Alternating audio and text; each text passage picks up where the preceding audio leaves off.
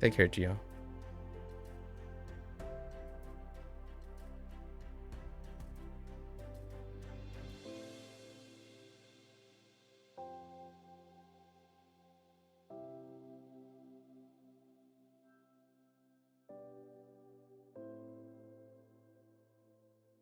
Alright, folks. Welcome back, everyone. 皆さん、おかえりなさい。今日は6日目です。It is day 6 of Bunpro. Anything interesting happening? Nah, this one's more like Hazuhiro, right? We're just going through our routine for the first month, see what happens.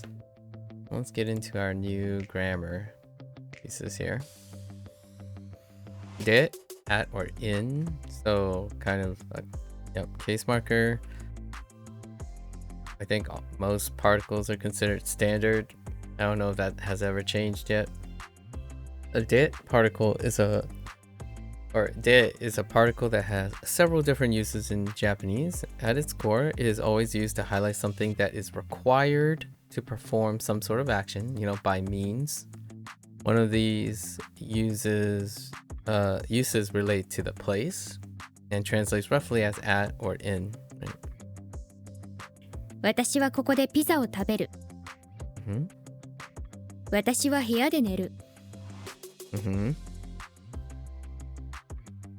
In these sentences, the place is considered essential for the action to be performed or the result of the action to be achieved. This is unlike the particle ni, which, have we got a bit on that yet? Which marks a location itself as being the destination or target of an action. Basically, de means a place allows B action to occur, while ni means a place is the target for B action occurring. Yeah. 彼は公園にいます。Right. 彼は公園でバーベキューをする。In the first example, we can see that ni marks the place that the person exists during an action, but the action itself is not dependent on the place, right? They can exist with or without being in the park. In the second example, the action is considered dependent on being at that place, as there are possibly no barbecues in the area. Yeah. So we got nite. Oh, interesting. And two. I'm not familiar with nite, so. Yeah, right. With by using, right, means. So they have a separate part for that. Now, there was earlier.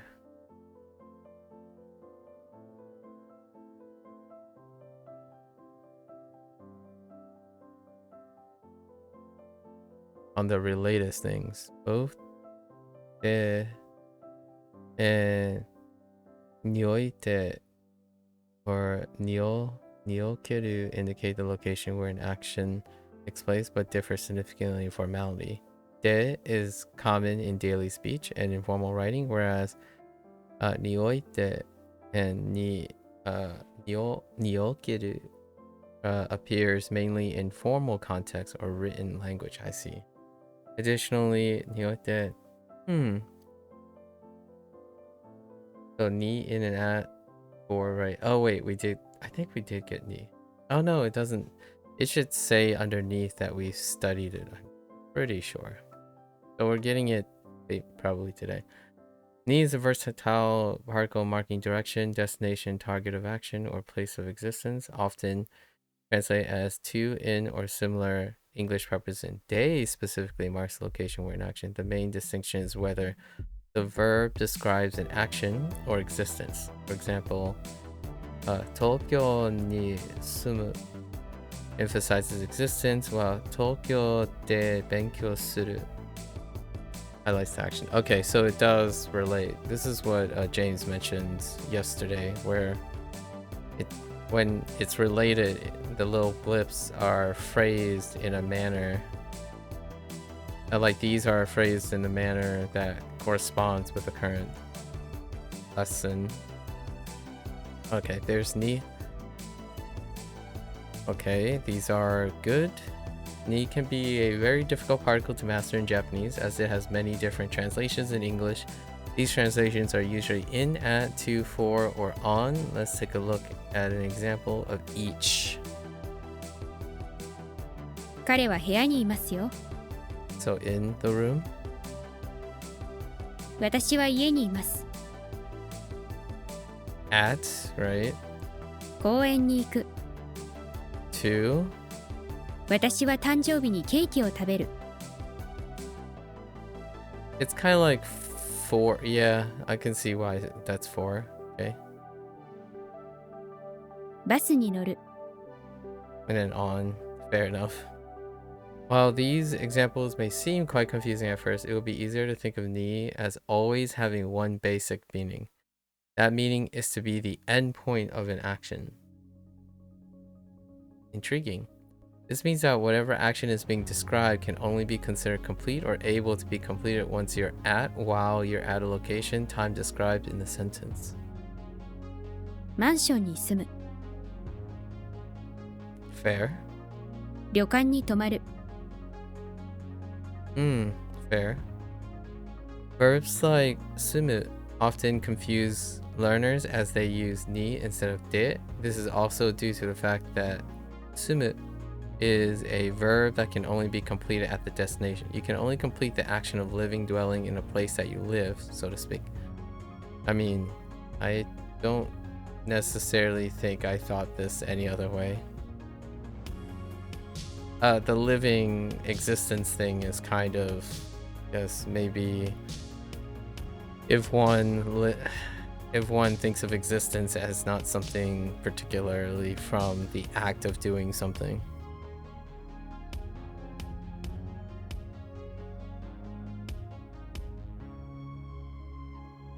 Interesting. So what marks the direct object the thing in action is done to, right? Ni has multiple functions, including marking the destination of movement or the target of an action. Be aware that grammar patterns can differ between English and Japanese. For example, I passed the test uses kyoken no pass in Japanese, not I see. Interesting. Right, because of the tab. Fair enough. We're gonna wait on that. And then this is the reverse. Right, the reverse relation. Okay. Okay, we got ka for or, right? Adverbial particle. Okay, adverbial particle. Adjectives and nouns. Okay, and verbs, right? All of them. One of the common uses of the particle ka is often translated to or in English. While this translation is accurate, it is not actually any different from the ka regular use as a question mark. Yeah, because it's denoting an unknown. So when you're saying something or something, there's an unknown to it. Like you don't know which one it is. It's one or the other. So it still functions as an unknown marker. それはお母さんの靴かお父さんの靴。Okay. それはお母さんの靴かお父さんの靴か。 From these examples, we can see that in Japanese, ka is performing the same role that a question mark would, or that a change in tone of voice would in spoken language. You either make two of the same statements in imparting the question, or you put them together, right? Would you like tea? Coffee. Said with a rising tone. So would you like tea? Coffee? Right. This nuance of ka can be used after the dictionary form of almost any word in Japanese. However, using des or mas will change the nuance from presenting possibilities to asking a formal question, so should be avoided. Okay. 今日か明日休むか。 Right. Oh, that's interesting. 今日か明日休むか。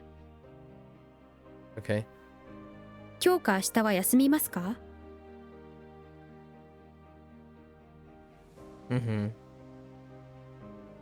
Right.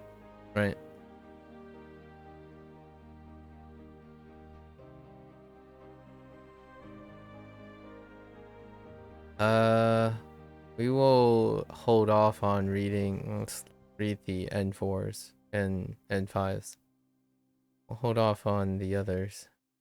The particle demo something in particle ka can follow nouns to mean or.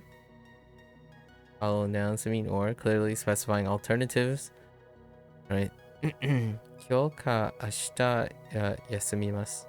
I'll take off today or tomorrow. On the other hand, demo, which also follows nouns, means or something suggesting an open-ended alternative. Right? So, お茶でも読みましょうか?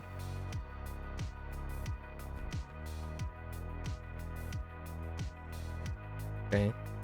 Fair enough. What's this?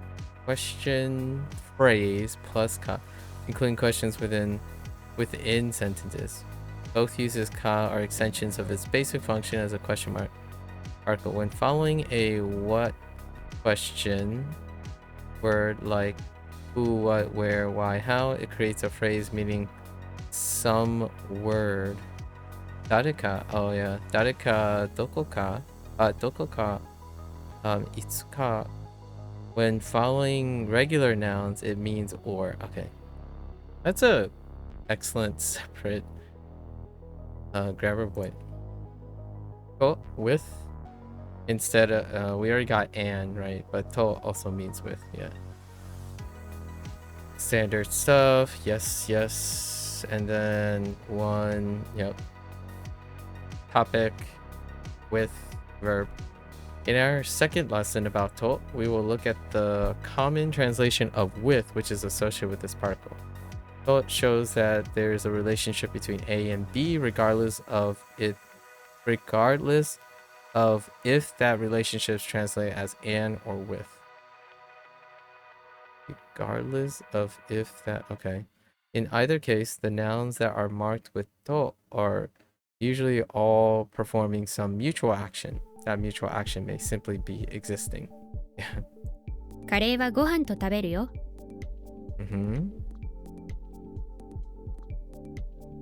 コーヒーを妻と飲む。Interesting. Huh.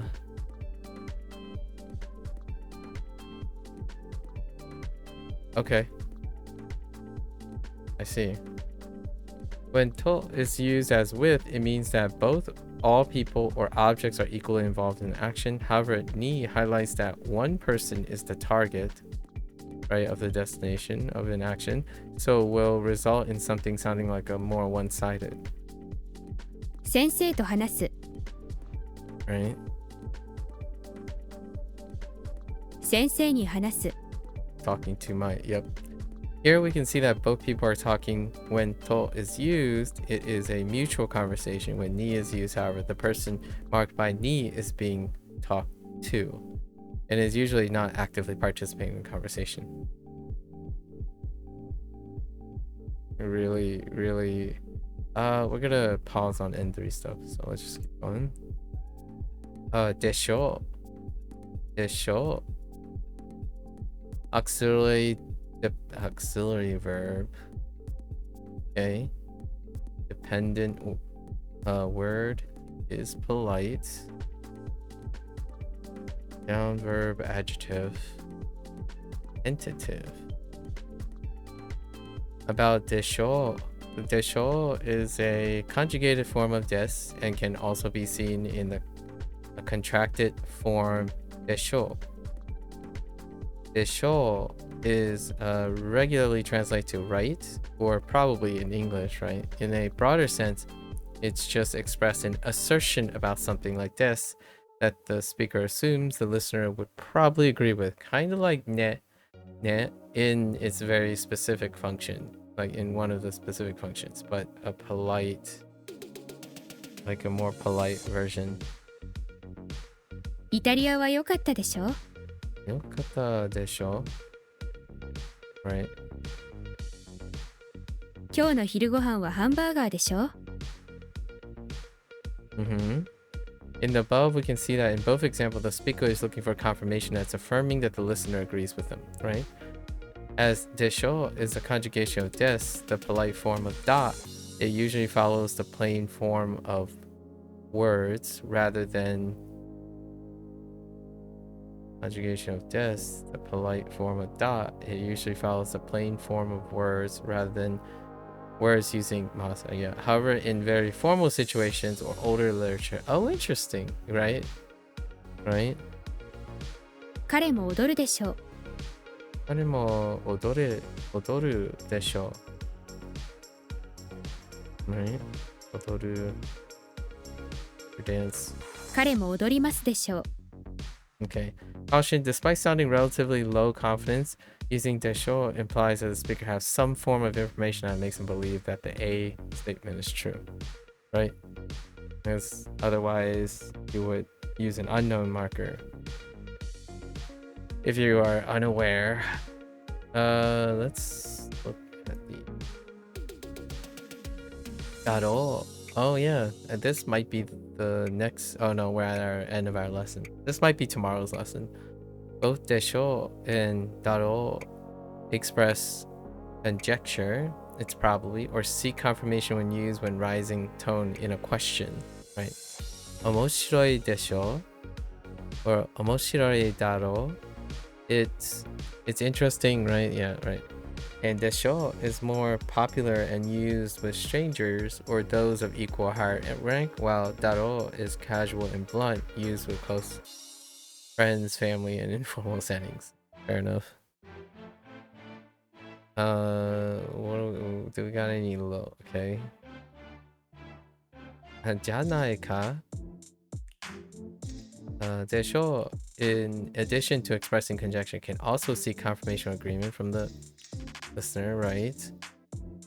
And Janaika is more forceful and casual, implying the speaker strongly believes that something expects the listener to agree with. I see. Omoshiroi janaika? Janaika or janaika, it's kind of saying isn't it in a bombastic way. So janaika, note that desho is polite while janaika is very casual. We're having like a hierarchy of things. And then we got this, alright, ne is the related thing. What do they say about how desho is a form of des used when the speaker is uncertain, often translated as probably, I guess, or right when asking a question. In contrast, ne is a sentence ending particle used to seek confirmation or agreement, similar to isn't it. When combined, omoshiroi desho ne, the sentence expresses both uncertainty and a request for agreement. Okay. Interesting. So the request for agreement is how they're distinguishing between and desho. Might, maybe, probably. Kamoshiranai. Kamoshiranai polite form of kamoshiremasen and desho both express uncertainty or possibility, softening a statement. The main difference is the degree of certainty. Kamoshiranai expresses less certainty, similar to maybe or might, while desho, casual, daro expresses a higher degree. Okay. Man, eventually we're gonna have to like put this in the degree filter. Like certainty, you know? You take certainty and then we do like a scale.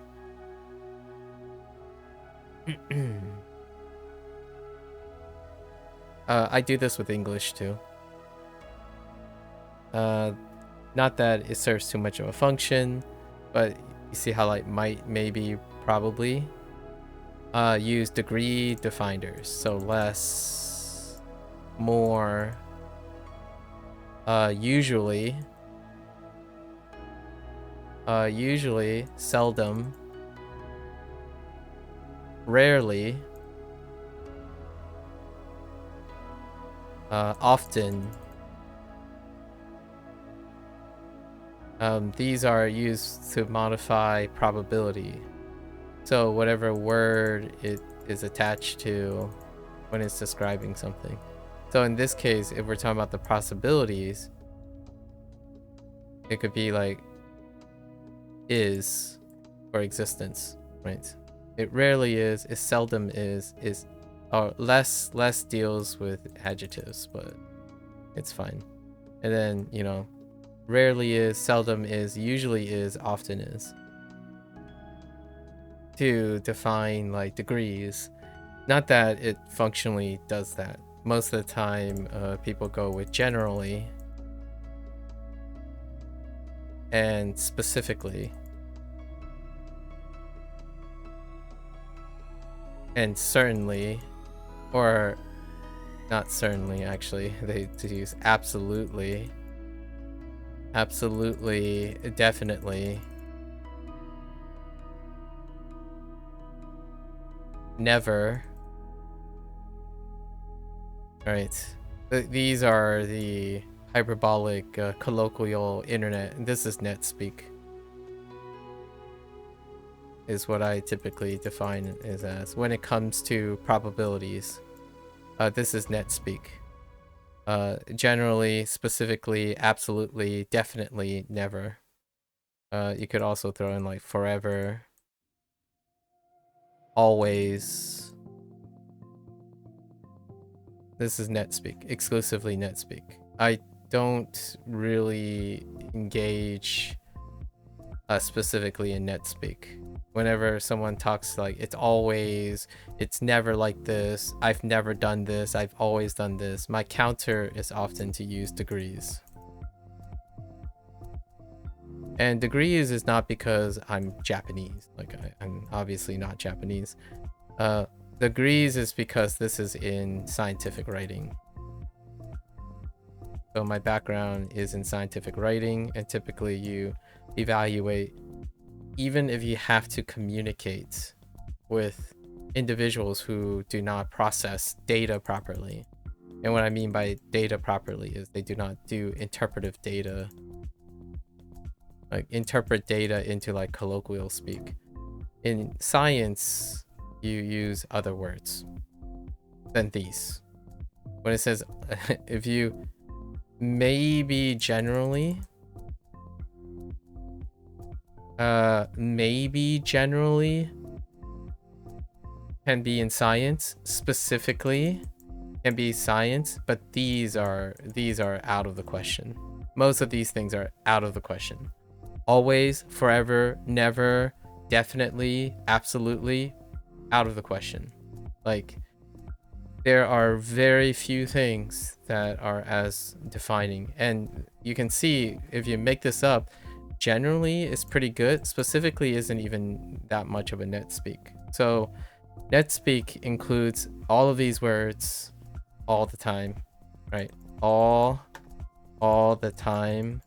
So in order to like sound more in tune with other people, typically when someone says like every, for example, there's also every means anywhere from more than 50%. So that's every. All, generally, it usually is defined as greater than 50%. So there are more times that it happens than it doesn't. That's kind of, you know, the nature of English NetSpeak. You think you're turning Japanese? You really think so? I could imagine spending a substantial amount of time trying to think in Japanese. Yeah, so NetSpeak is something that is very obvious, at least in my opinion. NetSpeak is very obvious to those who have other diction in English that isn't NetSpeak.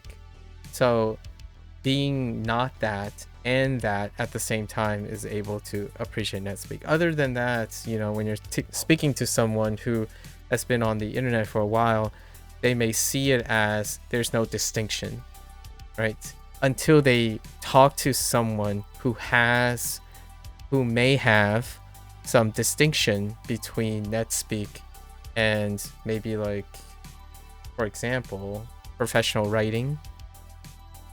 Usually the speaking voice, when you think about probabilistic natures, oftentimes it's kind of like a degree of probability, a degree of like, oh, that seems like a possibility. That might seem quite reasonable. Logically speaking, that could be possible. That's this to me. That's how I feel when it comes to like when you're talking formally, like to a stranger, and you're talking in public, you're in a professional space. That is why, in my opinion, personally, the way I speak typically on stream and like when I'm interacting with someone, my English is supposed to reflect this. It's supposed to reflect the nuances of what Japanese and even Chinese culture does. They reflect possibility, more and more possibility in formal, polite ways. And it can sound like, oh, you're just being polite, or you sound like a politician or someone who's like trying to be very politically agreeable. That's typically, maybe by coincidence, the manner in which, at least for me personally, how I was raised to be polite. And by coincidence, scientific writing, and when you're at a seminar or you're giving some professional lecture, typically speaking bombastically in definite and certainty terms imply that either you're super genius or you're way arrogant, right? You're incredibly, you hold your weight, you throw your weight around. And typically humility and conservativeness in your speech and your perception, like your projection of your information, tends to create a balance between humility and pride, or arrogance and reservation or hesitation. And you can speak confidently within uncertainty. Like, it's not like, oh, I think that's true. Oh, I think that may be true. So, like, despite certain keywords that may determine apprehension, you can still deliver with certainty about uncertainty, because that is the limit and understanding of the application of your data or your abilities to know for certain. Meanwhile, in NetSpeak, generally most people speak in what I would call, this stuff, I'm not sure if Japanese refers to this, but this is the subjunctive to me. At least what I refer to as the subjunctive versus the indicative form in English. So these things are like moods in English. And oftentimes when you're thinking about the subjunctive, it sounds like a politician or a doctor trying to break a bad news to you, or a scientist trying to be as specific as possible about the conclusions and the results that derive from their data. It's often very strongly subjunctive. And subjunctive represents like less than 50% of the population, right? Or population of English speakers, in my opinion, because really there's less than 50% of people who are in professional communications skills, right? In professions that require communication skills.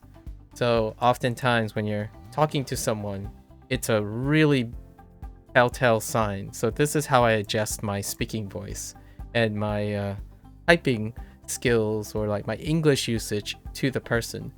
It also reveals a lot about whether they are in a, it's not definitive, obviously. I'm using percentages, but it's a probabilistic state. The likelihood of someone who exclusively talks in the indicative is either very prone to normalizing net speech, or they haven't worked in a professional setting in which they are responsible for communicating probabilities and certainties, which typically means that they have low accountability. These are associations, right? Not causations. Low accountability in what they're doing, and they have a high rate of certainty in the things that they do.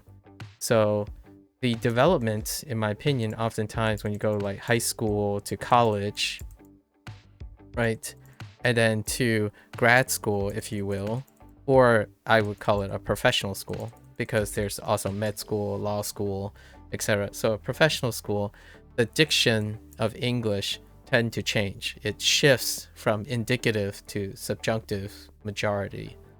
And I rarely execute on subjunctive when I'm talking with people I meet on stream or read like YouTube comments. It's people talk intellectually with facts, and then they use the indicative voice to command how they know from those facts that they can predict a probabilistic state. That is usually very logically fallacious and presumptuous, and it can lead to what usually the internet happens is hyperbolic behavior that deals with zeros and ones and rights and wrongs. Like, oh, this research paper said it's healthy, so therefore it is. That's using indicative form derived from a factual observation. Like, oh, all the kids got better grades than me, I must be stupid. Right? Must. That is definitive. I must be stupid. You could even soften and say, I could be stupid. Or I may be stupid. I might be stupid. I might be less smart or less grade oriented than the other students. So now you're going up and up in probabilistic uncertainty. And what happens when you start going up is it becomes more and more subjunctive. The mood is there is a uncertainty of which you are trying to be polite either to yourself or to other people, right? Oh, that's someone did better than you. Congratulations. I hope that I may also perform as well as you next time. Versus, oh, I did bad. Or I did worse than you.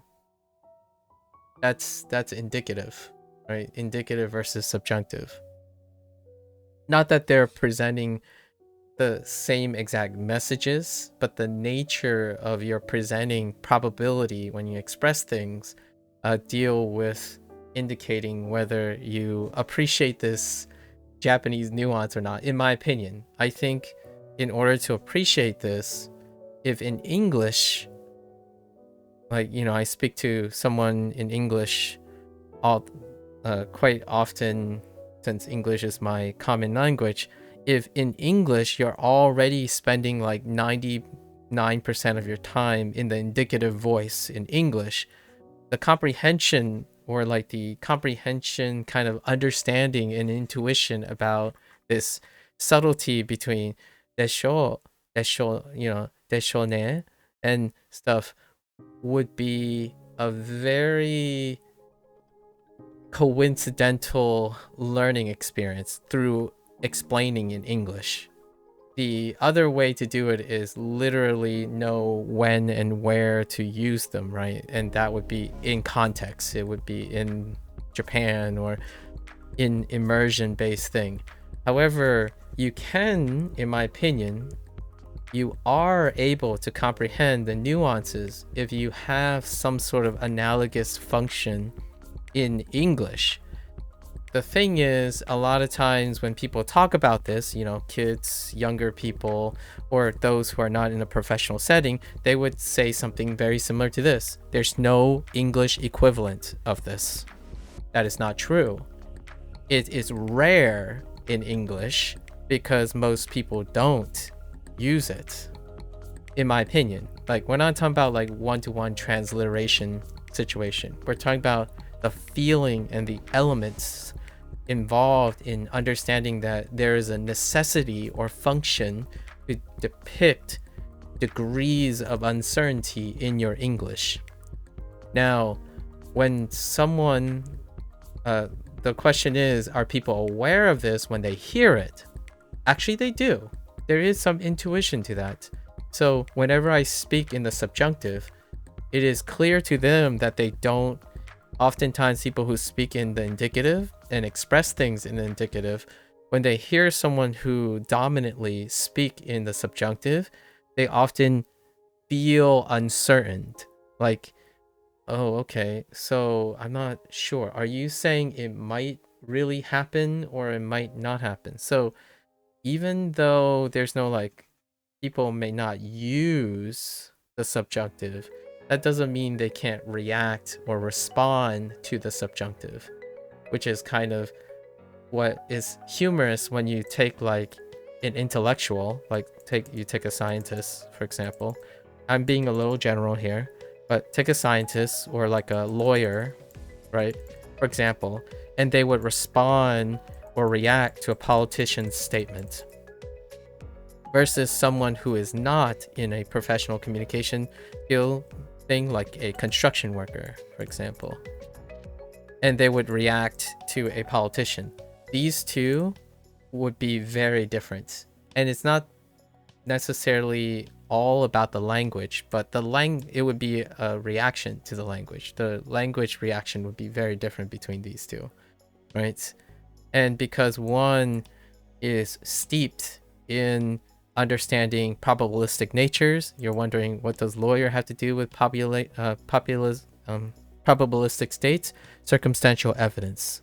Whenever someone brings up circumstantial evidence or situational conditions in a court of law, like for evidence-based, interrogations and questioning, prosecutions, that also ties in with substantiating proof for hypotheses and theories. Construction is, I build something, and this is not in any way disrespectful because I can't do anything in construction, right? But when you build something, it is being built by a method that has a certainty. It's almost 100% certain most of the time. So the tasks do not require that you have to understand or normalize what a politician would say. Like, I promise on the very technical assertion that these things will get done if I am elected, for example. But there's a lot of probabilistic nature in it. If they get elected and what they promised is something that they can do without fulfilling the expectation of someone who may be thinking exactly that. Like, for example, making a wish. Like, we'll do something like a genie wish, right? When someone says, I want to be tall. And then you start thinking, are you subjunctive or are you indicative? Because someone who says, I wish I am tall, that is indicative. Like, it's limiting, it's very open.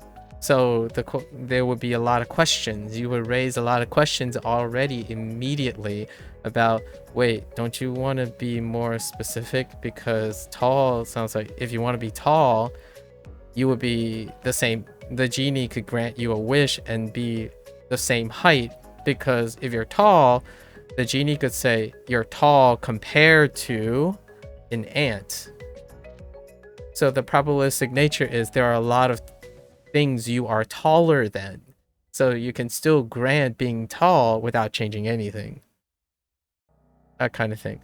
So oftentimes people who become more informed become less and less certain. So they often require to be more and more specific. Meanwhile, someone who is in the indicative sounds more and more general and become more and more certain. So things like, oh, I suck at math because I failed my last math test. Like,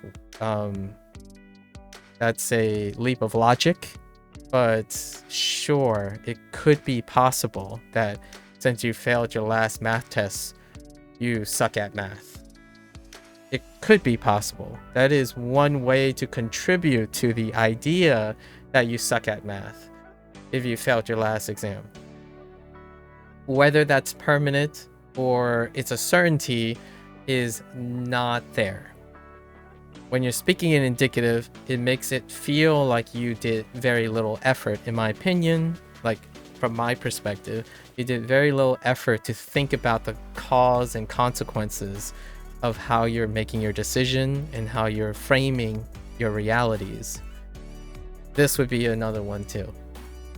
Anyways, I like talking about uncertainty and probability in language because I think that is not really absolute, but there's a high frequency of its absence, even in English. So when someone tells me they're learning Japanese and they're young, impressionable, and they speak entirely in the indicative form in English, when I think about it, it's like, how can you tell when someone is going to have a comprehension problem? For example, very early on in Japanese, one of them would be this. They would use like desho ne, like or desu ne, in a way that is very indicative, as opposed to comprehending why those things exist, right? Like they would say it because they found an example in which you say it, so then they apply that fixed thing to everything. And oftentimes like, oh, okay, I suppose. That's usually when someone drops in and gives me like this, oh, that's not the right or the wrong way to do things. And I'm like, okay, I'm pretty sure I know what type of person I'm talking to, which it's not a good or bad thing in my opinion. It's very useful. It's useful to know that when you're learning another language, in your current language, the way you speak, the way you comprehend your language can also be a place in which you must negotiate with the new language and how it's framed. And I think this was one of the biggest ones. When someone, I remember maybe 3 weeks into my Japanese in Duolingo, someone was telling me, like they were using their Japanese and they were telling me things. And I'm like, why are you constantly telling me like you know what this is in Japanese? They were like typing in Japanese and I'm like, why are you using that ending? It's like, are you trying to correct me or something? How can you be so certain when you're learning Japanese? Meanwhile, the person was explaining to me why they use desho or yo, like yo ne. Like at the end, I'm like, okay, but I don't. So he and I, even despite we're both learning Japanese, I'm less certain than this person, but they're talking to me as though I'm the familiar. So when in English, a lot of times most things are typed in indicative and colloquial speak, and usually that's very casual forward. So then it translates to Japanese when the person starts talking and they try to type their first Japanese interaction with a stranger, which I'm usually the stranger, they would talk in the indicative form too, or the Japanese equivalent of the indicative form. And that was their intent. And my first thought is, they're speaking English Japanese to me, as opposed to using the nuances of Japanese and quote unquote behaving like Japanese, like the way they would say, like you would not use those colloquial speak. So this is where it's really interesting. I wonder where Japanese is gonna go from there. And my question often in the back of my head is, what would net speak Japanese be like in the next 2 or 3 years, given its trend, right? And these topics are going to be interesting. Like, how is this topic, the last couple of topics that we did, how is it going to change? Because English did change. It very noticeably have significantly shifted. When I am online, we speak in certainties, in absolutes. On a rare, very rare occasion, right, there may be an intellectual discussion that deals with using something that's beyond colloquial speak. And what I mean by that is, how can someone can counter argue, how can speak not be colloquial if you're online? And I start to ask myself that question oftentimes. It's like, well, it probably isn't, because if something is rare, then it wouldn't be considered colloquial. So most of the time I use the trigger word intellectual discussion. So instead of having a normal discussion with someone, I would have an intellectual discussion with someone, which is less than 10% of the time. So I don't elicit this stuff, in my opinion, online would be like N5. I mean, it would be like N1 concept. Like if English, I actually have no idea how English is taught online. So like what I mean is, if I went and learned in ESL, like go to an ESL app, the concept of certainty, for example, maybe, might, perhaps, less often, more often. I wonder where those concepts are in English, because to me, if you know, someone comes up and say, oh yeah, I'm all about sounding natural on the internet or natural in the United States, typically that also means like trying to sound colloquial, and the vast majority of people who use English colloquially do not use concepts like less often, more often, perhaps, suggest. You do not use those. So for me, when I'm thinking about if Japanese become a form of net speak, I think these concepts would be like N1. It would be less than N5. Like these would not be concepts that would be early on, because NetSpeak is NetSpeak. You Google it and it's true, right? Most of the time. Oh no, I just triggered all my phones again because I said the G word. That's kind of my thought here. I think it's a really interesting thing to see in the future how NetSpeak is going to affect this. Right, this is our last grammar topic, so let's go into our quiz stuff.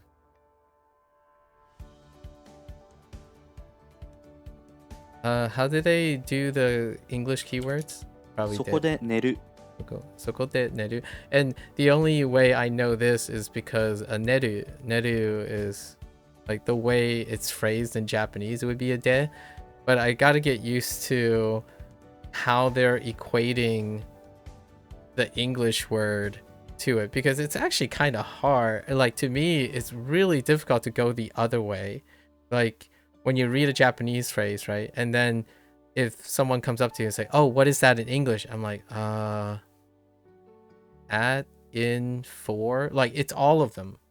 Like what I mean is, you know, when you're doing translational, you're trying to figure out an equivalent. And when they're doing it, they're separating the different English words into their particular uses.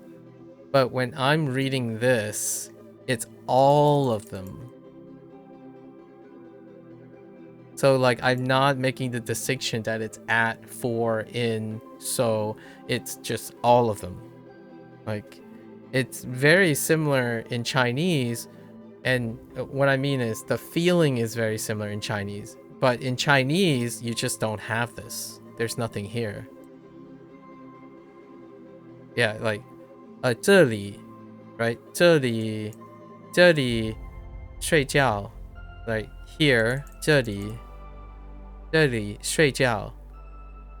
And then you could 我在 because there's no implicit like subject thing. This would be required in Chinese. So 我在这里睡觉. No particles. Like it's gone. And what happens is in English, you have to decide what you're going to use. At, in, for, or by, into, and it's all of them. All the things that apply specifically. So that's kind of an interesting feeling, going the other way around. Whenever you like turn the tables, it's like, what? If a Japanese person like asks me, そこで寝る? And they ask me, oh, how do you say this in English? I'm like, here I sleep, or I sleep here? I sleep at here? Or there, sorry, there? Like, I sleep there? or I sleep at there, or I sleep in there, I sleep. So it's all of them. In English, it's like, okay, so you just pick one, right? But in English, the weird thing is there's going to be a quote-unquote natural word that's going to be there. So I sleep in there is fine. I sleep at there, kind of less fine, right? Or sleep there, that then becomes an imperative, right? So we can't really do that, especially given this. So that's kind of interesting. Actually, I'm kind of curious what the sentence is. I sleep, yeah.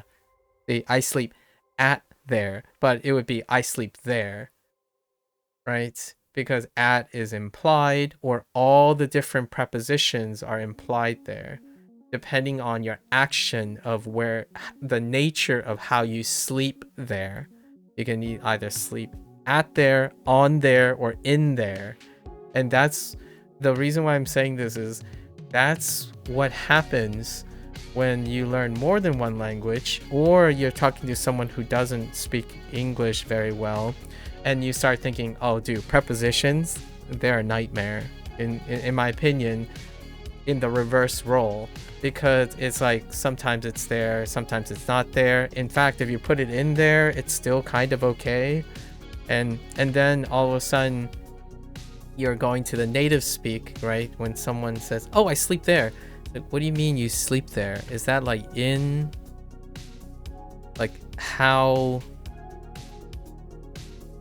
right? And if you do the reverse, it's very similar. Like, oh, okay, de is like, how do I engross de? And the idea is it's all of them, in my opinion. Like the ideas are Satori Reader stream when the only reason we can't do Satori Reader is probably copyright. That was a thing I considered as opposed to Bunpro. I would have to email them. So I'll probably try to email them and see if I ever get a response in the year 2026. Like I will probably email Satori Reader. I might also email Du Chinese, which is the other graded reader for Chinese, right? Because written language, like written stories and written articles, they're all subjected to copyright.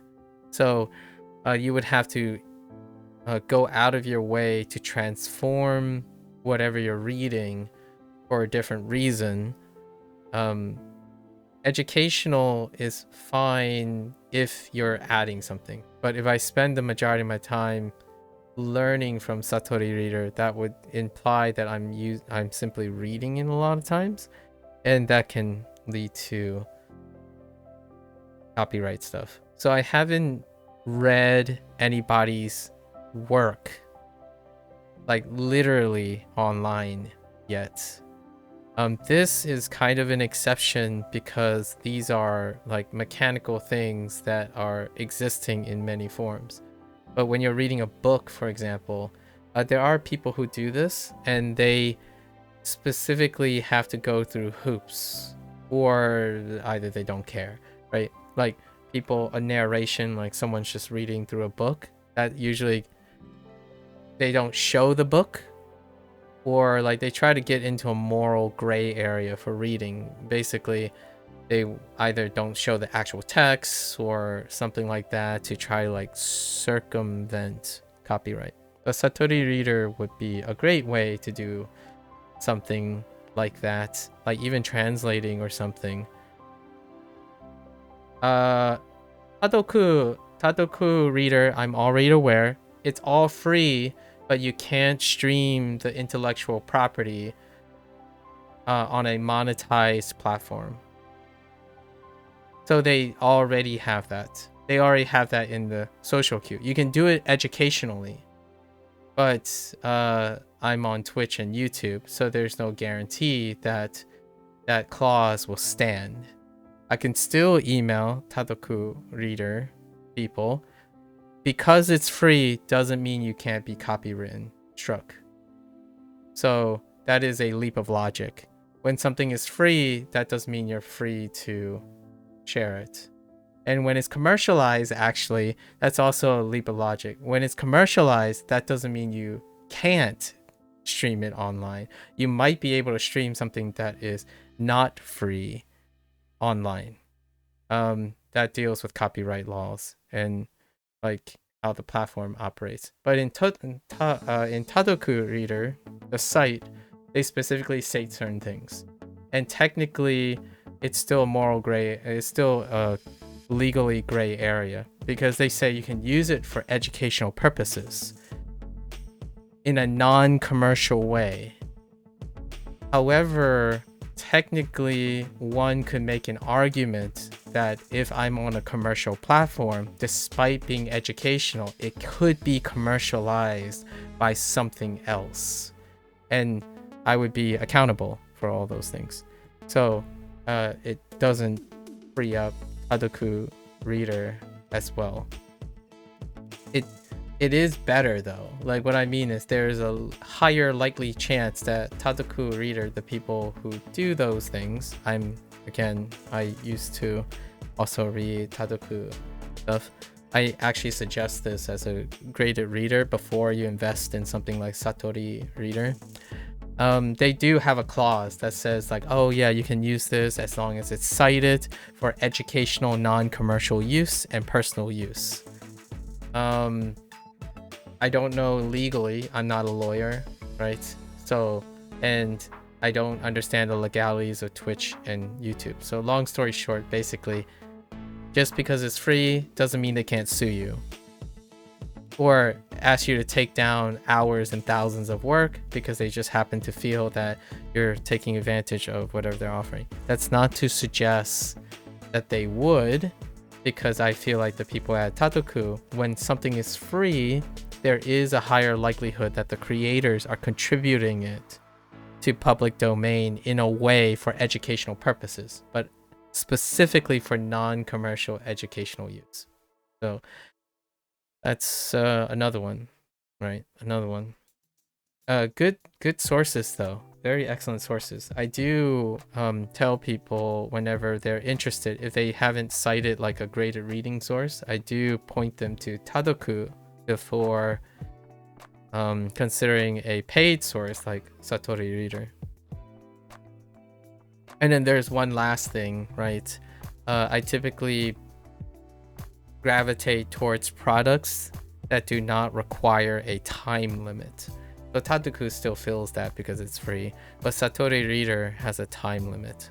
As in, there's a limitation to how I can use the resource. Bunpro, all of these, by the way, Wanikani, Hazuhiro, and Bunpro, I specifically invest upfront. And that's how I typically do it for creative purposes. I invest upfront. So I buy the license. They can shut down at any time. That's still a time limit, right? It doesn't guarantee that despite owning a lifetime license, that doesn't mean the thing can't close down and then you lose it. So there is still a time limit. However, the time limit is not in a lot smaller window like Satori Reader, which is subscription based. Okay. 彼はそこにいます。 Talking about existence, right? 彼はあそこにいます。ここかそこ。ここかそこ。Tomu. Oh, that's Tom, right? Tomu トムと話す。話す。Then we got... これはあなたの本でしょう。All good suggestions, James. I think for the month of 2026, since I have to think about what we're going to do in 2027, somewhere in halfway in the month, I will probably like try to send out emails or something. Like, I don't even know if they reply to emails or anything like that, but I am slowly trying to build maybe like a unofficial image that I am I am someone who has social integrity and copyright integrity, and therefore if I have enough of a presence, I might be able to email them, like maybe persistently, to try to communicate with them to say, hey, can we find an arrangement that fits my wanting need to comprehensively show the process with their product or something. I think needing to demonstrate that and spend years, maybe like a couple years, developing or coming up with a format to present to them is probably how I would go about it.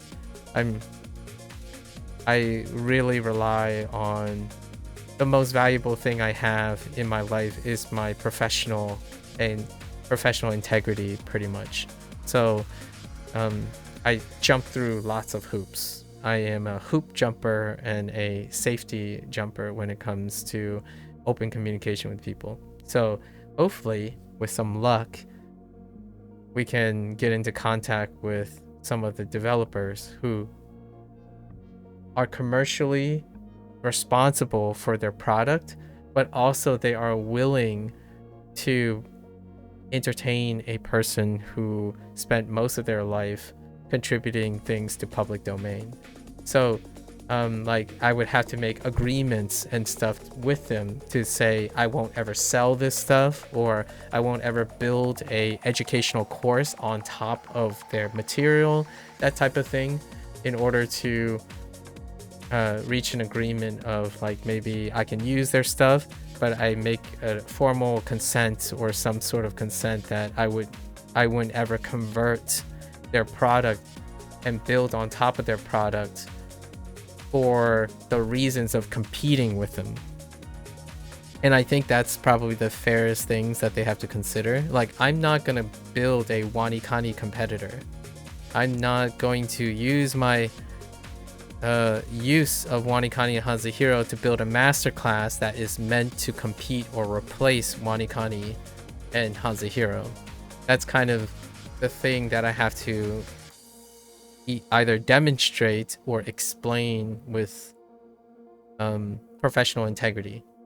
I don't honestly think that is the standard that content creators hold themselves to. In fact, I don't really think content creators even have experience with that, because ultimately they come from different backgrounds. For myself, the reason why I'm talking about this is because that's how science happened. Despite being in academia, when you publish something, it becomes sort of public domain under whichever journal you published in.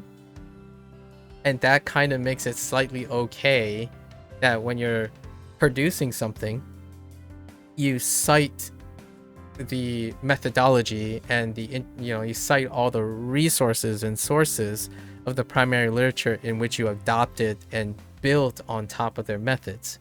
And then at the same time, when you publish something, it goes into public domain. So it is, for all intents and purposes, directly a non-commercialized product that's built on other non-commercialized product on which other people can commercialize when it becomes public domain. So things like a tech company can take what's available in academic science and commercialize it. Satori Reader and Tadoku and other reading things, I treat them with the same professional diligence. Like, I like to do my due diligence. Bunpro was nice yesterday. I was talking about yesterday when I have seen evidence in which Bunpro's developers interact with content creators. That gives me a slightly more green flag. It still doesn't necessarily mean that if I do something or talk about Bunpro in a bad way or associate Bunpro with maybe some sort of disagreeable topic, the developers of Bunpro, for example, can just come by and say, we don't like how you're associating our product and misrepresenting it. We ask that you take down all your content or remove it entirely or delist it, please. And it would be their legal right to do so. Probably. And that would mean that everything that I have made and built would be undone, right? And that is kind of like the worst case scenario for doing these. So, and then Satori Reader and Tadoku is even higher on that list. And Tadoku, I don't think it's built, like it's not in collaboration with people overseas. Bunpro is actually headquartered in Osaka, so I don't know what the legalities are with that, if we ever engage in legalities. Again, not a lawyer, however, a very procurious person about people's work. I like to do as much as I can to give credit where credit's due. All right, let's go to our 20 vocabulary. 美味しい right, 美味しい attractive, appealing, convenient, favorable, desirable, profitable. Oh, because of offer and opportunity. I'm like, attractive? Excuse me? Sono? That's the. Oh, like usually written using kana alone, something or someone distant from the speaker, close to the listener, right? Actions of the listener or ideas expressed or understood by the listener. Part, as in part 2, usually written in kana preceding a number. Interesting. Or or sono. Interesting. Okay.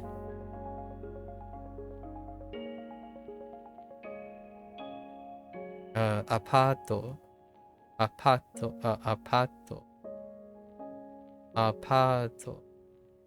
It's kind of weird when you're doing the 4 across an extended vowel.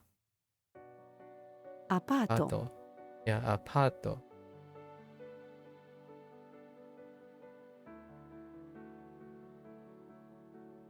Apartment. Wait. Apartamento.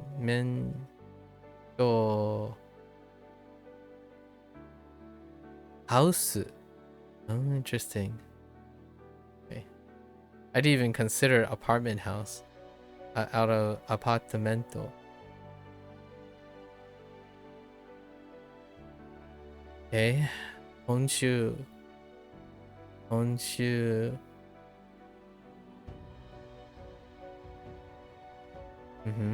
Shigoto.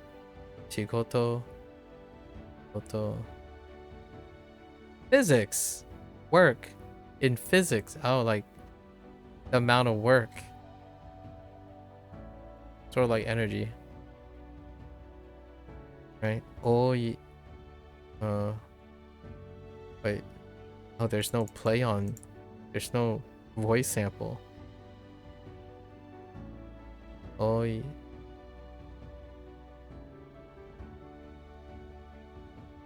Tsumetai. Emotionally cold-hearted. Yeah, I've seen that used a little bit.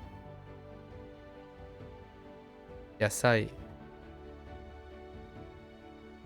Saka. Yeah, saka.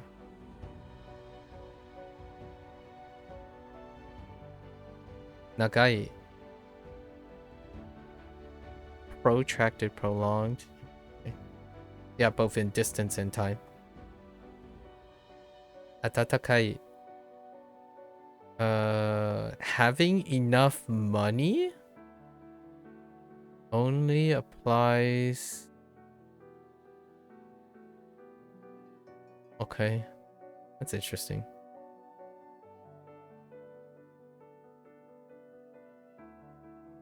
Hawaii. right? Okay, good to go. 遠い、遠い distance in both relationship, time, distance. Oh, far from something else in quality. Oh, interesting. And then hard of hearing.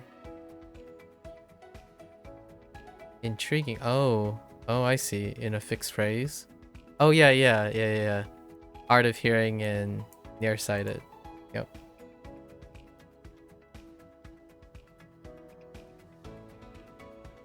It's kind of humorous that like the perspective of nearsightedness. So it's saying eyes far, as in you can see far, so you're nearsighted, as in, or is it the other way around? No, it's the other. Yeah, so like you're far eyes, so you're only good for far reading, so that means you're nearsighted.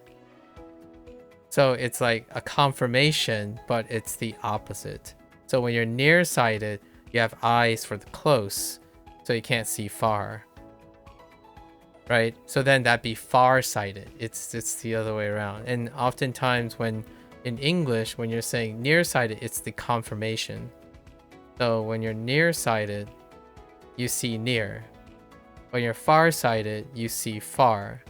But in nearsighted is eyes far, not eyes near. And I often found that really humorous, the subject, like how the subject is different. Like, and it's also the same as when you have far, near, there's also give, receive, loan, and borrow. It's really interesting to think about it because it's not like person-centric or confirmation-centric sometimes. Such an interesting contrast. Right, so we got 難しい. 難しい. Let's see. Difficult, fine, impossible, unfeasible. I didn't think of it as that strong, but that's interesting.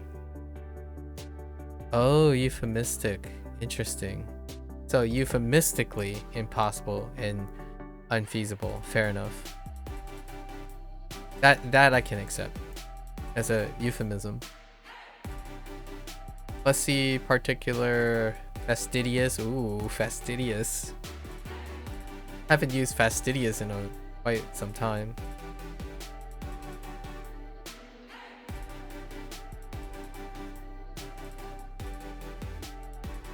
In my head, I would typically refer to a lot of compulsively people on the internet as fastidious, but I usually don't use the word fastidious. Quite an excellent one.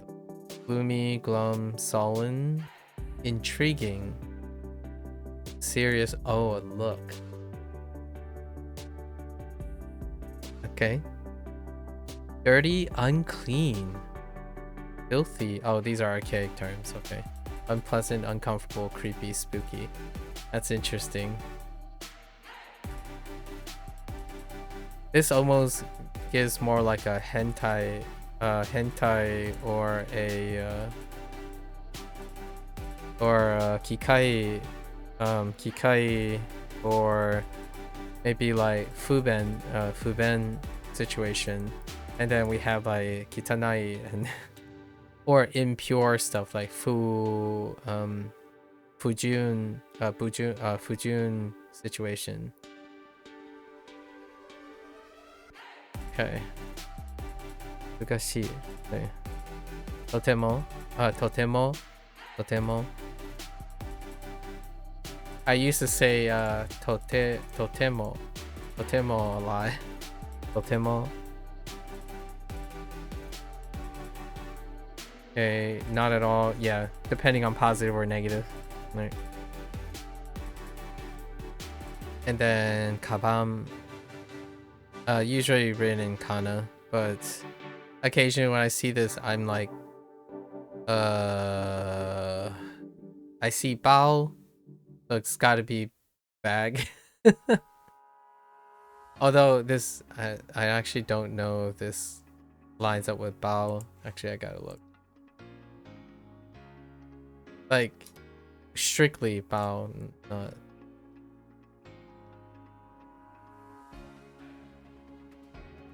Because die would be the first thing that I would think about.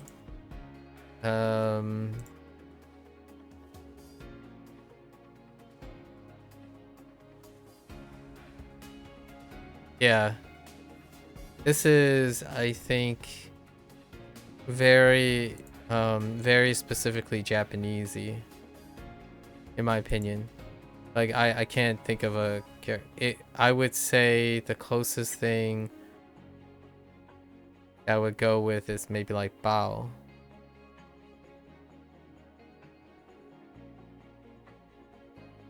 But kabam is no equivalence in terms of the character that I'm aware of.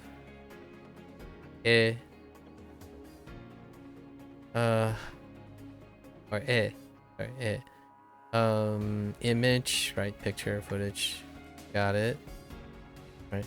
Onna no hito.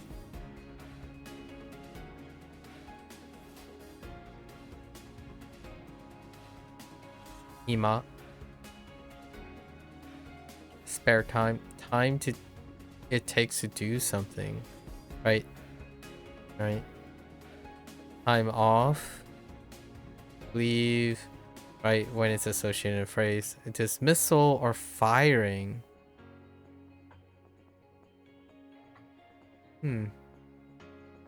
Used as a non-adjective. Free, not busy, right? And then a pseudo verb, yep, to be free. Colloquially only. Oh, okay. Alright. このケーキは美味しいです。このケーキは美味しいです。What are we doing?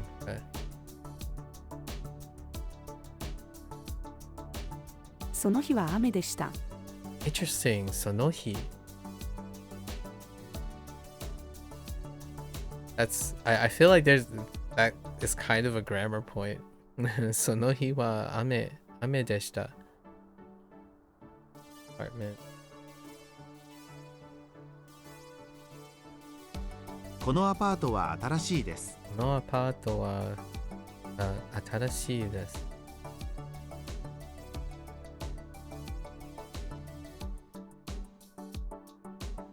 今週は彼の誕生日です。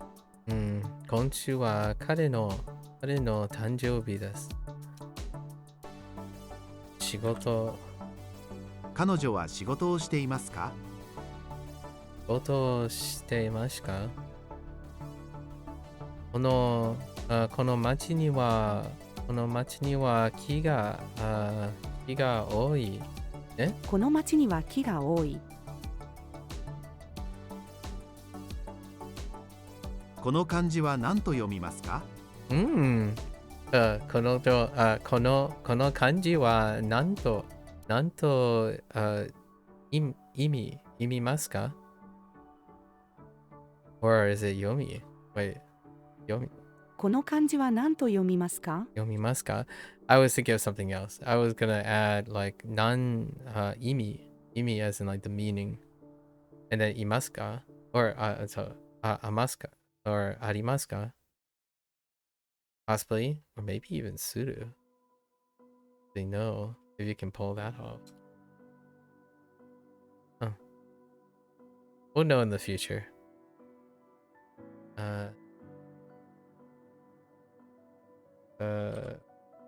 That's an interesting. 家の床が冷たい。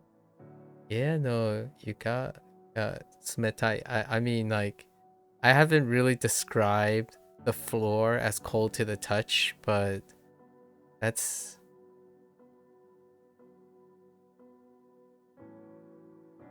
Interesting.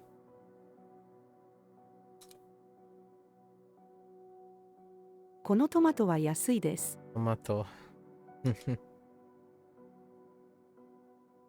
Oops, I missed the サッカーをする。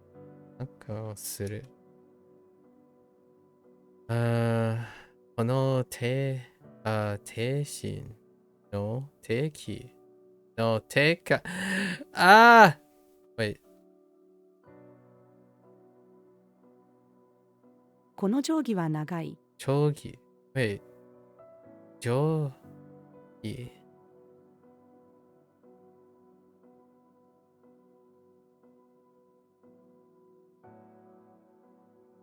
定規。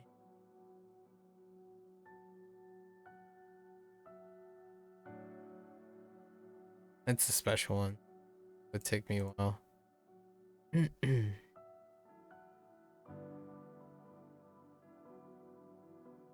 この毛布は暖かいです。オフ。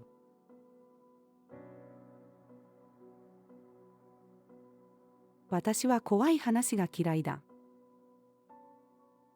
私は怖い話が嫌いだ。嫌いだ。近いだ。嫌いだ。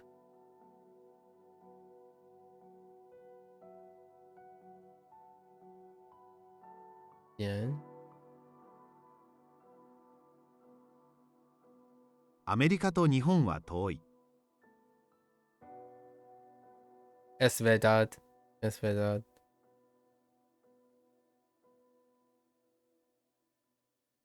Oops.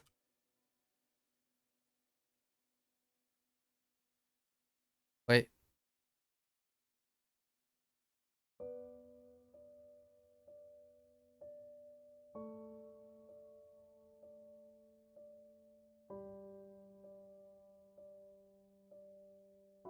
I often spell this incorrectly.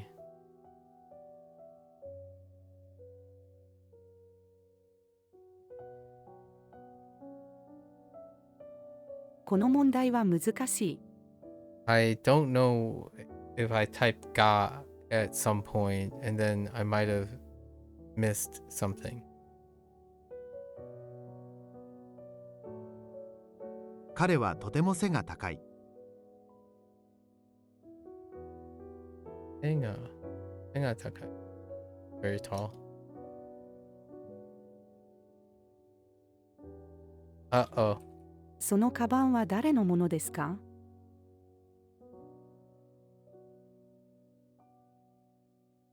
Again? そのカバンは誰のものですか？ Oh. 私は絵を描きたい。Mm-hmm.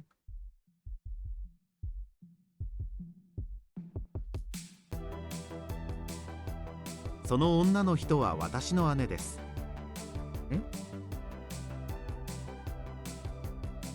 Oh, 今暇です。今暇です. Yeah. Alright, hooray! Alright, let's go into our reviews here. Article confirming. いい質問ですね。Article confirming, right? We need to confirm. Article exhaustive and inclusive. トムとジェリー。 Jetty. Oh, interesting.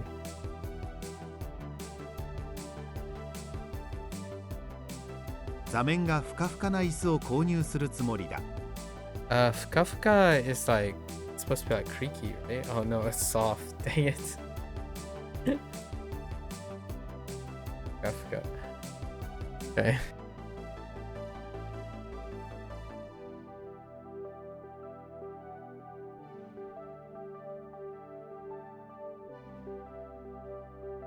僕は彼女のすべてが好きだ。全てが好きだ。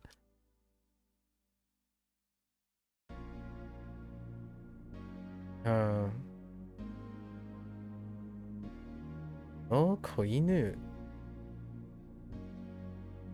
Oh, koinu. Oh, okay, koinu wa. I'm like, oh, I got it backwards there.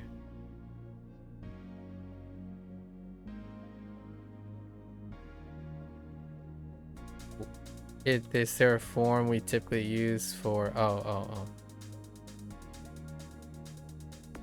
この子犬は女の子です。 Intriguing. Hmm.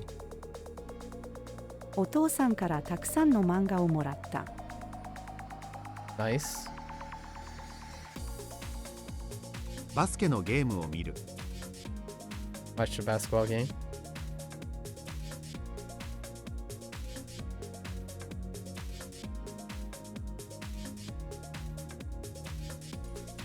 A light. What?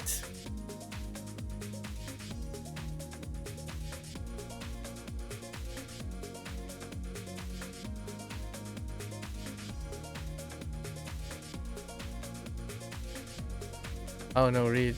Okay. 僕も遊びます。その店はテレビに出たので有名になった。この店はテレビに出た。出たので有名になった。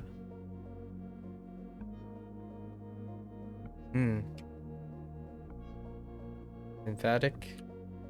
これはケーキだよ。自転車に乗りながら傘をさしてはいけません。そしてはいけません。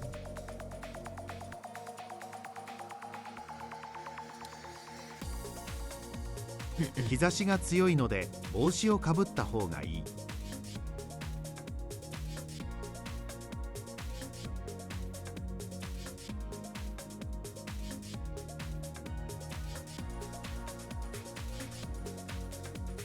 兄、ここから一番近いコンビニはあそこだろ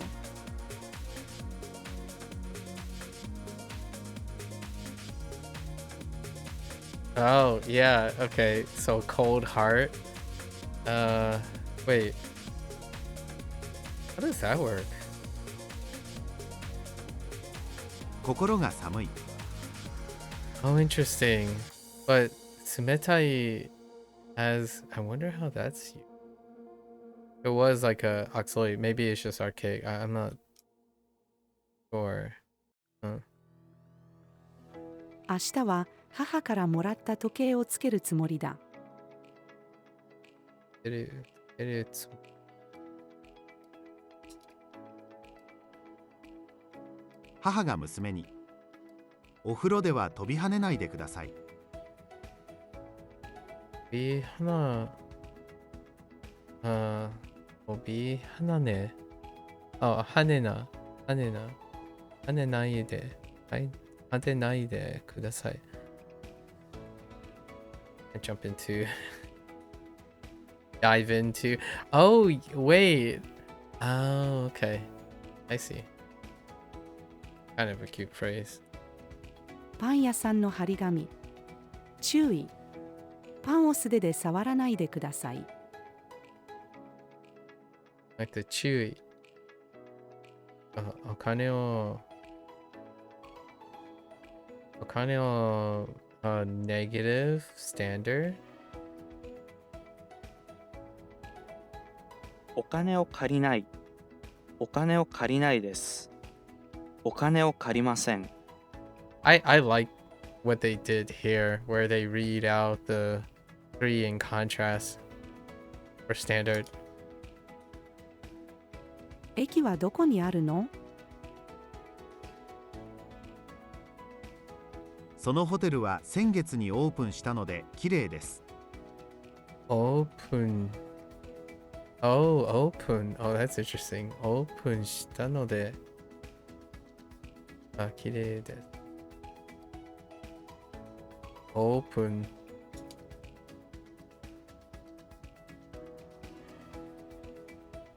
Christmas.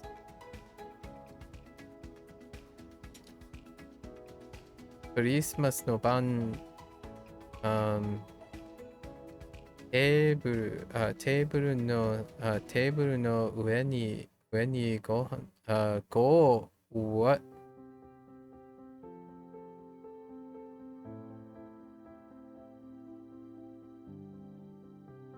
ごちそう、yeah, that's how you write it. ごちそうが、ごちそうが並ぶ。ごちそう。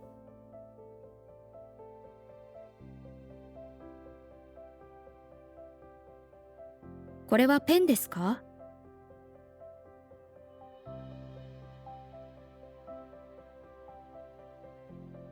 ？light.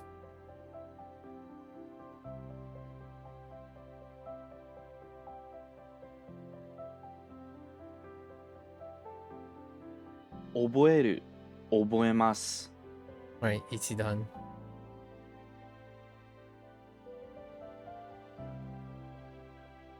バターを食べる。バター。Just straight up バター。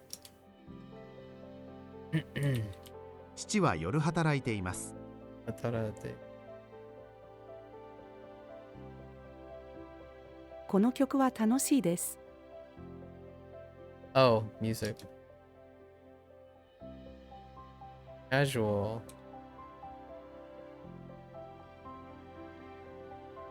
飲む、飲みます。子供が親に、服にアイロンをかけてください。アイロン。アイロン？服のアイロン。Oh, iron.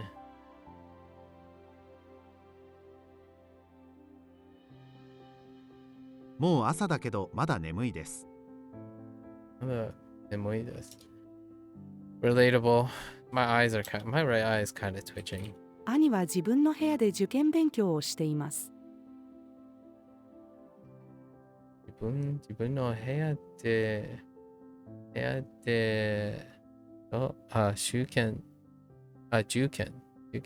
験勉強しています。客。この車はいくらですか？店員。250万円です。That's kind of reasonable.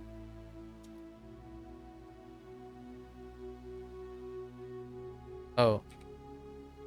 Wait, there? Near the listener. Oh. Wait. What? Wait. There, no. Pancone. No, Pancone.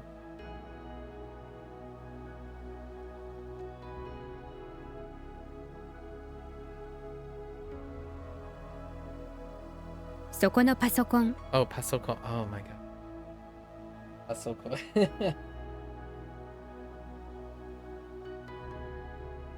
I don't want to talk about it. Shh.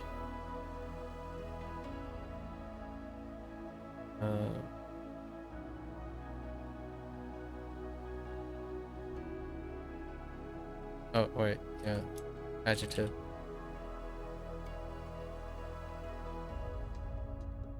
静かな部屋。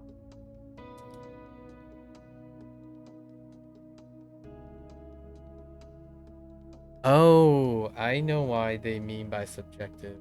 Okay. あれは人ですか？それとも人形ですか？どうですか？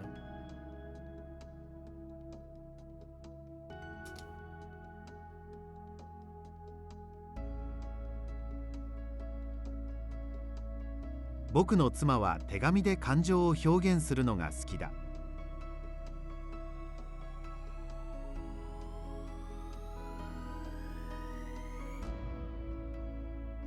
Interesting. バスに3人の人が乗っている。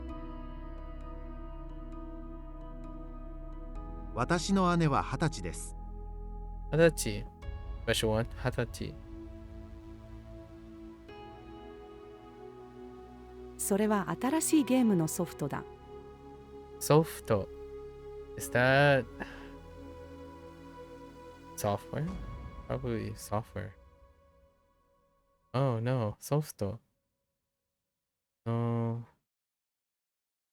Hmm.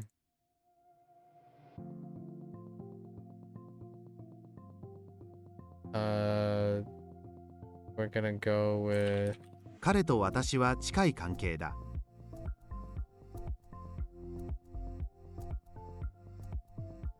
close in relations. ここがいい。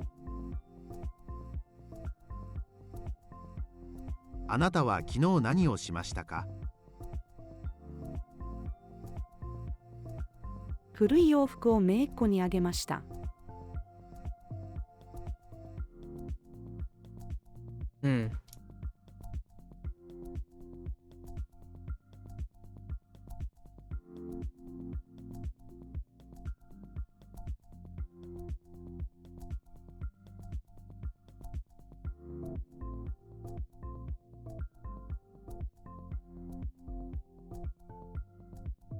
私の父は面白い人だ。ここにお金があります。母が牛乳にはカルシウムがたくさんあると言った。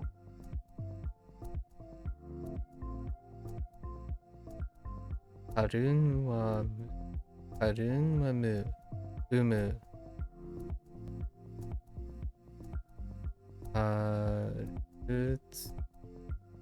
Harush.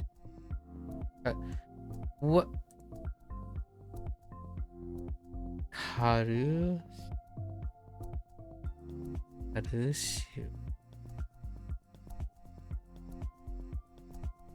母が牛乳にはカルシウムがたくさんあると言った。 Calcium. Thing.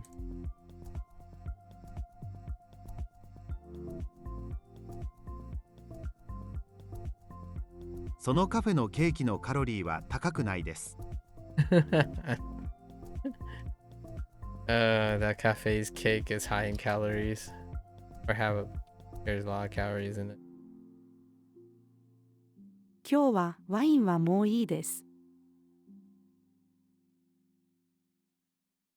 Oh no. Are we doing 彼女はこのクラスの中で一番優秀な生徒だ。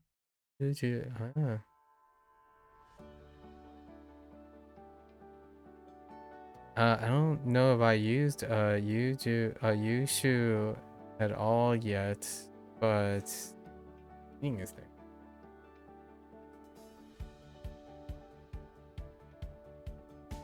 あそこも楽しい。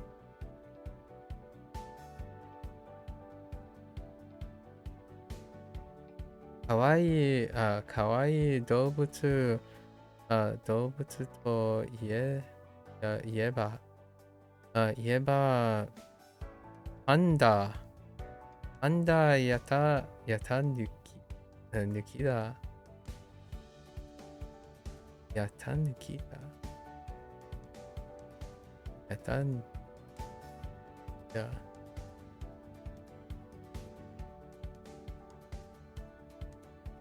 Oh.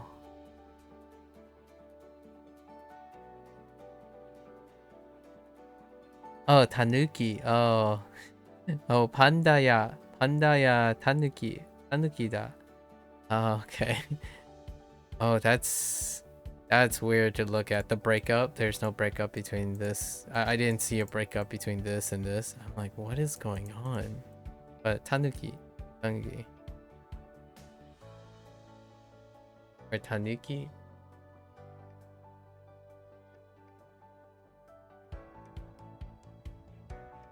Nationality. Excuse me?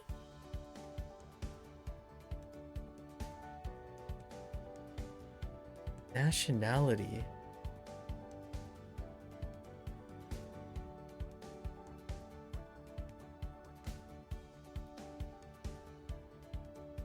I'm gonna go with. I don't remember. Oops.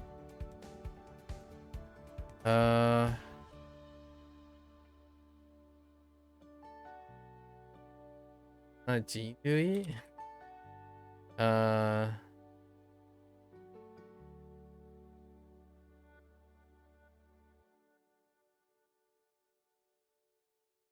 あなたは何人ですか？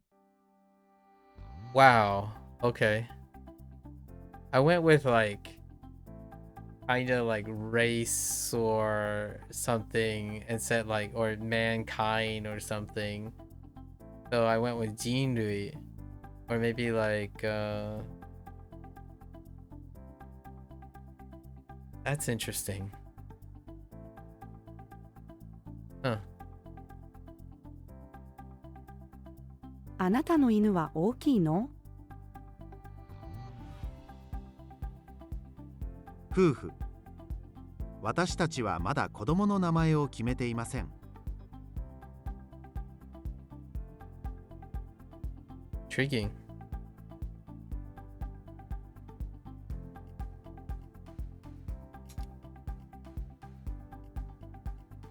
このお皿は父の手作りじゃないです。手作り。Oh. 手作りじゃないです。Oh. Instead of plate, it's more like.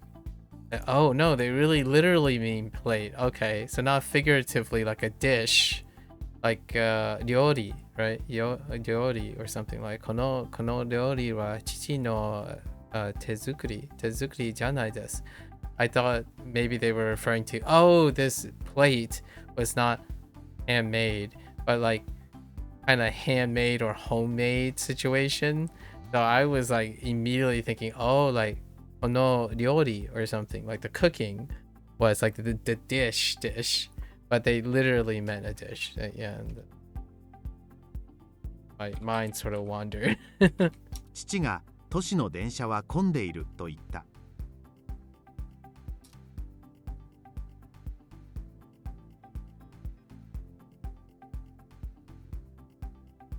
修理師がエアコンの修理のためここに来ました。あなたは今日何をするの？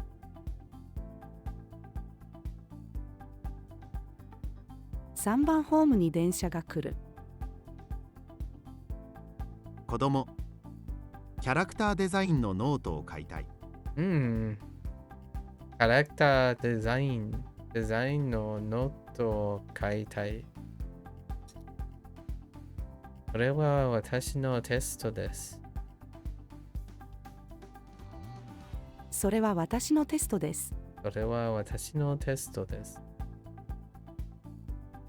カメラを、which got quality. Quality. Quality が高いカメラを買いたいです。カメラ。クオリティが高いカメラを買いたいです。Okay. Won't have negative polite.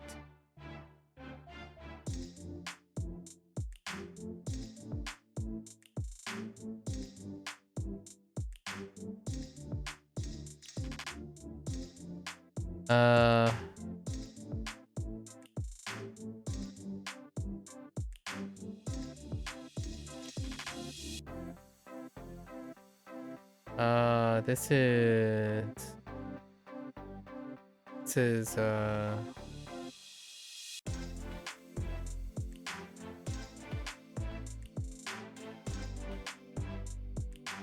車は持たない。車は持たないです。車は持ちません。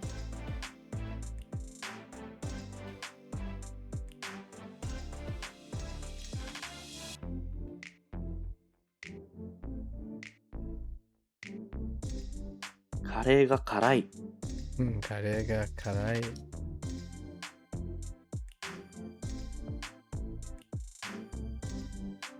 父。どの洋服が欲しい娘。それが欲しい。父が義母に。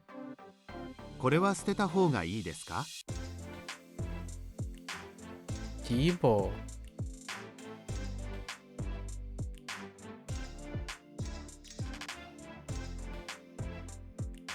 義母。Mother-in-law. Oh, that makes sense. 義and母. Okay. 寿司って日本の料理だよね。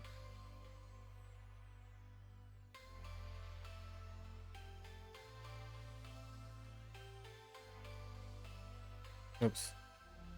歴史の先生。ケネディが何代目の大統領か知っている人はいますか？何目？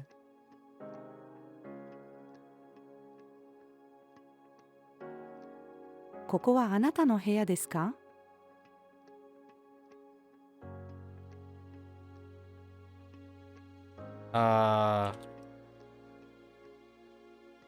？Oh.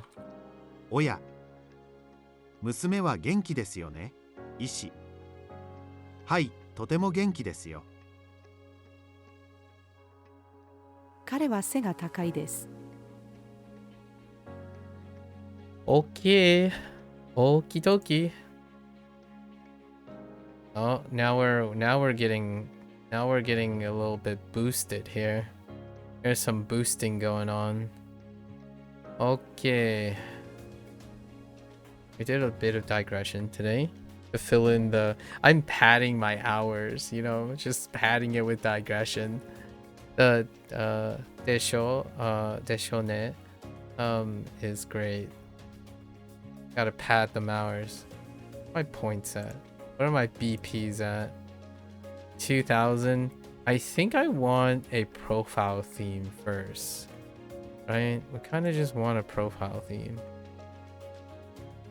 I really dig these. These ones are awesome. But, Ooh. Acacia. This Acacia is cool. Halloween themed. Oh, but cherry blossoms though.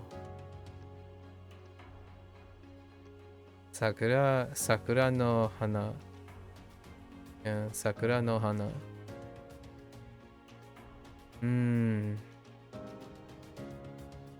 Matsuri. Ooh, Matsuris are great. Oh, wait. How did I skip it? How did I miss these? When did I? Dang. Osaka no Jo. That's probably how we're gonna do the Jo part. Kyoto is.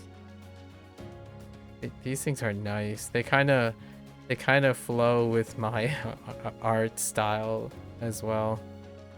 Like how I would typically paint and render backgrounds. City profiles are nice. Simple vintage stuff.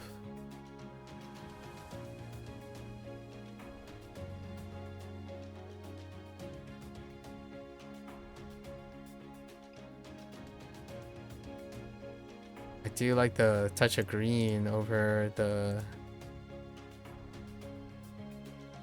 kind of lovely. Anyways.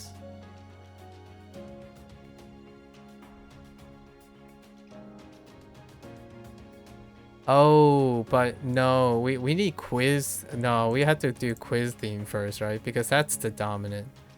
I really like this wrapping paper thing. Oh, I am a fan of the stencil stuff. That is very pleasant. What is this? No. 10,000, huh? Aw, I love these like stencil things.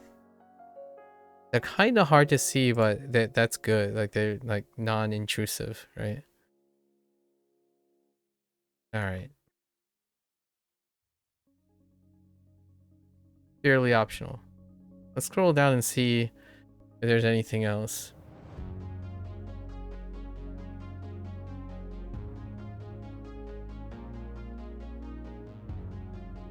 Any tips for learning to write a 리렉쇼? Oh, that's how you say. Oh, interesting. If you combine these, 리렉쇼. Okay. Alright, folks, that's a wrap for Bunpro today, right? In our Japanese session. We're gonna watch this later. Arigatou gozaimasu. As always, feel free to follow along. Pick up Bunpro for yourself. There's a 1.5 month trial period from the creation of your account, right? Feel free to come on by, share some stories, make some commentary. I have thought, I usually am a thinker. I think a lot about a lot of things. I know how generic that sounds, but generally speaking, if something came across your mind, I might be able to contribute to it, right? Or discuss it. And I feel mutual discussions and expressions keep each other mutually thinking, innovating, being creative, encouraging each other to be interested in each other's lives as well as the lives of our own, because trying to express it to another person encourages communication skills and make things a little bit more motivating, right? This isn't about a specific time, but you were wondering, why do you always undo if you get one correct? Because as long as I can get it correct, that's the point. Yeah. The idea is to understand the nature of my errors and then to go through the act of correcting the mistake, as opposed to embracing the mistake and then passing it along to come back to fix it. I disagree with the idea of trying to reach perfection on a singular attempt. So I always undo if I can find a better answer, and I usually can. So my life is surrounded with the idea that it's not really an undo, it's more of a reattempt on the thing. So not to confuse it with the mindset, but if you think of it as an undo, as in the mistake hasn't ever happened, that would be a different alternative. So if I had to prepare a contrast, I wonder if I can put like a blank space somewhere for this writing. But there is specificities. So if you think of it as an undo, then you are implying often that you're erasing a mistake. Versus retrying. Retrying on the spot is to correct the mistake. And when something is a habitual mistake, usually when you think about undos, there is often an argument for habitual mistake. So a habitual mistake is going through the ropes of moving a problem to later, which maybe could quote unquote fix itself through repetition, right? And that is certainly a way to, that is certainly an approach that one can do. And what this also means is that it can lead to perfectionism. It can encourage perfectionism. And for myself, whenever I'm learning, so things, when I'm practicing things actively, I do as much as I can. So this is more from the perspective of doing as much as I can without delay.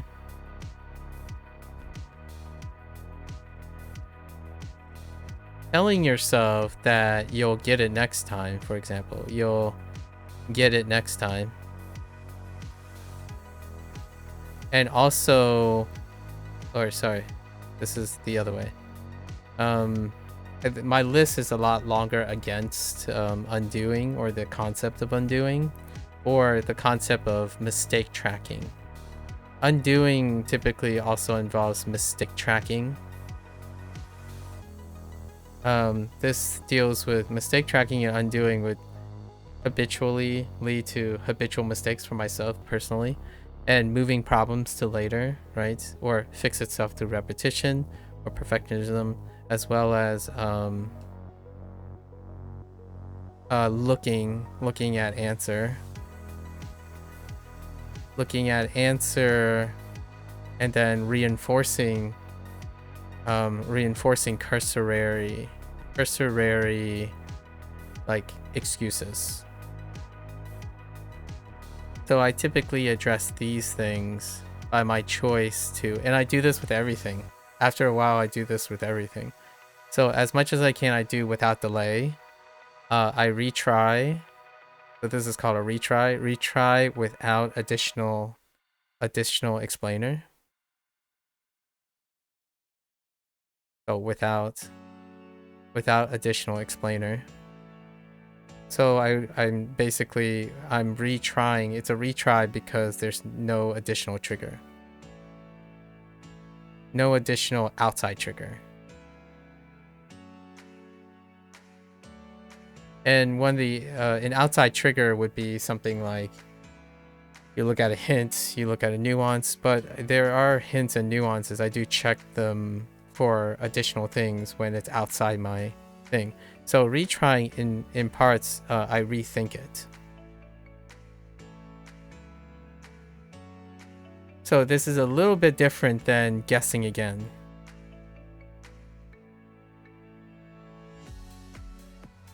So oftentimes undo deals with the idea of guessing again. So if you guess again and then the next time it comes back around and you guess the wrong thing and then you guess again, that's a habitual mistake. Instead, what I do is when I get something wrong, I try to rethink it from a different perspective. So trigger something else. So look for something else. So right now for like Wanikani and Hazahiro, there are like, I want to say 5 to 6 ways I can try to retrieve the specific answer. So it is something that's incorrect is never incorrect unless you are done with it. So if you're undoing, often it implies that when you answer something, you're done. When I'm retrying on the spot, it means I'm not giving up. So those are the two concepts that I cover most of the time. I do not delay on rethinking and going over everything. When I am exhausted of all my things, then it is there that I try to compile all the missing things, right? Like if I tried a couple times, 5 to 6 ways, and they failed me, that time that I took to rehearse everything will give me time to reflect and either improve the 5 or 6 ways or connect something. So at the end of a session, like Hanzahiro is a really big session. At the end of Hanzahiro, I would go over those things. I actually don't use mistake trackers too often. I will sometimes use mistake trackers in order to be efficient, which is what most people do. They would use mistake trackers to increase efficiency. So if I had like 5 subject matters that I have to do, I would blitz through them and then quickly look at my incorrect things, try to adjust them after the fact, and then move along in order to save some time. However, since I've made time to do this, I work on the problem at hand, however trivial it is, as many times as I can to get the correct answer. And the challenge here is the next time it comes around, it has to be longer. If I keep repeating this stuff, it's not efficient enough. So the goal is the next time I do something, it has to be even better than the last time. I'm trying not to form a habitual mistake. So addressing it immediately is what I'm going to do. Using mistake trackers are a great way to tell you where your weaknesses are, provided that you're not doing anything different, right? So I want to test the limits of that. And then you can make an argument, but if it comes up way later and you still get it wrong, then what do you do about it? Then I actively review it in a different way, not go back and do the same thing and expect it to fix itself. So this is my compromise between constantly repeating the same thing versus always continuing to move forward and doing something different. Now, the relearning strategy is not the same as a substitution. So these ways that I accumulated, when retrying is not a substitution. It's not subbing for something. It's increasing. It's additive. Sometimes maybe synergistic, but at minimum, it's additive.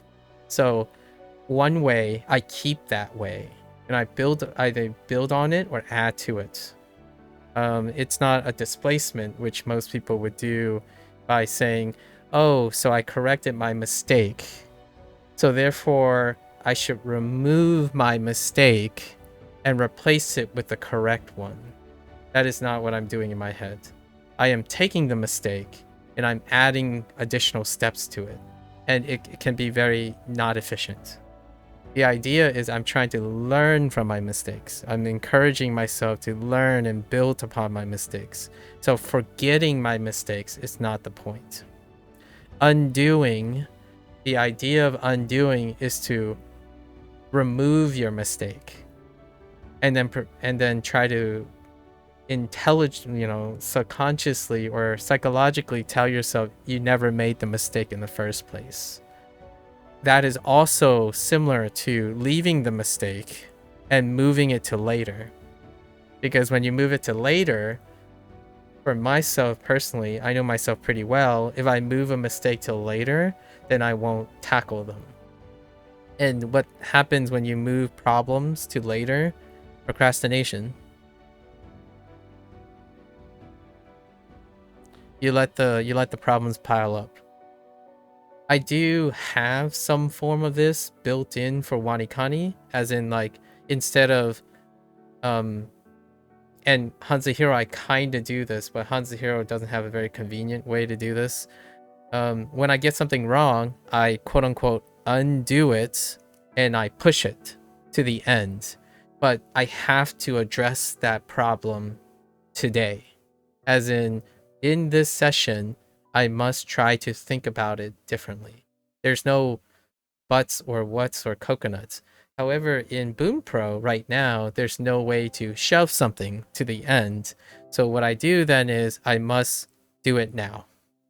Even if it throws my momentum off, or like it is the sake of time, right?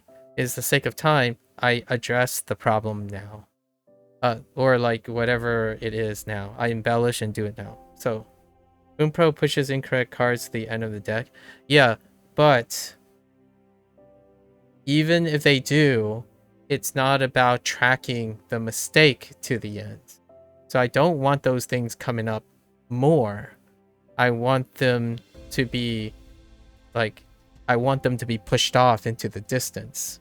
So I don't use the SRS thing where like the reliance is you allow something to be incorrect and it pushes to the end, and therefore it will come up again even more. That is not a part that I enjoy about SRS. I actually think it's the opposite. You are supposed to, in this session, address something, and then that distance should increase. So my use of undo is to make them move further. So in my Wanikani section, you'll know that I don't have like a tracker for how long, like how many, like this stuff, like how many things are mastered, or no, not this stuff, sorry, down here. Like this stuff, I usually remove this stuff because it's irrelevant whether it is far mastered or not. The idea is you're always doing the most. And I don't agree, in my opinion, most of the time, with the idea of incorrect things coming up more repeated. Like, they're repeated more often. It removes accountability to me. For myself, not for other people. It removes accountability. Basically, you're relying on the idea that, oh, if you get it incorrect, it'll come back more often. So you should let it include incorrect. Like, I don't even include things like this or like accuracy. I don't aim for accuracy or precision. I aim for comprehension and comprehensiveness. Where there's a will, there's a way to do something. So that's why I don't do the incorrect thing. I talked about it in Wanikani when I started pushing away from that. I also Hanzahiro as well.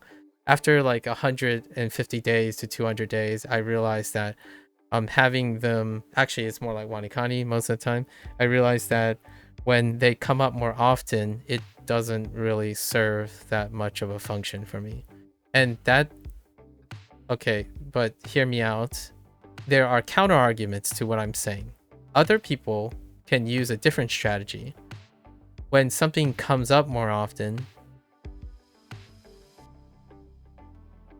so like how SRS works is when something is incorrect, what happens is there's a demotion, right? Which then increases its frequency again. Now, this can work for intuitive people.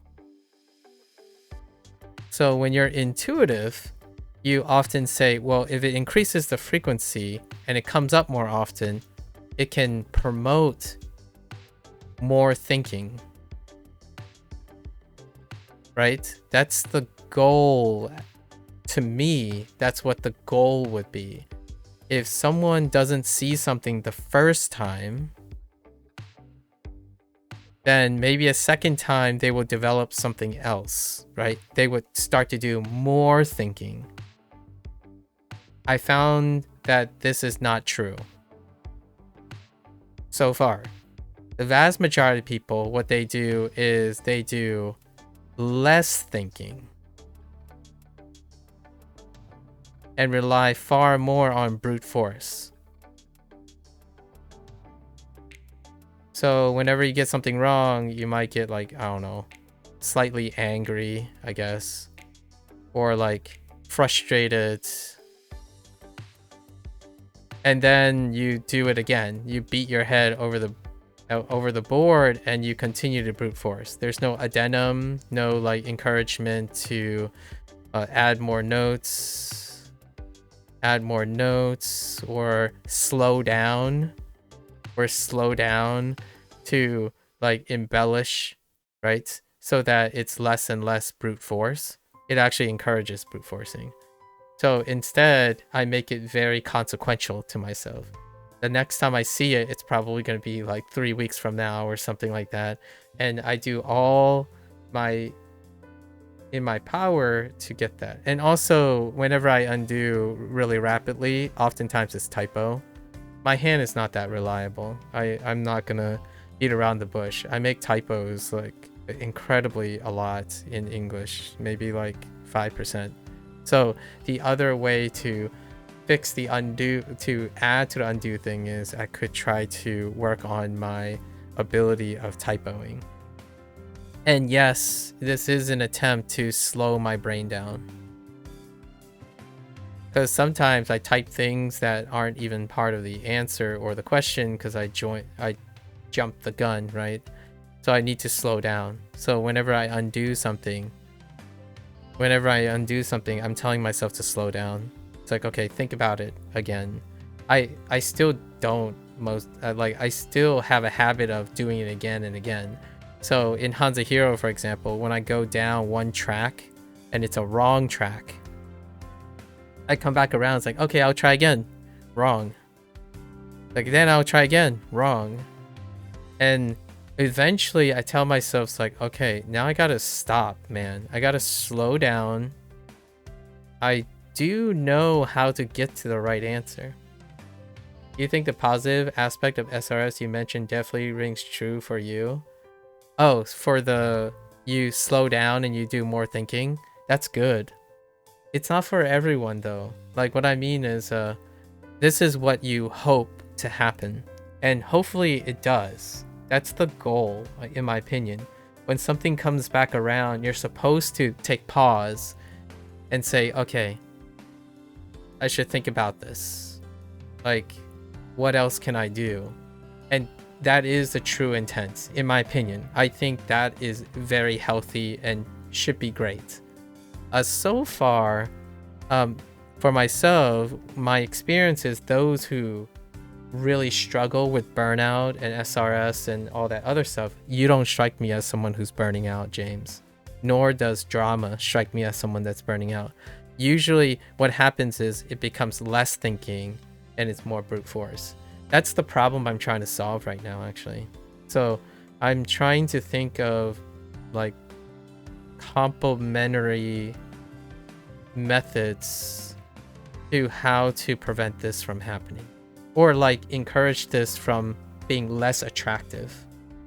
Brute forcing is less, like how do you make brute forcing less attractive is the current situation with maybe 3 or 4 people who, when they describe their burning out and whatnot, they believe that if they see something more, they're going to intuit more the second time, and you hope that. I did when I asked them like, oh, so what did you do differently this time, or is there anything that happened more? And they said the answer is because it occurred more often, as in they doom scrolled faster. So right now there's this like unexpected habit. One of the habits would be more natural before, like when I mean natural, I mean social norm. Like maybe 5 or 10 years ago, the idea of going back to your mistakes and your mistakes coming back and you're reviewing and focusing on the mistakes is that all the things you know use up less of your time, right? So the things you know take up less time. And then the things you don't know, you know, the mistakes, then would take up more of your time. They would show up more often and they would be part of your focus. So then you can start to focus on your mistakes. How that would naturally lead to fixing the mistake. What is occurring right now is people like in SRS, what they do is they continue to increase the volume at the same rate. So their lessons keeps getting higher. So their review stacks keep getting bigger. However, since they're going faster, they're treating each of the recurring instances of their incorrect mistakes as a byproduct of moving volume, right? And to me, that's creating the burnout situation. Their stacks keep getting bigger and more residual stuff keeps getting passed by. And then it creates that quote unquote dreaded bad habit that most people are talking about. Or like the ones that are not, the ones that are incredibly vocal and negative, right? I don't think successful people or like individuals who make it work are incredibly loud or emotional, and that's why I'm not quite loud and emotional about the way I approach fixing mistakes or correcting or adding to mistakes. You try to spend only about 5 seconds per card, so if you can't remember the meaning quickly, you just fail it. It means that my overall accuracy is lower and your number of cards is higher. Okay, but the length of your Anki time, it's much lower, 20 minutes versus up to 2 hours. I see. That's efficiency based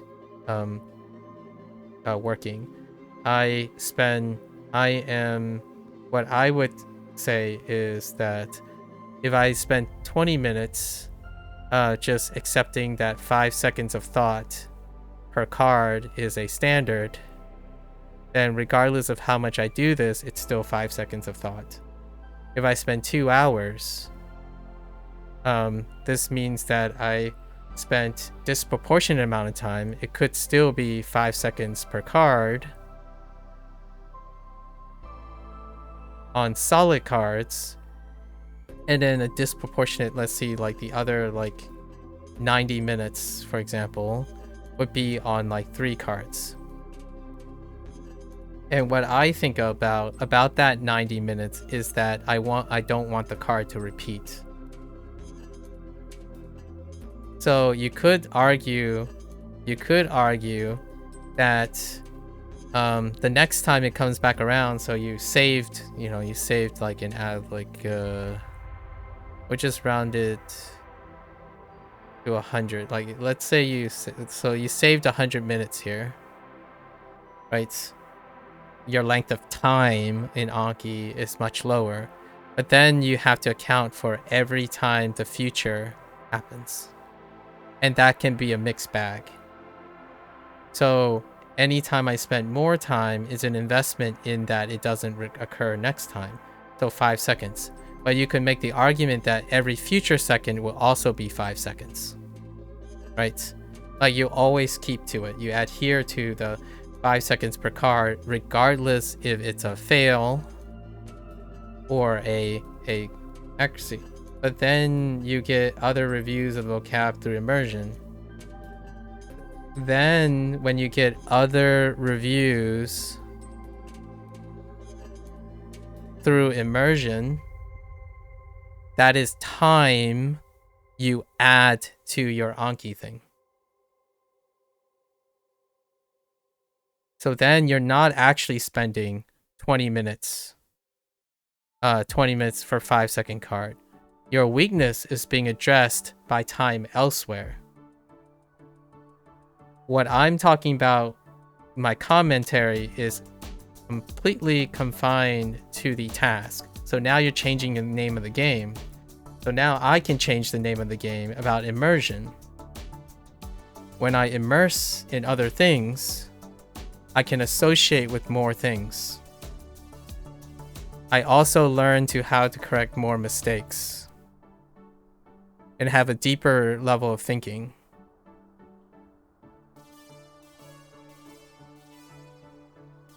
So if that's not worth it, then it's not worth it. But the idea is where I'm working with the structure that I have. You can make an argument that your other times will reinforce it through redundancy.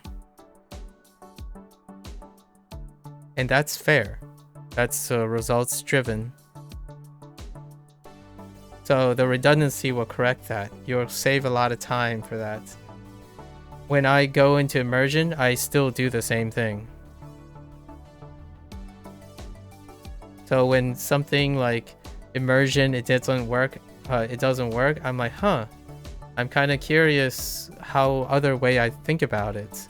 So I use the skill that I'm applying is something that you're not developing, and it's not important to you.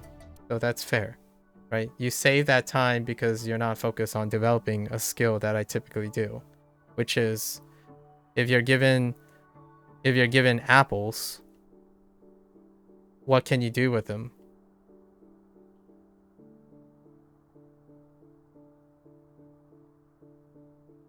You could say you're gonna watch more videos, so it can give you more ideas about what to do with the apple. But a video teaches you how to do something one way. And then if you don't remember it in that one way, if you don't appreciate that one way, it's good, you got exposure. Later on, you can watch other videos to reinforce this one way or more ways. That's fine. Like, that works. This saves time. I'm doing here are apples. And they told me one way.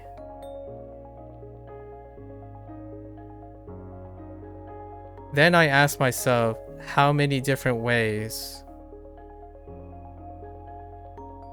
can I do this differently? So when I go and watch other videos, they will introduce this or more ways, right? They would add more ways. And I would still ask the same question. I'll still ask the same question. Okay, so now I have more ways. So how many now ways can I do combining how I think with what they're showing? So when you say reviews, I agree with you. It's reviews in quotations. Yeah. Different mindsets and different focuses. I'm interested in how many ways I can try to correct a mistake, or how many ways I can refine my quote-unquote consistency, as opposed to finding inputs that will exclusively, right, like cover the thing. This is one of the things about like the balance between input and output, and then how output can create feedback for your input, right? Oftentimes it's easier to do this for other people. Like other people prefer to do this, which is fine. I prefer to do it this way. So input, output, feedback, input. I go this way. And there's an extra step. So this extra step is not efficient if your goal is to produce a specific output. So you can increase the number of inputs you have to contribute to a singular output or a desirable output. You might not need to do a singular output.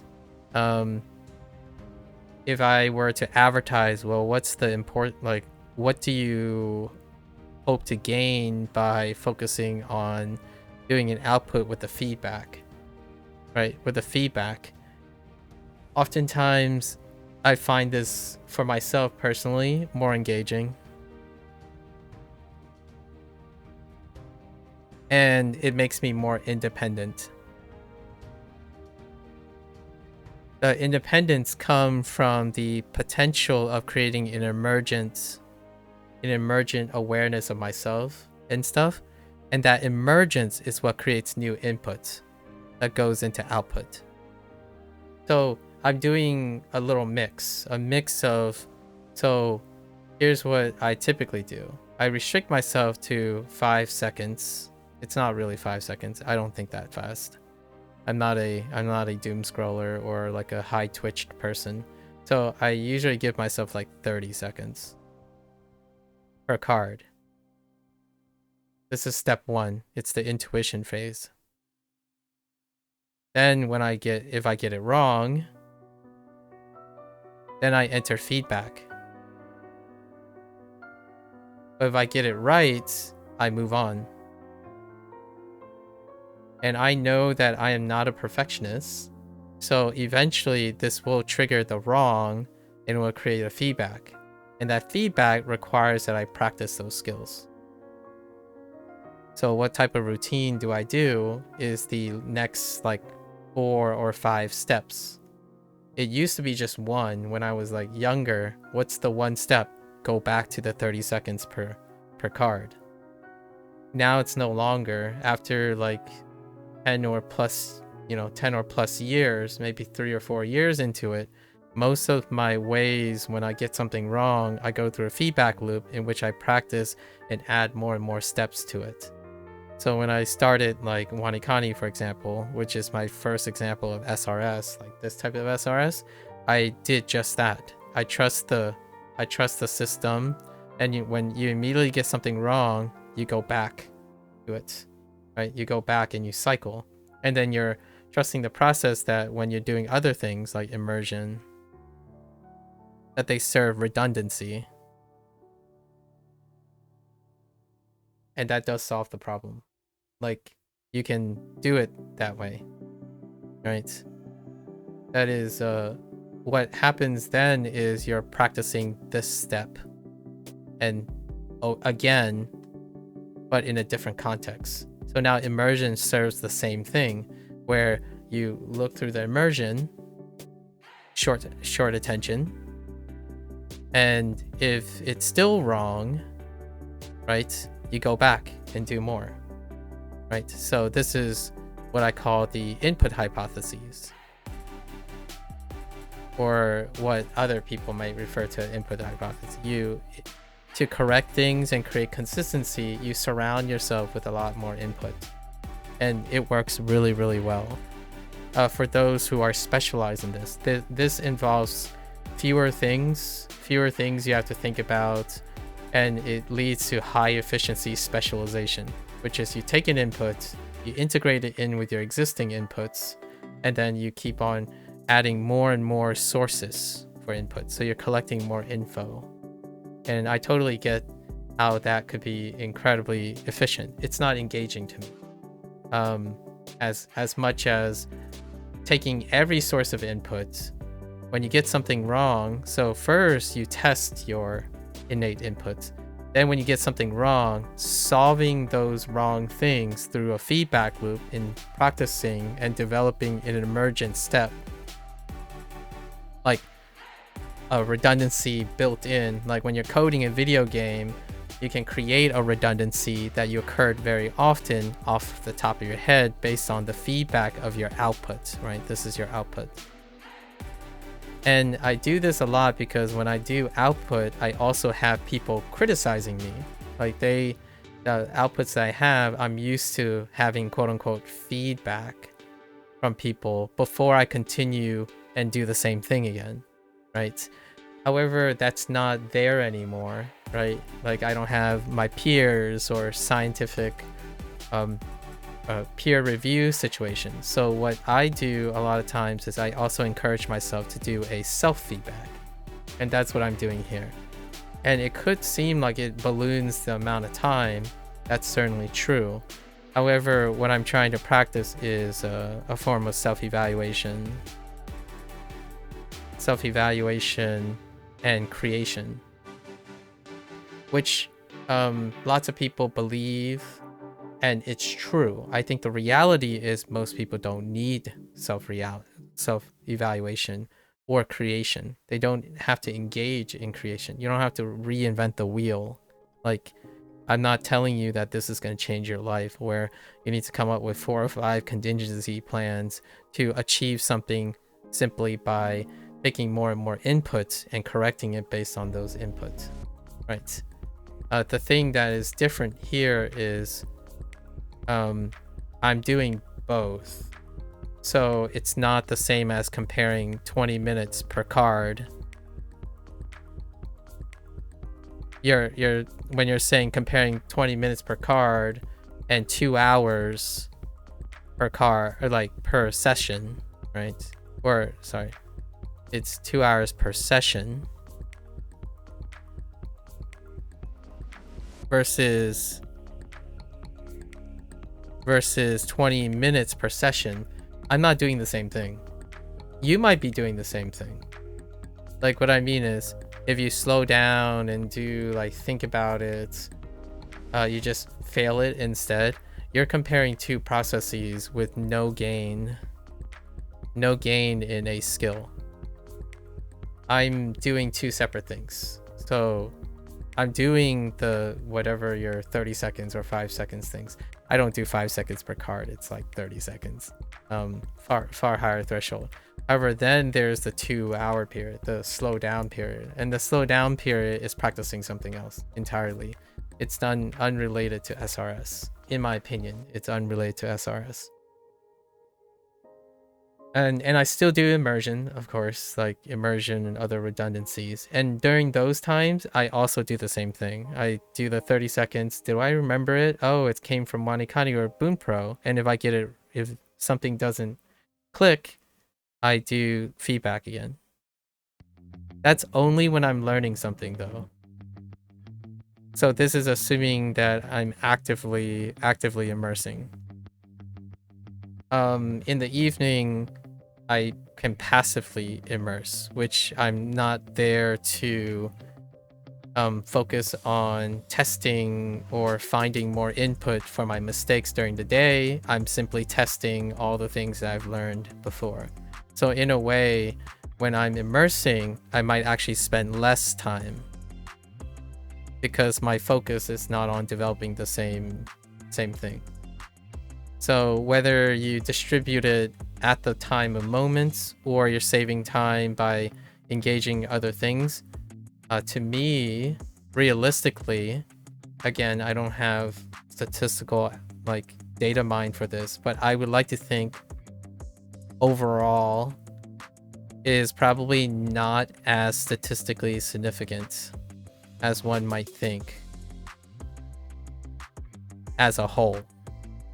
So not only am I not saying whatever you're doing is saving you more time versus what I'm doing, I'm also saying whatever I'm doing is not really statistically going to save as much time as you are. So it is very difficult to determine whether one is more efficient than the other. I do this task because it is more intellectually enriching to me. And you're doing a task that you are more consistent at and motivated.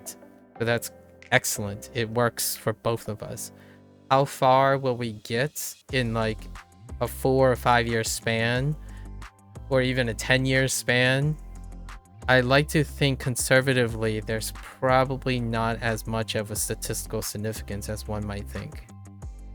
However, that is assuming that when we go to measure our skills, like the skills involved in language learning, we are including and measuring all of the skills that were gained between you and me, right?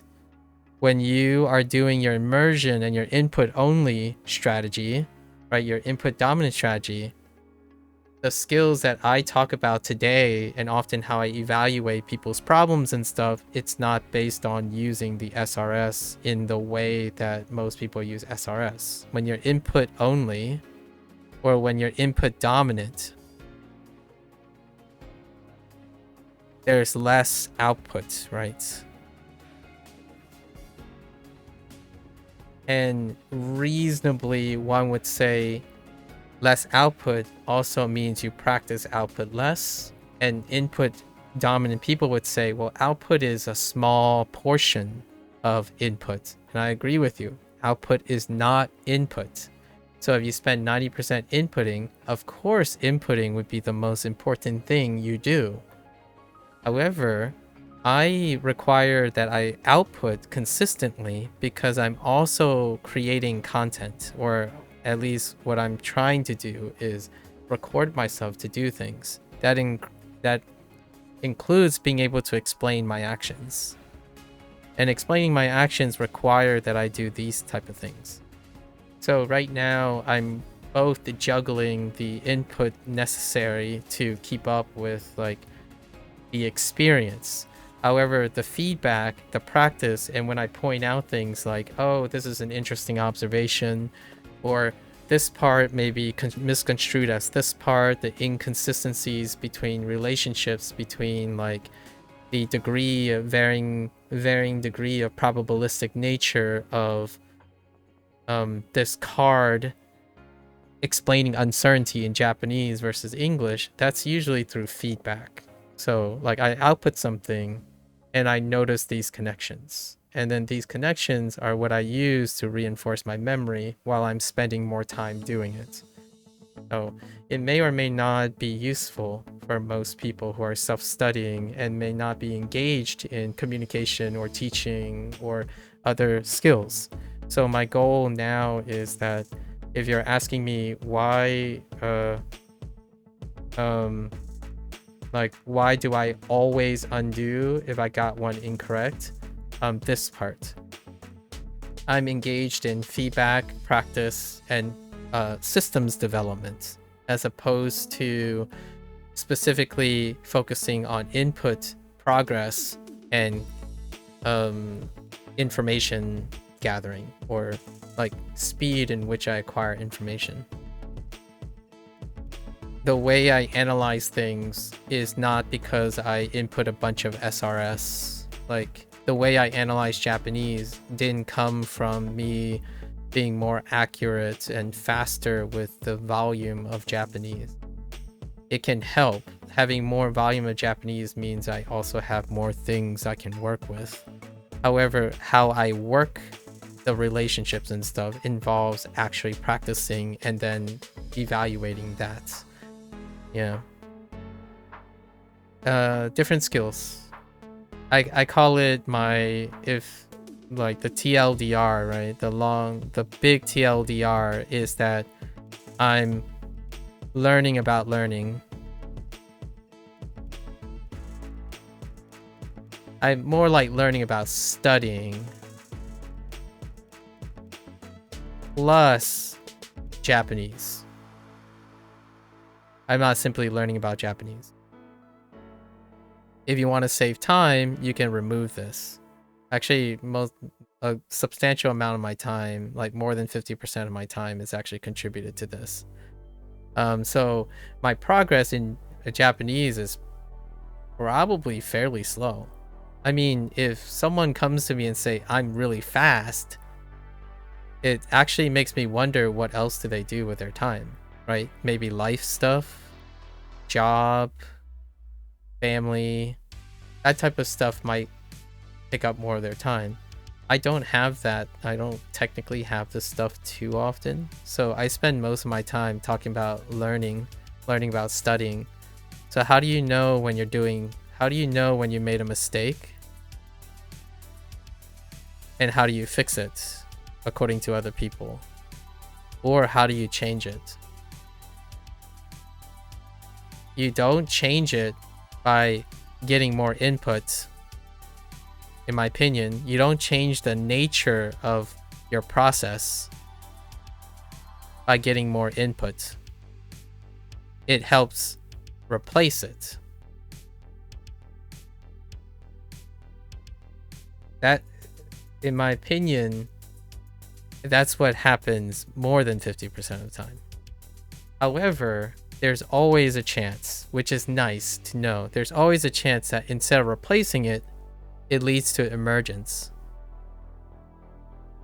Which is like if you saw an anime and then you read the same manga and then you played a game that's very similar and they all lead to one output that you want, your desired output. These things together, when they interact with each other, become emergent. So like any one of these is a fail. Like if you play video games, it didn't work. You played manga, it didn't work. You read manga, it didn't work. You listen to anime, it didn't work. However, when you end up doing two of them, they ended up working together. So that's emergent, right? It's synergistic or additive. And then when you add to video games, it's even more synergistic. Now, here's the kicker for me. Do you know why? How these things happen? For those who continue to improve in learning,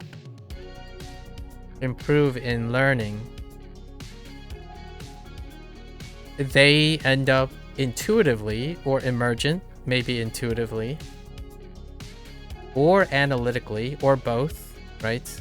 They can combine their analytics and their intuition to improve their learning strategies because they understand the connection.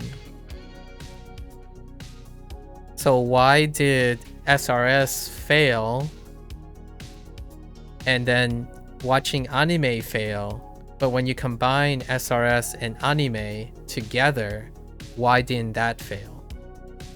You could argue, a lot of people say improve in learning is because repetition. Or input, basically. This is, some people call this mass input. I think drama put me on to this. I really like this concept, mass input. Mass input and repetition are king when it comes to that, and it saves time. Where does it save time? And I think it saves a lot of time for those people. It saves time in the troubleshooting stage. It saves time in process-oriented thinking. Because you don't have to think about it. You're saving a lot of time. You're not trying to reinvent the wheel. You're not trying to evaluate yourself. You don't need any self-evaluation. What you can do is you can take mass input, create a rotation with repetition, and get to your output. And then you are reliant, hopefully, on your intuition to carry you through. And there's still a chance, right? I'm gonna say like roughly 20% chance that your intuition can produce analytical skills that allow you to connect the dots. Like, what is it that you need in the future when you want to learn Chinese, for example? And the intuition would be, oh, I'll do the same thing I did for Japanese. I will first use an SRS to learn Chinese vocabulary, and then I will reinforce all the things I get wrong, so I'll save the same time. So this is trial and error, right? True. This ends up being akin to trial and error, which over time, when you have enough trial and error, which builds a lot of experience, you can then find your best way of learning something, and that's where intuition kicks in. So if that's the way you prefer to do things, it's excellent. It works. If you have motivation, you're consistently successful, and you're intuitively inquisitive, then you can make this work at all times. The next language you learn will get faster because you're going to do everything that has worked for a previous language and hope that in the new language, you have accrued enough experience that it includes the next language, and then the next, and then the next. My curiosity lies in the idea that what are all my existing things that I can do in order to make my next experience more efficient? So like, I could do all these things, and what I habitually expect is if I continue to consume more things of similar nature, my learning curve should go down because I'm focused on learning, the process of learning. So all the time that I spent is to foreseeably reduce the amount of time that I need to adjust or adapt in the future. So when the future I have a problem that can't be explained by input, as in someone has, for example, if you're going on like a scientific question, like you have a scientific problem that you yourself is responsible for. You are a leading expert, right? You are what everyone goes to. This creates a problem of creation. So you yourself is the major source of feedback, and you have to leverage whatever feedback you can get from other people in order to create your own. This is the process that I like. I love this process. So the stuff that I'm saying is not because I'm regurgitating someone else's creation on learning strategies. Drama has introduced me to other people who are learning coaches and learning professionals. And when I watch their material, it's great to see that my material that I've created myself is coincidentally also reinforced and reaffirmed by someone else's variant of it. And that creates that pride and joy of affirmation. Alternatively, instead of learning about learning, I could go on Google and mass input learning strategies and then test those and then refine them and iterate on them in order to be more efficient. And both of those goals will lead to acquiring skill acquisition. The difference, I think the distinction that I want to make is one involves creation, the other one revolves around refinement. And I want to do both. I'm a greedy person, so I do a little bit of both in my standard rotation. So what do I get out of the 2 hours? A bit of creation, a bit of problem solving, a bit of critical thinking skills, and then testing my memory. So I test my encoding, and my memory skills with the first like 30 seconds.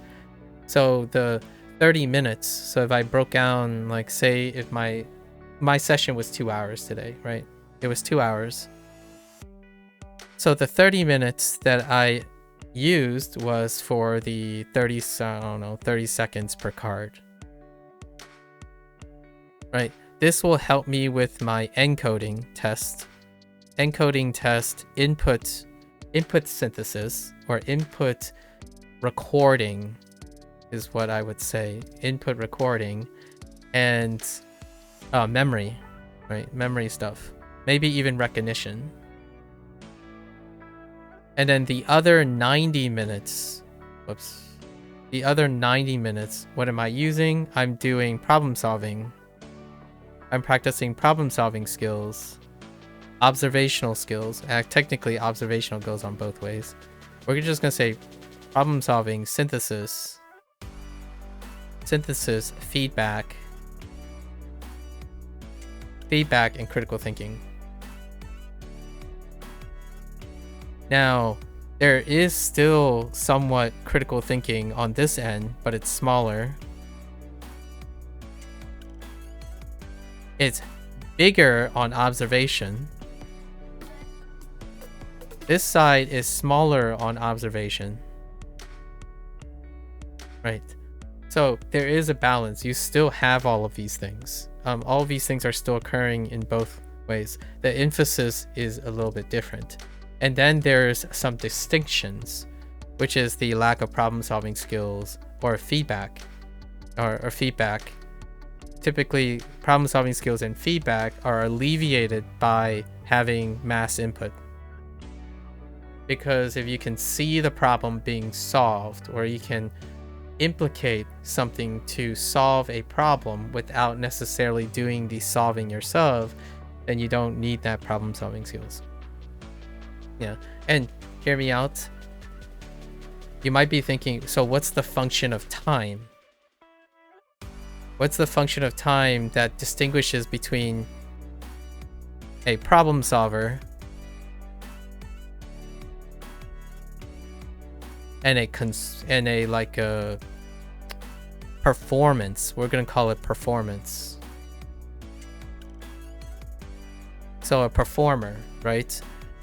The difference here is when you see 90 minutes as a waste of time, for example, a performer will see excess time as wasteful a lot of times, or maybe somewhat pointless. And it makes sense because a performer is expecting performance of a specific result. A problem solver, when they see 90 minutes, it means that they did a lot of problem solving. Now, whether they're fruitful or not, that's difficult to determine. A performance is always determined, right? It's very deterministic. It's certain. Because you know what you're aiming at, your readout. A problem solver, when they see 90 minutes, they're like, a lot of things might have happened. So you might discover things that someone else have already discovered.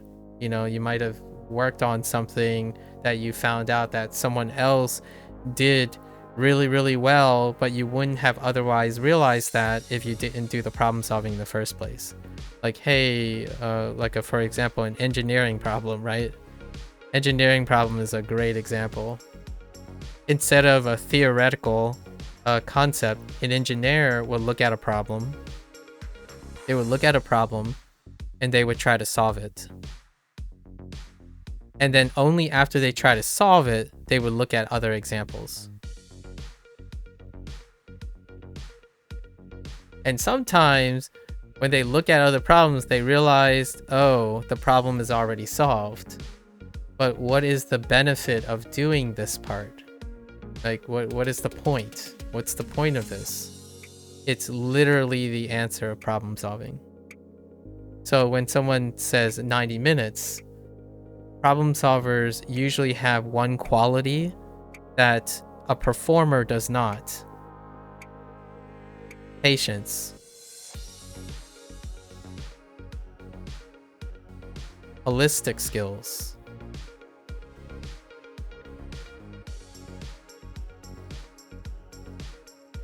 literally problem solving skills.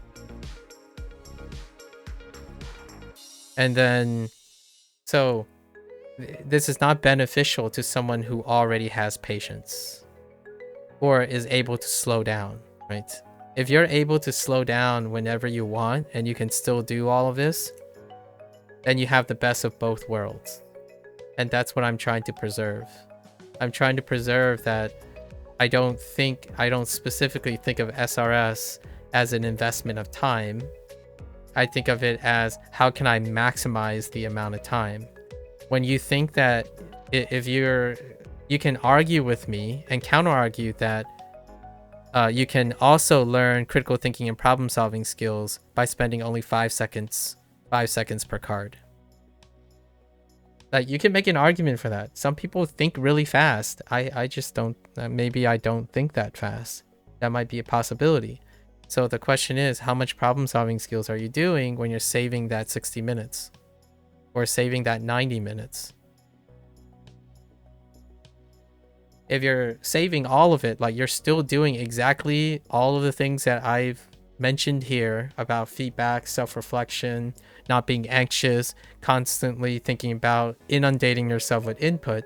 If you're not doing, and if you're doing all of that and everything I am currently doing, then, and you can do it in a fraction amount of time, like 30 minutes, like flat, and you can get all of that synthesis, I want to understand it.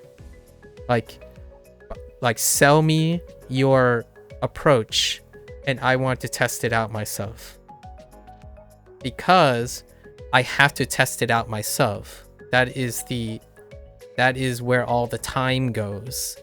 So whenever someone tells me it's much faster if you just mass input, give me your strategy, write down all your methodology, which will take you a lot of time, like a lot of time.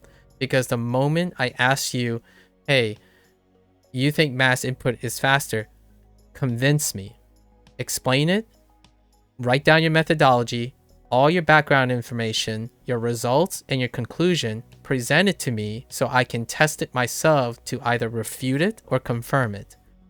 And in that process, you yourself would take an exponential amount of more time to do that, while I will spend a fraction of the time refuting and criticizing your methodology and your results. Because most of the time I'm doing that as well, not simply trusting the process or trusting the results as a reflection of the process without due process, without due diligence, right? And that's probably where we gain and lose places. They end up equalizing, in my opinion, if the opportunity presents itself. Now, the nice thing about the internet, in my opinion, personally, is when it works, when there are enough people in the world to answer your questions, right? To answer your questions and to provide you examples, that you never have to do it. Like, you can stay 100% happy and content if there's always going to be enough answers, questions, and examples on the internet. This does not bring me joy. This does not bring me joy. The truest joy that I ever have is that I myself becomes part of the things I consume. So what that is if I learn Japanese, I have to imbue if I'm learning something in a certain way, I need to also understand myself in it in some way, right? So my strategies and stuff will often go off the books. It will take the book and it will run with it. It will take the method and run with it. It is through that test that I find enjoyment. This is where my joy is. Like I create joy in my life. I don't find joy most of the time. Or joy can find me, right? Like if someone made a video game and it just panders to me coincidentally, that's beautiful. Like immersing in something that I find enjoyable because coincidentally it engages me and stuff, that's great. Finding vlogs, like vlogs that find me, you know, when I'm creating content, someone comes to me and say, hey, I noticed that you really like deck builders. I'm making a game that is also a deck builder, and the games that you played, you said you really enjoyed that. I think my game, would you like to test my game and give me some of your opinions? That's what I'm doing. So when someone wants my opinion, it's not because I input it and took dependent on other people. My joy is creating the content. So my favorite part about language learning right now is doing just this very moment that I'm like digressing and expounding upon your answers and your questions and your statements, James, is because this is my favorite part. It's the reward that I get for synthesizing the information immediately. Otherwise, in my opinion, I would find content creation pretty much like not engaging. So that's not to throw shade at anyone else, because there are plenty of content creators who like to take an idea, like a trend, and then just repeat it. They like to repeat the trend, maybe slightly iterate on it. Alternatively, there are wonderful content creators in which they create the trend. So they take whatever trends that are it, and their goal is to turn it on top of its head and then create something based on it, but go well beyond it. And that's how I think about content creation. A creative process is involved in problem solving and feedback loops. If you're mass inputting, you don't have to create the solutions. You don't have to create the examples, and you don't have to reflect on your own personal problems or anything like that, because the problems solve itself. It is through the multiplicative and contributors of quote unquote people like me personally, like it's not, it's part of the bigger picture. So we're not all autonomous, right? We work together. So all your mass input content, your creative content, the things you have immersions, all those people are either recycling things, which is through input, and then imitating it, or you're taking content from someone who does what I'm doing, which is you take something from an input, and since no one asked, no one's interested, I want to make it different. So like when someone asks me for an opinion, if I were to review their product, it's not through mass input. When you mass input things, the likelihood of you understanding the pros and cons about a methodology is non-existent. Okay, that's a little aggressive. Maybe like 10% possible. So basically, if you do no reflection, you do no self, like working within the system, then when someone comes up to you and asks you, hey, do you recommend Bunpro? Your answer, if you're a mass input person, is like, oh, wait, but you can't just do this. Here's Bunpro, and if you're going to do Bunpro, you want to also do this, and this, and this, and this, like all together, then you're good. Like, oh, so I just have to do all of that the way you did it, by happenstance, which is dependent on the content that you're doing, in order to hope that all of that lines up with me. Alternatively, when someone asks, so like there are two different ways, right? As a consequence, mass input learners versus problem solvers. I actually, my take on this is immersive learners.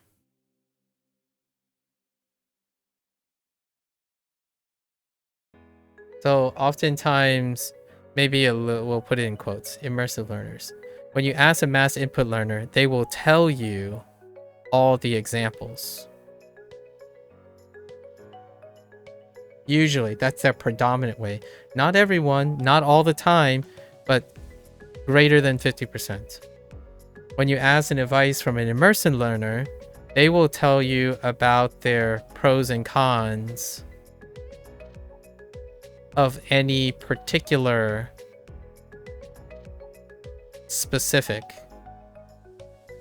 like any particular step or like art, right? What's the difference between mass input and it's not immersion? This is immersive. So the word is an immersive learner. So the difference between mass input and immersion, these are content. You're talking about content here. I talked about this in Bunpro, my Bunpro day 1. So when you're talking about what's the difference between mass input and immersion, to me, I don't see a difference. Like, no, like insignificant. Insignificant overall. Insignificant, maybe like negligible difference. Because the ultimate goal of the content being mass input is aligned with immersion. Now, if I had to like really pick out if there is a difference between mass input and immersion, mass input deals with different mediums a lot of times, or media. And immersion can be single media or a medium. So what's the difference between immersive and immersion? Immersive, when you're talking about what's the difference between a person who is an immersive learner versus a person who use immersion as a method. So immersive learning is dealing with the person. Are you immersed?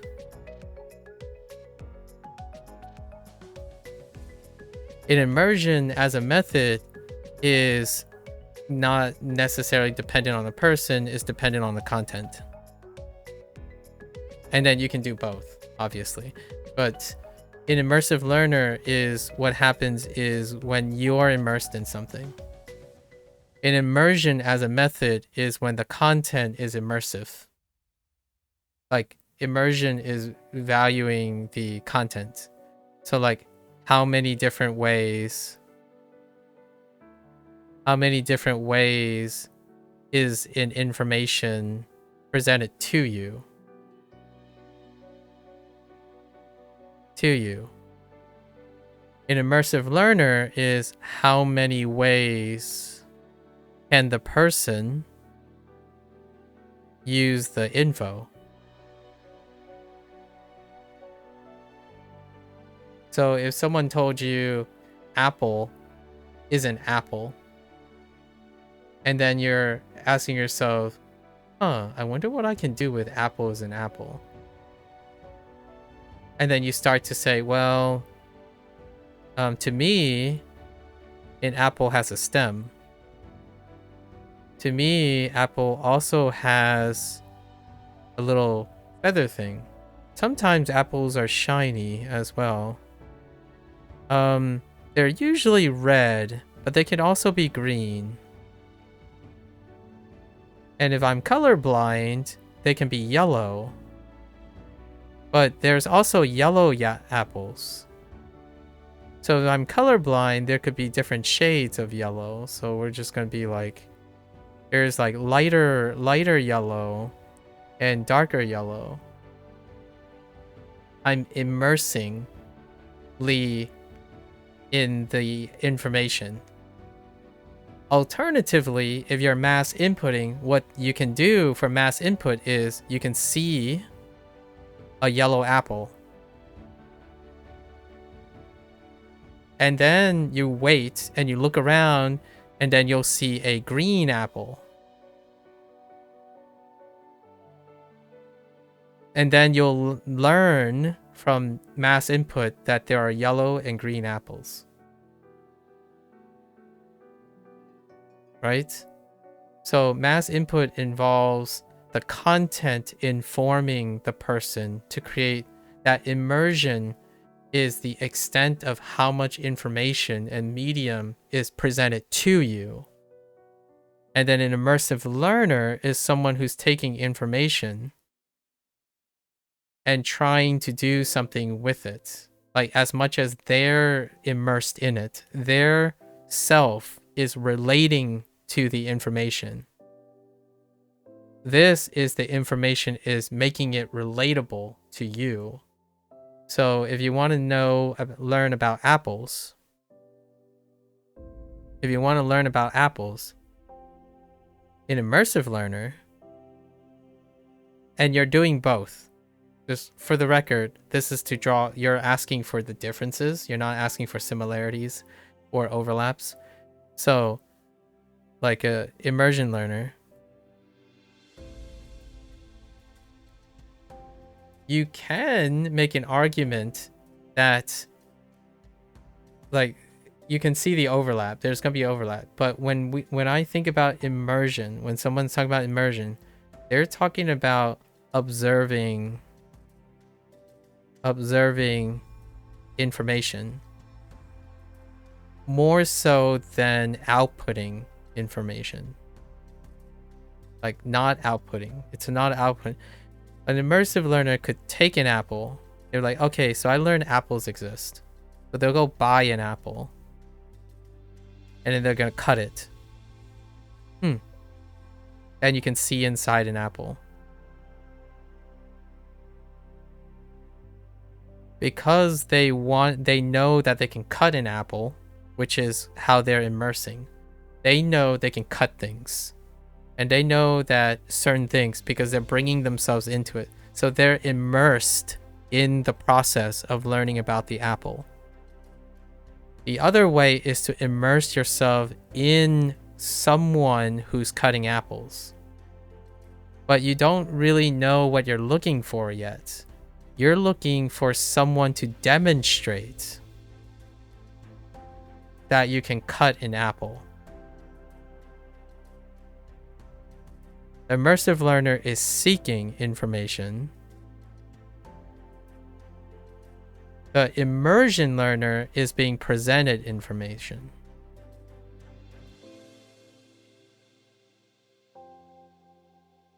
Immersion learner does include you James, like literally I already addressed what you were about to say and you didn't listen to me. You literally didn't listen to me. You're saying immersion learning does include output practice, it's just delay compared to input. I literally said you can do both. You're asking me for what the difference is, not the similarities. You asked specifically, and we want to be really careful about this. You literally said what the difference between immersion and immersive. We're not talking about the similarities here. This is a difference. The timing, now if you add the conditions of timing, it is literally different. And there is also a threshold difference. There's also an incentive difference. And you can still do both. You can still do both. They happen. We're categorically trying to make a difference, right? You could make an argument, oh, they're the same. Then explain to me how an immersion person, you just asked that because that's the contrast you are making as mass input versus immersive. No, I'm making a contrast between mass input and immersive learning. And I put this in quotes because I talked about this in my own terms. And then you're asking me, how do I define immersive learning? But you wanted it to be, what is the difference between immersive and immersion? So you didn't just ask about mass input versus immersive learning. You asked me what the difference of immersion and immersive learning, like the emphasis, right? It's the emphasis. The emphasis is that in immersion learning is driven by a dominant input, whether it's delayed or not for output. That's perfectly fine. That actually furthers my case. They are actually different because of that too. So you're kind of answering my question, even though I kind of implied that you're going to end up doing both in the process of those things. The order matters though. The order does matter. Otherwise we wouldn't have these categoric things. And then the first thing you asked me was, what's the difference between mass input and immersion as well? Like, that was the first question you asked me. What's the difference between mass input and immersion? Well, there is a granularity where mass input may often emphasize different media. So there's different media versus a singular medium. That can happen. And that is something that is observed like anecdotally. Someone who's mass input tends to participate in more than one media. An immersion person may or may not, but oftentimes you can see it, they only immerse in a single medium. Like only watch anime, only use SRS, or not really SRS, but only watch anime, only watch blogs of a specific nature. Mass input tends to have an emphasis on the collective, how many different ways you can input the target language. Immersion is selective. It's far more like the concept or the philosophy is far more selective. There's an idealism to the nature of the medium. So only native speaking, only Japanese people for Japanese, only when people only speak Japanese in the entire medium. There's an idealism for immersion learning. For mass inputs, one of the nuances that separate them two is that you do whatever possible, anything Japanese related. The more the merrier. So if it's like speaking English and Japanese, that's fine. If it's watching someone tell you a story about something in English, then hearing it in Japanese back, that's still part of mass input. It's the more input you get, it's a little bit more indiscriminate. And then because of that, you then followed up and asked, so what's the difference between immersion and immersive learning? So a person who is learning by immersion versus a person who is immersively learning. So immersively learning is that you are immersing yourself in the content, which can be immersion, which also can be mass input. If you're learning by immersion, oftentimes it would be predominantly in an immersion way. Basically, you're going to be selective in the nature that the information you're going to get is the most appropriate and most efficient way of immersing. So no, if Duolingo is bad because it's not ideal. AI voices is bad because it's not ideal.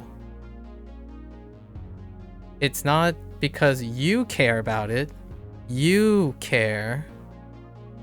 Like whatever you care about, it's like, oh, well, Duolingo isn't that bad. Like, it keeps me consistent and streak focused, even though it's not exactly the most ideal way to learn. No. It's predominant. Immersion, learning by immersion is predominantly based on ideals. So these are not a source of input. That stuff is inappropriate. It will hurt you. It will make you worse at learning something. Not at learning. It will make you worse at learning something. That something is the idealism that's baked into immersion. And that's the contrast between mass input. Mass input is anything goes. Like, whatever engages you, whatever you're looking at, you're putting it into your skull, right? Like, oh, like, I know this isn't ideal, but this product can't hire people, like 30 people, to voice everything. What you personally feel about Duolingo is that they are financially incentivized to not teach effectively, to elongate subscriptions in the same way Tinder doesn't want people finding love. Fair enough. That is one way to look at it. Yeah. That would be the consequence of an immersion learner. So your response indicates to me that you immerse a lot of times. Like, you could easily argue that they are financially incentivized to teach, so they do the most pragmatic way to elongate subscriptions so that they can compete with TikTok, in which TikTok is not incentivized to engage in your attention span, which then is still a consequence of capitalism. But what I did was I changed it into a different way of arguing, because I'm invested in this counter argument. You decided, in my opinion, personally, to propagate whatever idealism you have, so I can make a counter argument. Now you can make a counter argument to me. Who do you think Duolingo is competing with, despite them effectively elongating subscription? I could argue that they are doing something in the same way as TikTok is, but perhaps elongating the subscription to compete with TikTok using financial incentives is to outcompete TikTok for the brain rotting position. It's still a consequence of capitalism, but now I didn't choose to make it a negative statement that was reinforced by your confirmation bias by comparing it to Tinder.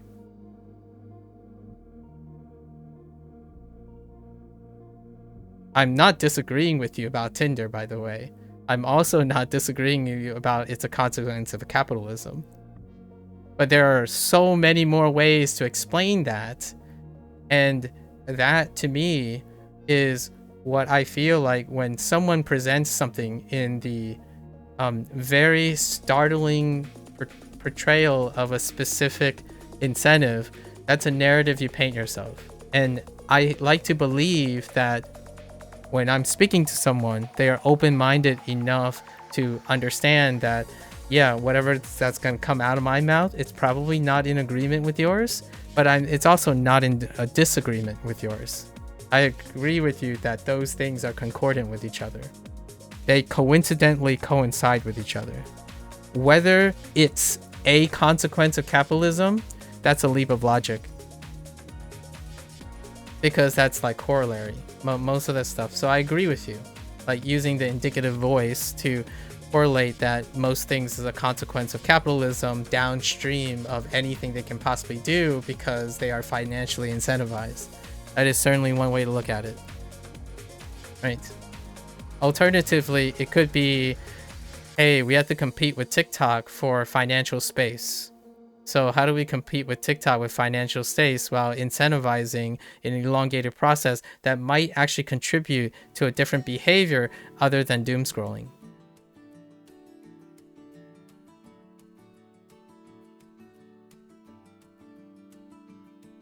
for the record, how did I find this presentable case? It's not because I run Duolingo or I work for Duolingo or I'm a representative of Duolingo.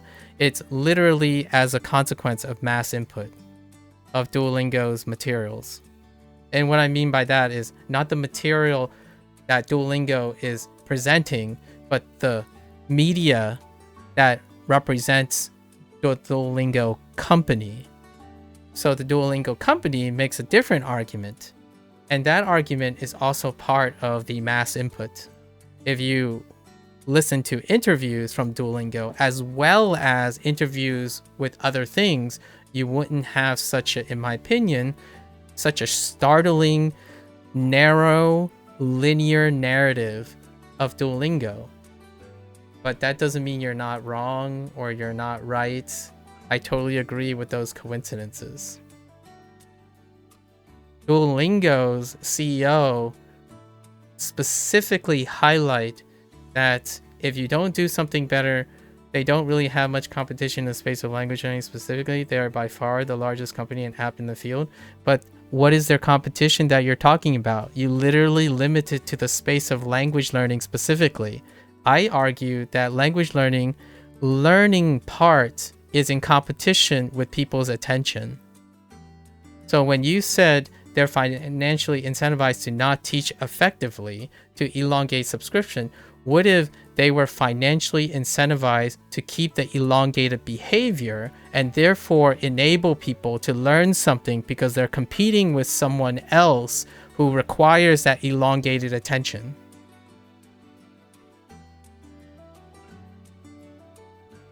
You think they're not competing with someone. I do.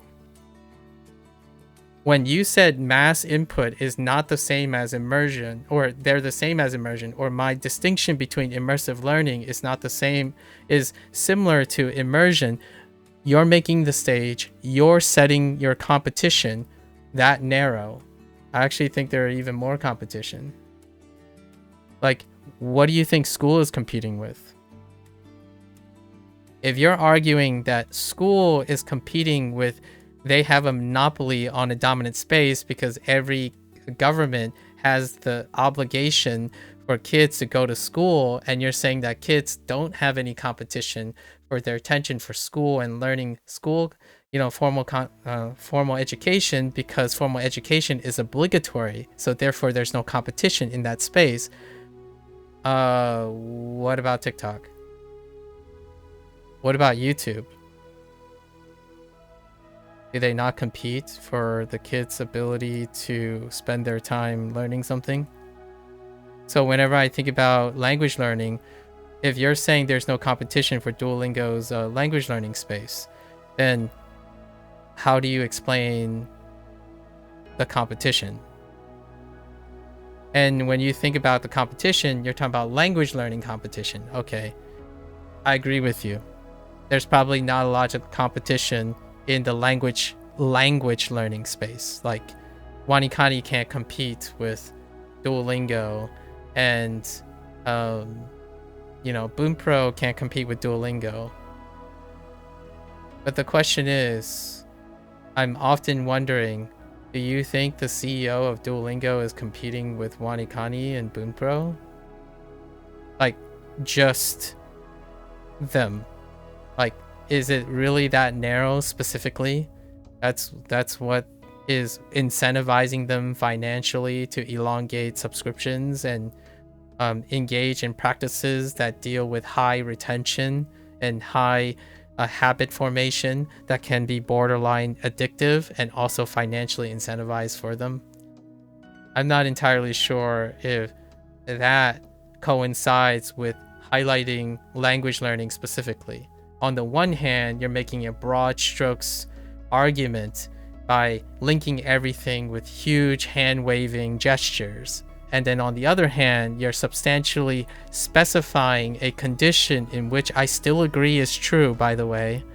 I'm not disagreeing with you. In the language learning specific space, there's no competition to Duolingo. And my argument is, much like your other statement, Duolingo is not competing specifically in the language learning space. your two comments that you made are a leap of logic and they are hypocritical to each other. They contradict. On the one hand, you're making broad strokes, they're financially incentivized. So that includes all the spaces of financial incentivized teaching. And then you include elongated subscriptions. That would include the entire space of elongated subscriptions. And then it's a consequence of capitalism. So then capitalism, in which all the spaces of capitalism that it competes with, Duolingo is competing in that space.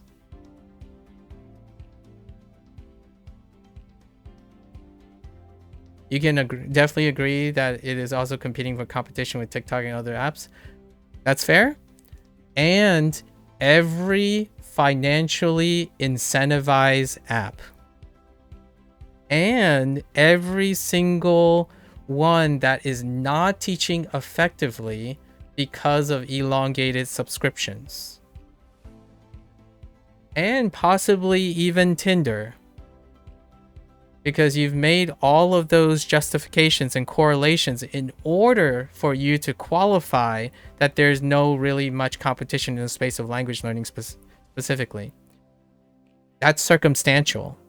So you took a very long correlation and then you further it with a substantial condition, which then can be refuted and or detracted from by including other examples. And it is with all the examples that we have that we can go back to it's a consequence of capitalism and financial incentivized to teach to elongated subscription. In order to understand that large, broad strokes, I hope that we can get to that, right? You personally hope that people want to learn a language, it's easy for them to access free and high quality resources if that's what they want. I hope so too. I hope so too. That's somewhat of about a whataboutism, but I introduce a couple whataboutisms as well myself, where you detract from the current line of thinking by hoping for something better to be available. And I agree with you. Like, for example, when someone says, oh, instead of using Duolingo, use Bunpro. I don't think it's that ideally dry and cut, but you know, you also think open source software like Anki is generally going to be less affected by those incentives. The financial incentives, yes. By financial incentives, but they are affected by a lot of other things. So while you're saying I could do the same thing again, so circumstantially,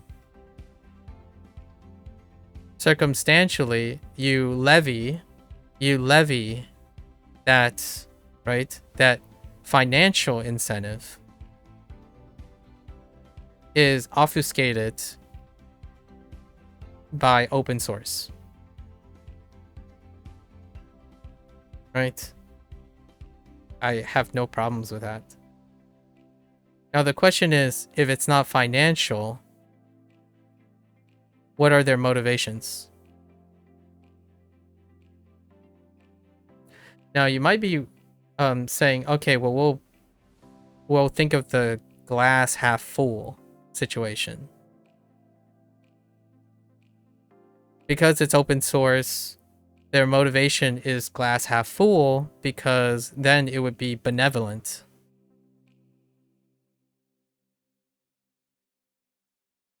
So that somehow guarantees that it is more likely to teach or be more useful, right? Useful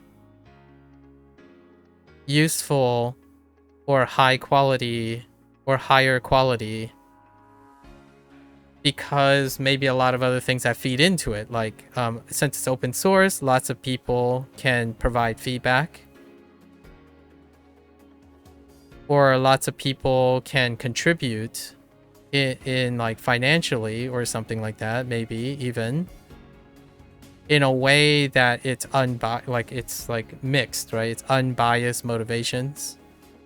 All of that can be true, can be possible. It can also, all of these things can also correlate with mess, unfocused, cheap, non-committal, lack of resources. All of those things are also concordant. They are possible coincidences. In fact, a lot of times when you try to argue a point, I often take the opposite point to see how strong my argument is, right? If my argument is, I believe open source has more benevolent motivations, which allow more people to contribute in an unbiased way to seek for high quality things, then my counter argument is, the null hypothesis is, how many examples is it that open source leads to a poorer product? So I have to challenge myself. So what do I do first? I need to look for, do open source products do that? Are there sufficient, significant evidence to support that open source does the opposite? And if I can't prove this, right, the null hypothesis test, if I can't prove this, then I am willing to accept my hypotheses that open source relates to those things. So I would have to go through all the examples of a mess, unfocused, cheap, not committal things that lack resources. Because the counter argument is capitalism. Capitalism is a source of incentive, right? Like that's the using my same logic in which I agree with you. Capitalism is a source of incentive.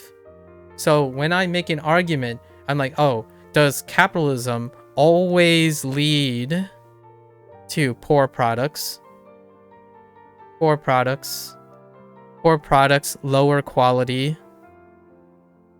quality, and is that substantial, right? Then I would do a counter argument to my hypotheses. Capitalism tends to always result in poorer products and lower quality, right? And they suffer from a different thing. So then I would go and try to disprove that in order to embrace my original narrative. And you stated all these things, and trust me, or maybe not trust me, however you want to take it, I've been in this rodeo on arguing for all of these sides. The idea is that they coexist. These things do coexist. So when I think of, we're going to double back to immersive learning. When I think of immersive learning, the question is, can we improve this? The question is, can we improve open source? So the next combination, the difference between including immersion, learning by immersion, and immersive learning is that when you combine these, you can do both comparison and contrast, and you can also evaluate the system that it operates in and how to improve that. So right now, what you're engaged in is what I would consider as observational based correlation, right? And then when you try to connect them, it is not inclusive of what you observe logically. Like logically, they all exist. So how do you explain that? And then what can you do with it? What can you do with the idea that, okay, so is the goal Wanikani should not exist because something else more better by your idealism is better, so it shouldn't exist, or Duolingo shouldn't exist because it doesn't set a precedence for something else. The idea is that they do exist, so you're trying to explain that. And instead of explaining it, you make a counter argument as though that it shouldn't be explained because there's no quality in it.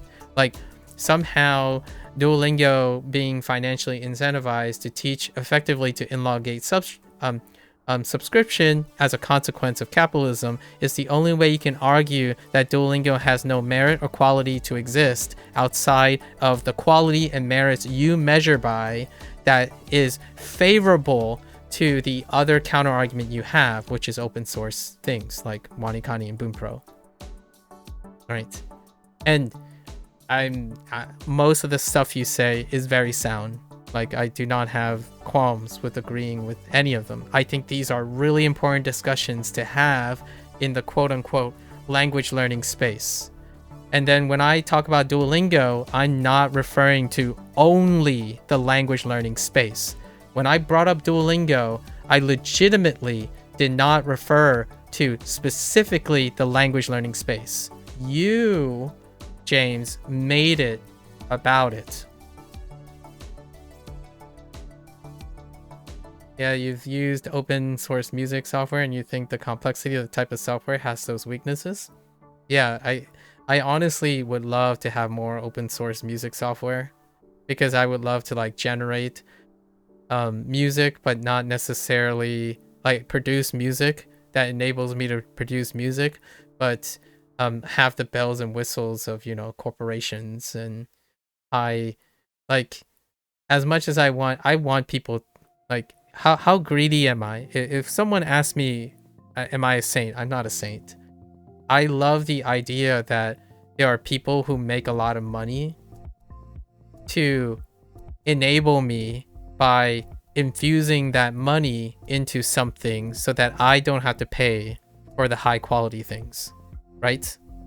That's a fair assessment. When you say if we have to take into financial consequences and capitalism, I also am obligating myself to say that when I want high quality stuff, I also have to pay for it or not pay for it as well, right?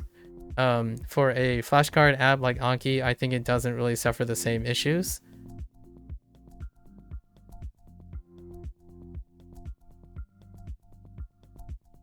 The complexity of the type of software, yeah, I don't think it does either, because I don't think it's it doesn't have a complexity software problem.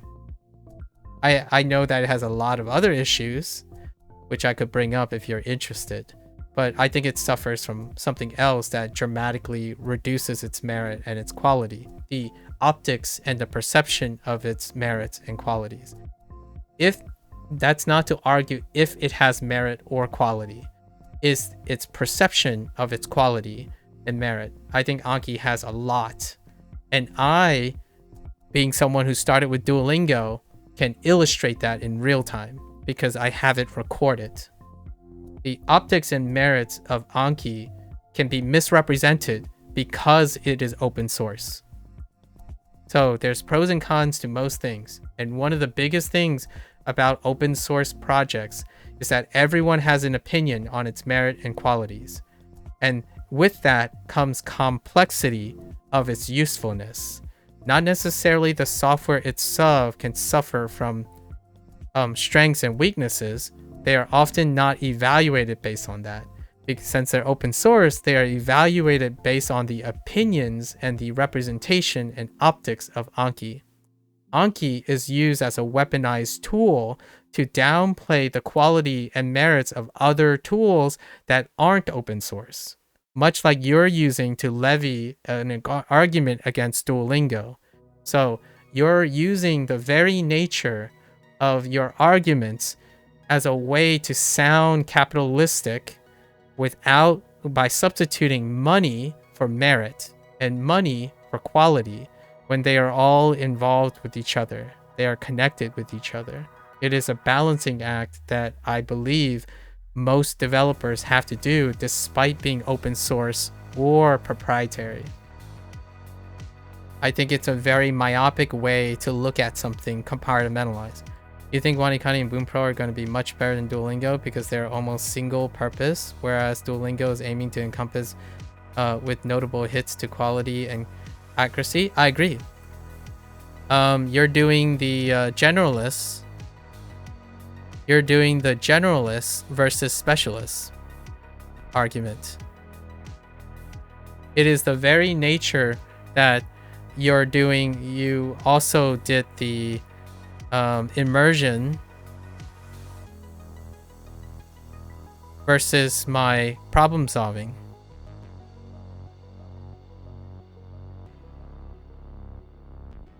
It coincides. Like, I agree with you.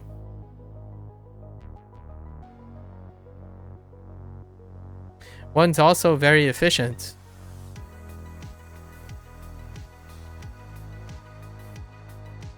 Right? And inefficient.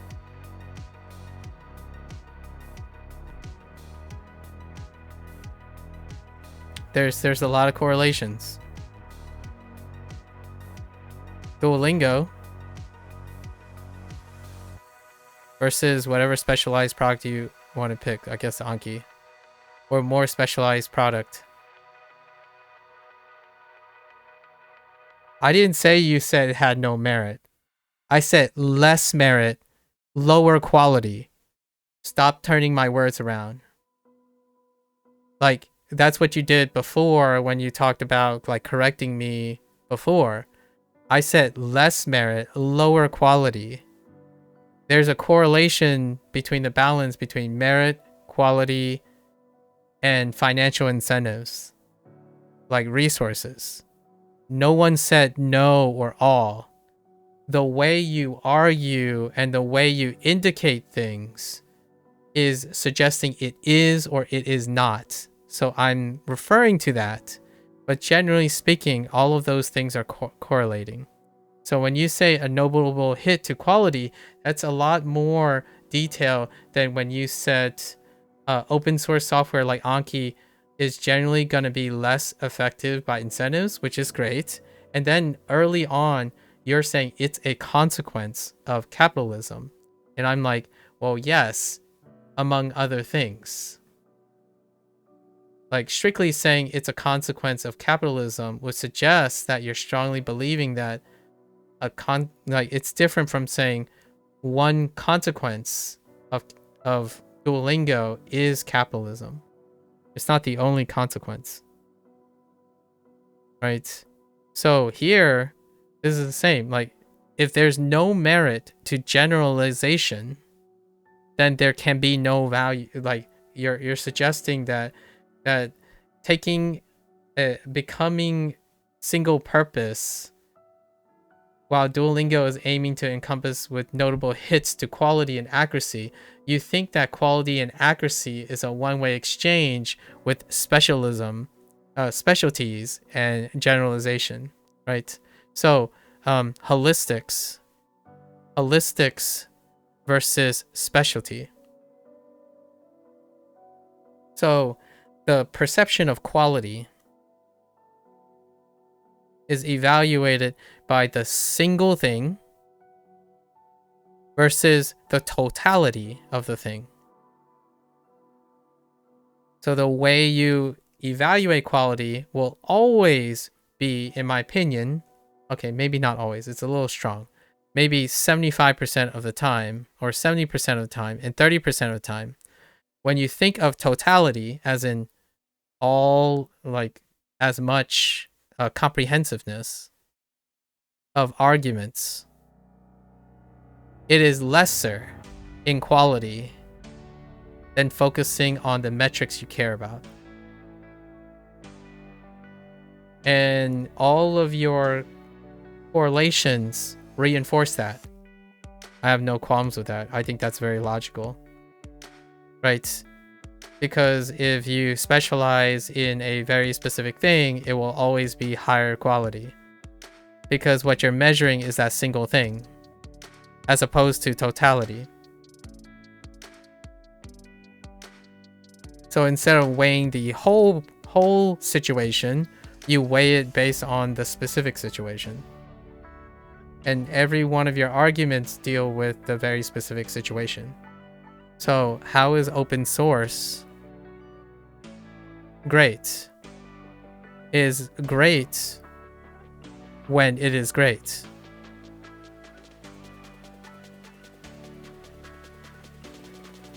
It's not weighed against when it's not.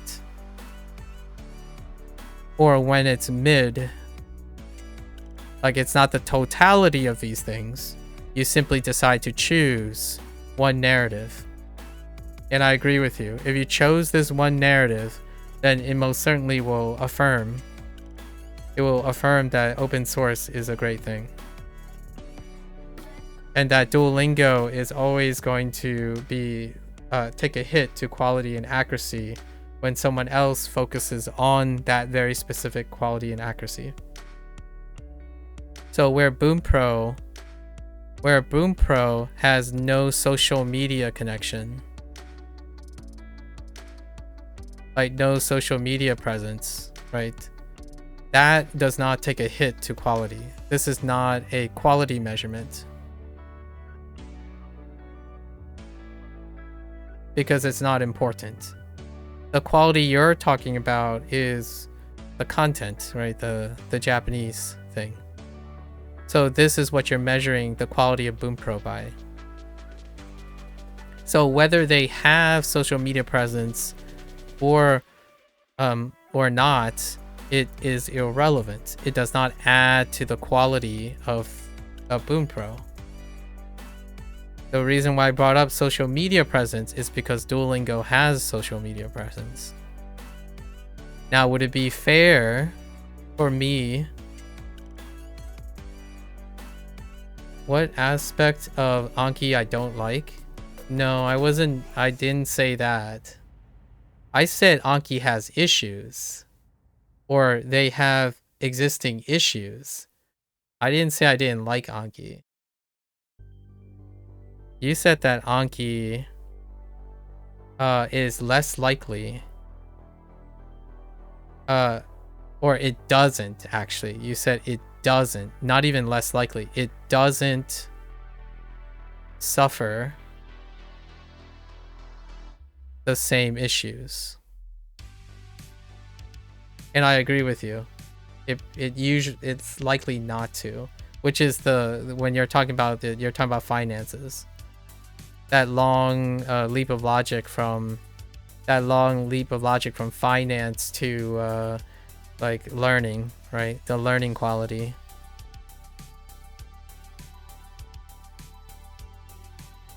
Okay, what do you view as their issues? Well, we can address it at multiple levels. When you think of open source,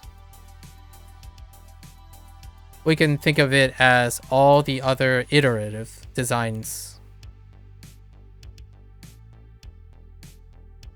So that creates a conflict of interest. So conflict of interest is one of the inherent things about open source. When someone is open source, conflict of interest breeds competition. Now, when you think of competition, you often think, well, yeah, competition leads to better products. Competition also leads to capitalism. I mean, competition also leads to elongated practices of favoring one. A conflict of interest? Who's better?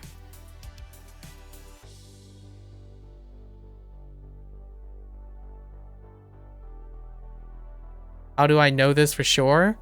Every time I go use something, someone is going to tell me there's something better.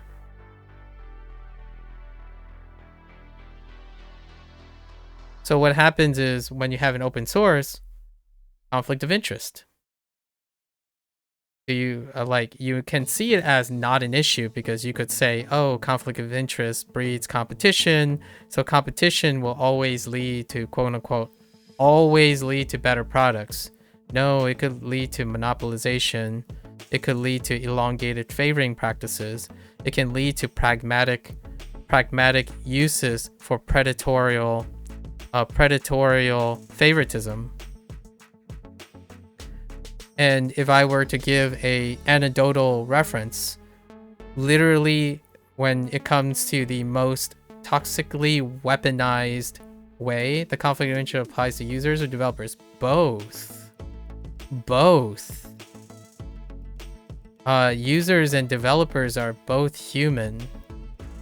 Like, we're talking about a chicken or the egg situation now. Like, where do you how do you consider the actions of people who want to learn a language eventually become monopolized into incentivizing capitalism or promoting pragmatic use of predatory favoritism and habit forming? It's this conflict of interest that deals with the survival of the product that they're developing, plus the user's engagement and optics of that product. Optics, representation, and incentives.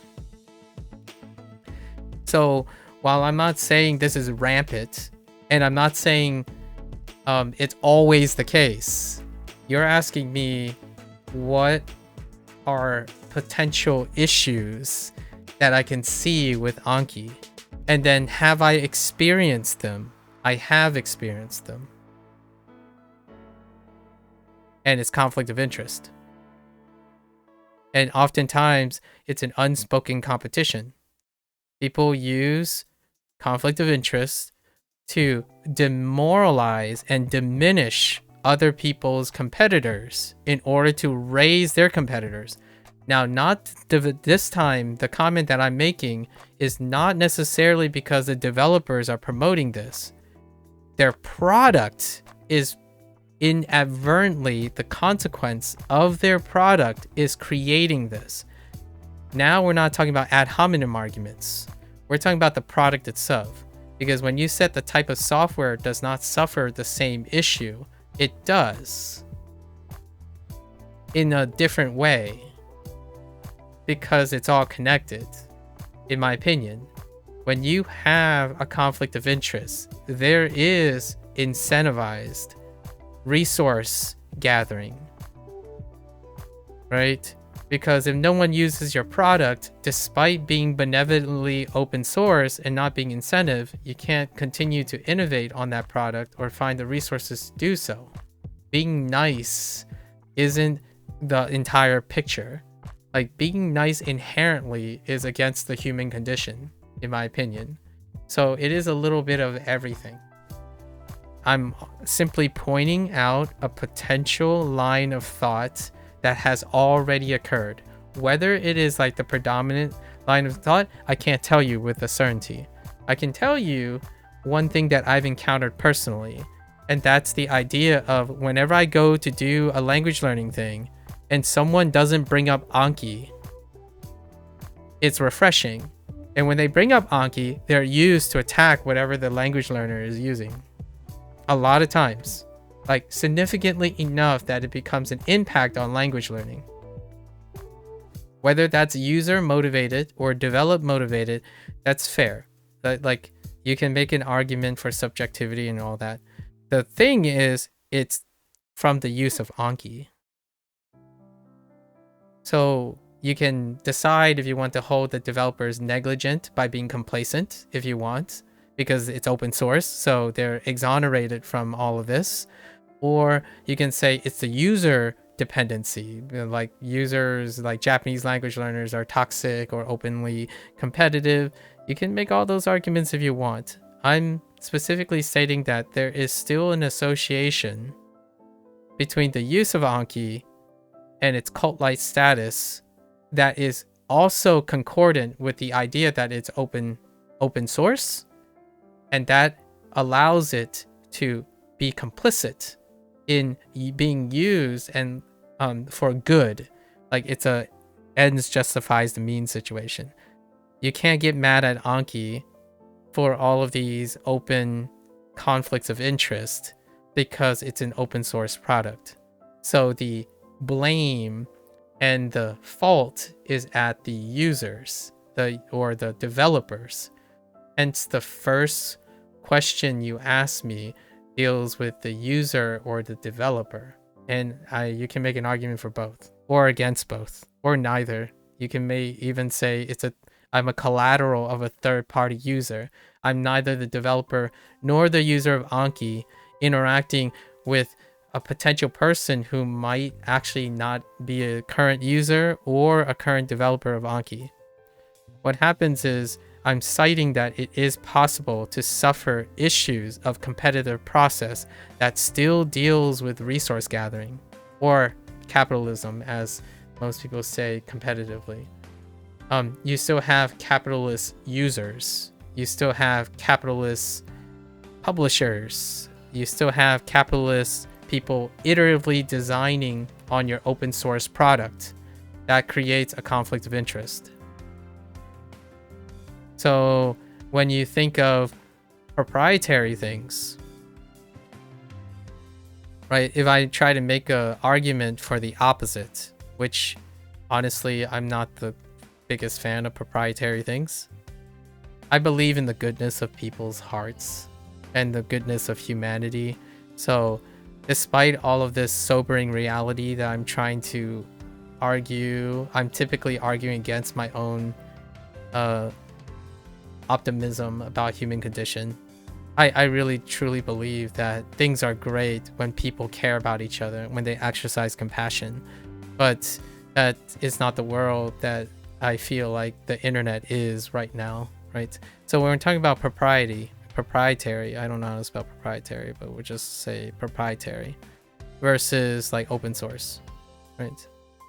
When we're trying to categorize this, a proprietary, you have to make the argument, why does proprietary exist? And then try to make a strong counter argument to how open source can solve these problems, right? One of them is conflict of interest.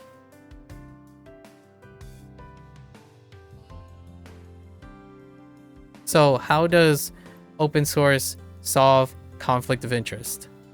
One may make the argument that it's because it's free to use, right? Like the source code is free to use. That means anyone can create off of it. So the developers are not incentivized, or are kind of like de-incentivized for financial gains. But humans are motivated, unless you choose to believe that humans aren't motivated by anything. They just freely do things without any motivation. But humans are still motivated by something. And it's that something is interest. So while the devs are not responsible for being open sourced, it still creates a free to use in which anyone can create upon it, of which then will create proprietary and conflict of interest. And out of proprietary and conflicts of interest may create and contribute to open source behavior. So there are people who are going to be benevolent in their circumstances, and then there are also people who are not benevolent in their circumstances but proprietary. And here's a bigger cut of the argument. You mentioned specialty. Specialty, and this brings back Anki, by the way, a specialty versus general purpose, right? Actually, the substantial, I would make an argument that a larger body of specialty items are successfully proprietary. They are not open source in generalization. So whenever we think about like things that are exceptional at what they do, they actually tend to be proprietary because there's less conflict of interest. And sometimes less conflict of interest doesn't mean the product has higher quality. I totally agree. And this is your argument for Duolingo. Because just because Duolingo reaches a large mass and they're general in nature, or like reach a large mass, doesn't mean it's higher in quality, because it could be generalized. It's very generalized, so that means it suffers. But because of its generalization, it reaches a larger audience. Which larger audience coincides with capitalism. Meanwhile, when you think about specialty, in order to create something that's very specialized, open source doesn't create specialization. It it tends to contribute to generalization. Generalization generates conflict of interest, which then that conflict of interest can lead to proprietary softwares that lead to specialization. And because of how specialty and how good it is at things, it can lead to proprietary things like expensive things, right? So there are many ways to go about arguing the same like route of logic for your argument. Anki in a state that it is now is great because there is actually less conflict of interest, which I agree. But the thing is, most of the apps that are quote unquote have a conflict of interest with Anki is argued to possibly have better alternatives.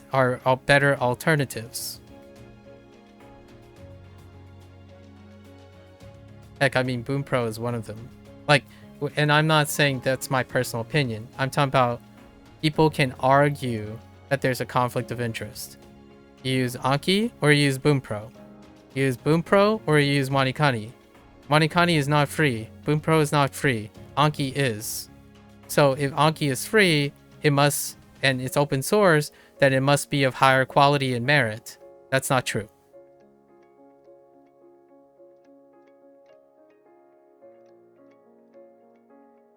Right. So ruling out that capitalism or some sort of incentive or having resources to be able to develop like for a fair price or whatever morality, without those things, you're making an argument that because it's open source, it would be not succumbing to the hit in quality or accuracy. I think that's incredibly myopic and very short. Like specific case. We're talking about specific cases.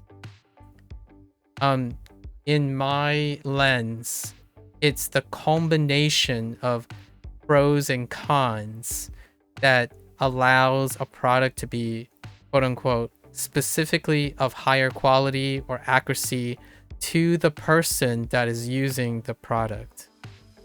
And it is through the demand of that product that merits the motivation of things, despite and this includes financial, popularity, optics, representation. It's all of those things combined that measures its value, not the money only. Now, obviously, you can argue that there are different limits of it. Like you can break, like for example, Duolingo.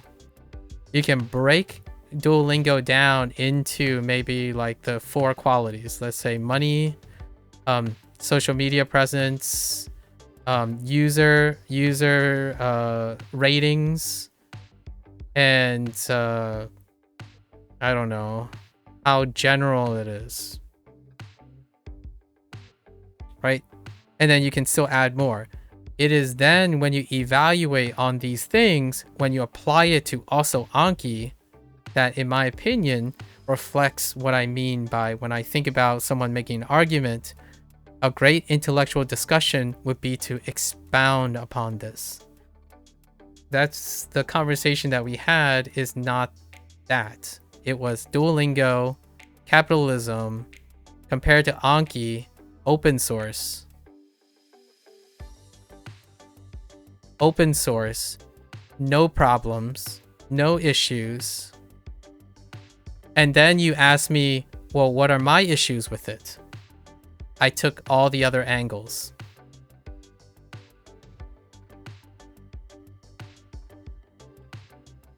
It's hot as balls here and your power just went out. I'm sorry to hear that, James. Is that pretty common? Hopefully you are cool enough, cool enough so we can continue our discussion. For the record, I want to emphasize, I think all of the things that you've pointed out are valid concerns. Oh, it's not common? Oh, okay, so this is just like a anomaly. Interesting. Like, James, you make a really great point. It's really important to know that those correlations exist. Like, how much is Duolingo, for example? How much is Duolingo motivated by money? And then how much of it is in contrast to Anki being open source, right? That's a great line to think about. And then when you're asking me, so what else, what other things could happen? Well, Duolingo also manages other things. They manage social media. So then we have to apply that to Anki, right? So what is the perception of social media for Anki on its impact on, we're not talking about whether it's open source now, we're talking about its like optics. Well, Anki developer doesn't do anything with optics, honestly. And so the optics comes from the users of the product. So if you're wondering which, like if I was, so I haven't used Anki before, right? So I'm a non-Anki user, right? For now. Currently, I'm a non-Anki user. I typically view as someone who does many things as opposed to do one specific thing. So in the future, not non-Anki so far. That doesn't mean I'm not going to use it in the future and all that stuff, and I'm not interested in it. I am interested in Anki. It is part of my repertoire. It is the things that I can use. So for now, I'm non-Anki. So when it comes to optics, right, in terms of social media, what Anki does is the optics of these users are toxic to the social media presence of Duolingo. And how they attack the social media presence of Duolingo is by attacking its financial involvements. Not the same as elevating, the difference between elevating Anki's presence.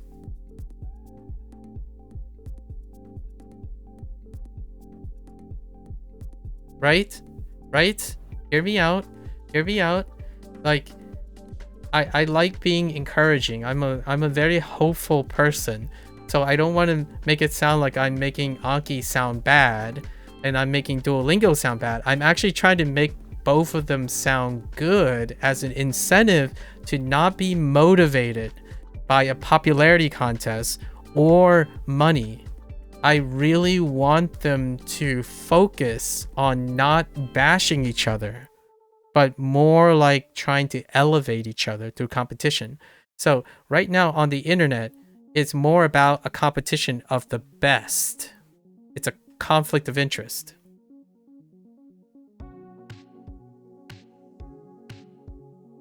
It's not the same as good sportsmanship.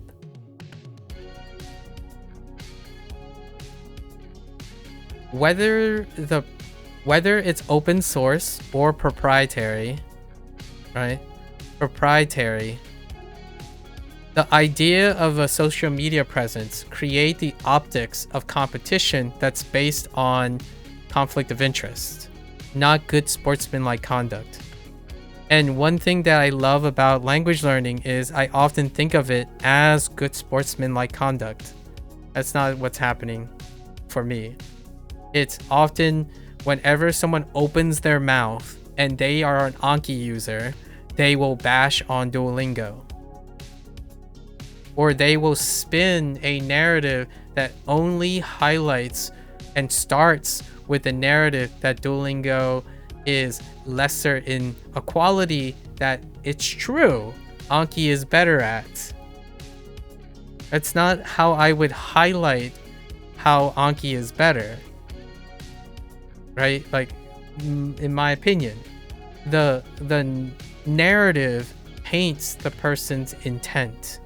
So whenever, I'm going to tell you, it's like 9 out of 10 times. 9 out of 10 times, if someone says they use Anki, the next thing that comes out of their mouth is something about Duolingo not working for them.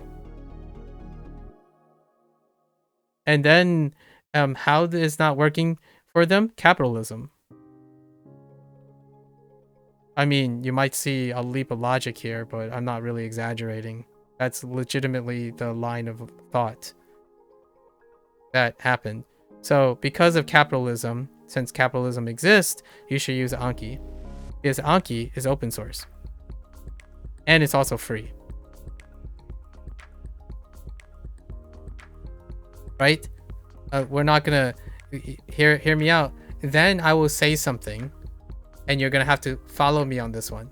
I'm gonna say, well, Duolingo is free too. And then they're gonna argue, no, Duolingo is capitalism. You think it's free, but it's not free because you watch ads. Anki does not have ads. So we're going to go back to Anki being open source and free. This is not a defense for Duolingo having ads and capitalism. I'm not doing a defense for that.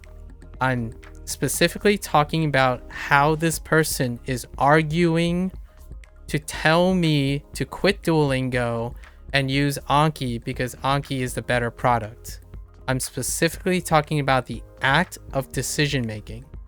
When someone says it's open source, it's free, and then somehow Duolingo is free but not open source, then they change the name of the game and they do a leap of logic to capitalism. Happens again. So then when I make a comment, here's one that was more recent. I talked about how Duolingo did a cross with Squid Game 2, right? And then they made a music video with the Duolingo cast and stuff that talked about learning Korean. And then it was in the theme and choreographed with Squid Game crew, right? And the first thing someone says is like, well, it's not like you can learn. You're not learning Korean anyways.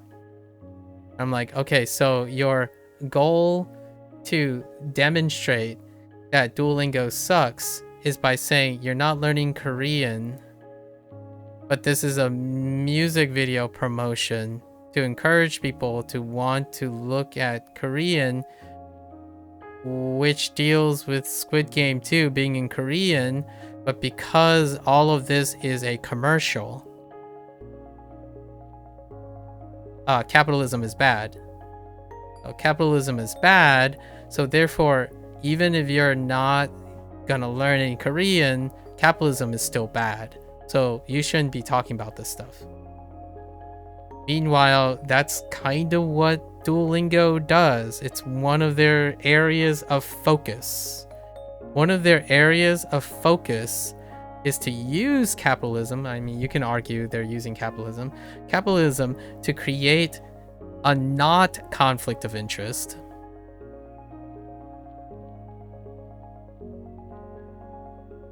Like, this is not a conflict of interest. Duolingo, quote unquote, expose people to Korean.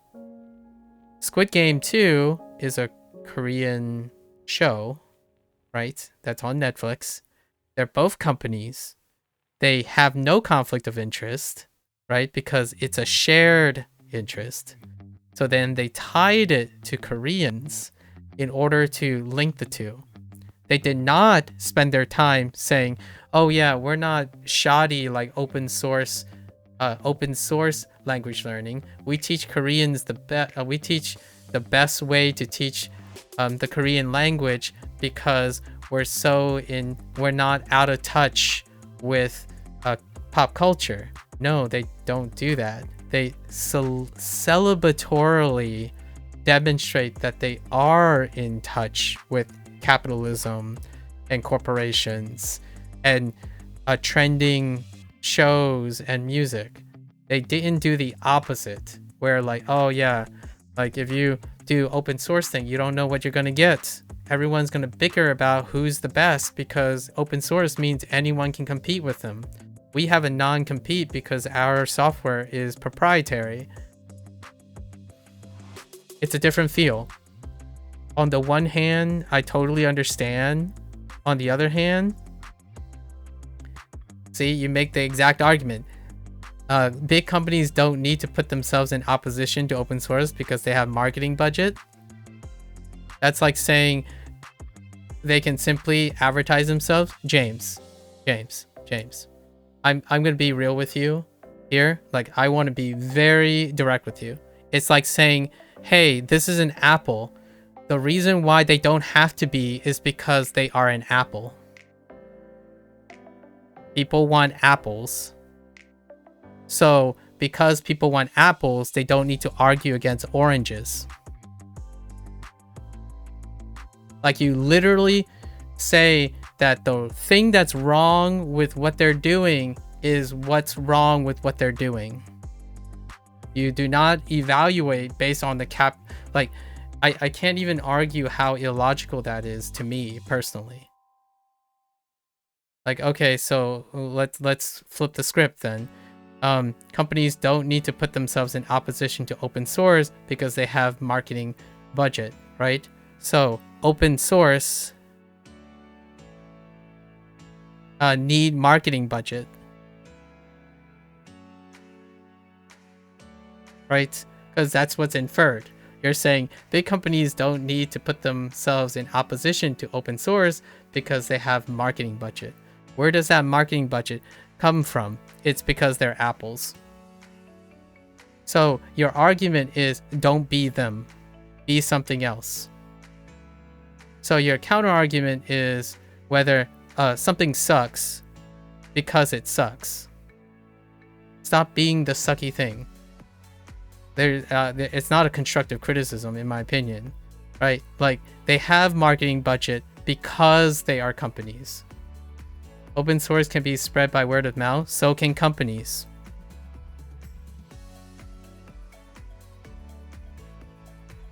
Open source can also have marketing budgets, honestly. I'm not saying that they're exclusive, and how frequently they are, but so can companies. Companies can have spread of word as well. In fact, sometimes company has both. And then sometimes open source can have both as well. But your argument is that one needs one and one doesn't need another. So now the question is, do companies need spread of word? You're saying they don't. They don't need word of mouth because they have marketing budget, right? And where does that marketing budget comes from? By being a company. So your argument is stop being a company, and then you will know that it's open source, and that open source cannot have budgets, right? They don't have marketing budgets. Or are you arguing that open source don't need marketing budgets? Because if I take an open source thing and they get marketing budgets, right? If they have marketing budgets, would it cease to be an open source?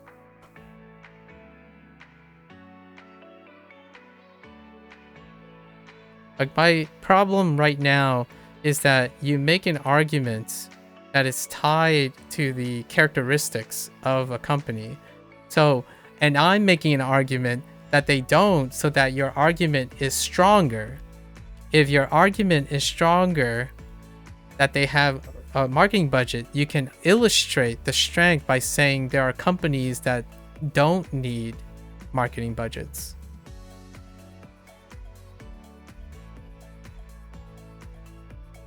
And I would agree with you. There are companies that don't need marketing budgets, which makes it the case that Duolingo may be more incentivized money-wise.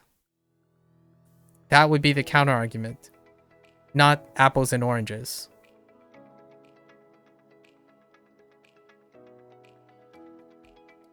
Like, if you're comparing apples and oranges, open source will always be an orange. And companies will always be apples. Nothing to do with apples, but Apple just happens to be a company name. But, like, so the goal is you'll always favor oranges. You don't like apples, figuratively speaking. So anytime you open your mouth to argue or type something to argue, it's like you don't like apples. I get it.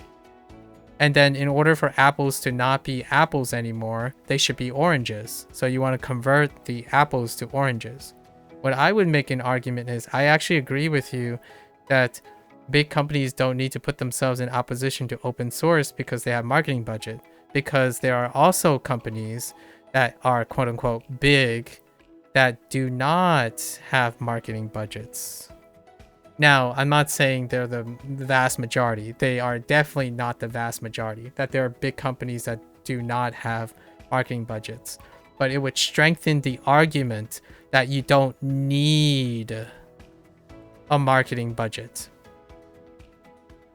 Like, you're making a point that marketing budgets is important.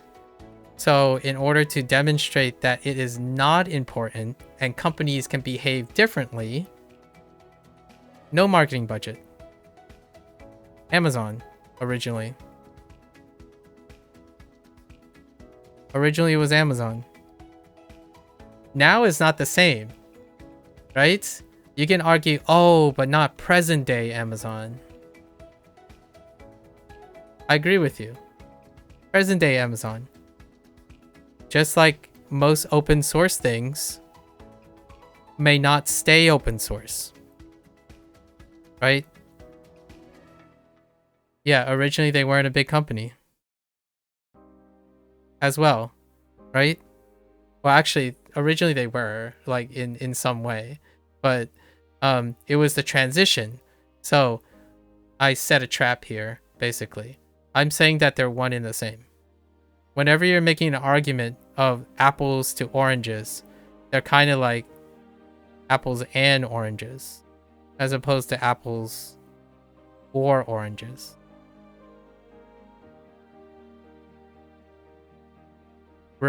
Hear me out. I'm trying to strengthen your argument. I'm actually trying to support the idea that big companies have marketing budgets. Therefore, it is what makes companies incentivized differently than open source things. Like, I need examples. Like, we need to come up with examples in which word of mouth can exist without being a big company.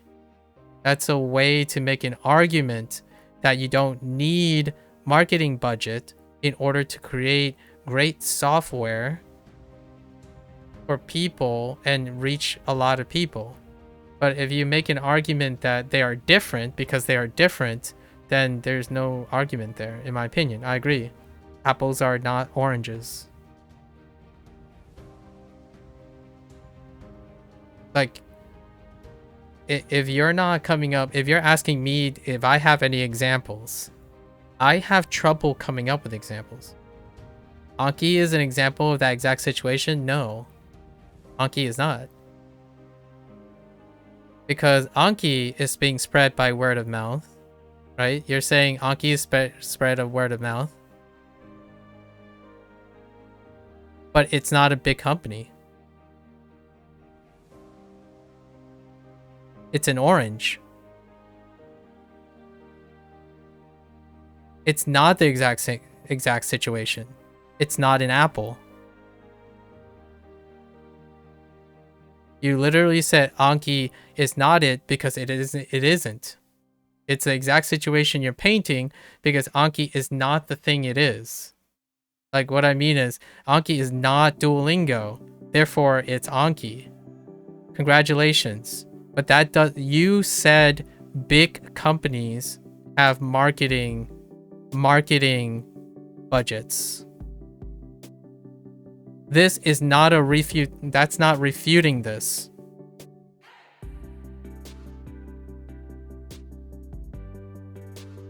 I mean, you can spend all your time arguing that an elephant is an elephant.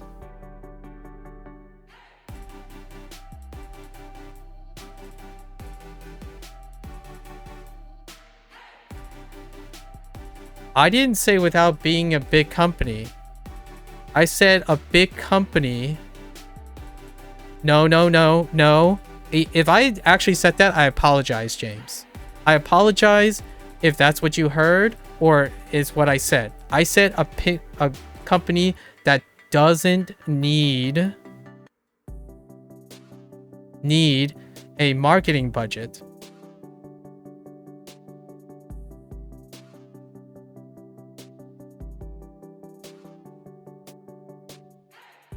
You can look back. Fair enough. Fair enough, James. You can nitpick my thoughts, but I specifically said 4 times more often that we need an example of a big company that doesn't need a marketing budget. That is also true. You can look back as easily as you want, James. I can guarantee you I've said this more than if I have I apologize if I have misspoken about it. You don't think that exists. Okay, so you don't think that an Apple exists, right? Without a marketing budget. And then your argument is that in order to do something, the world must have oranges. Right? So whatever you say about the apple, it's not related to the orange.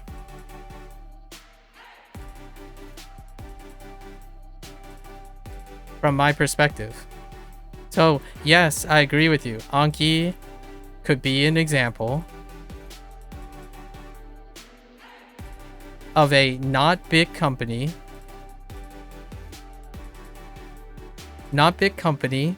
that is spread with word of mouth. So now let's go and entertain your other bias opinion, in my opinion. Word of mouth. Now, are there open source? Now, are there not big companies that have budgets? Right? That have marketing budgets. And I think we can come up with examples of that, right? Right now I don't have one, but I'm pretty sure there's an example of this. You must have an example of this, right? Yeah, there are very many. Okay, so say there are very many. I don't care. You don't have to give me an example. But there are very many, right? Very many examples of companies. So this means that oranges can have both budgets and word of mouth.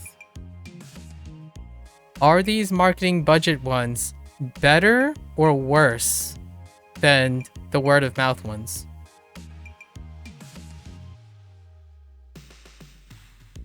Because you're using generalizations, so we have to do some sort of statistical generalization.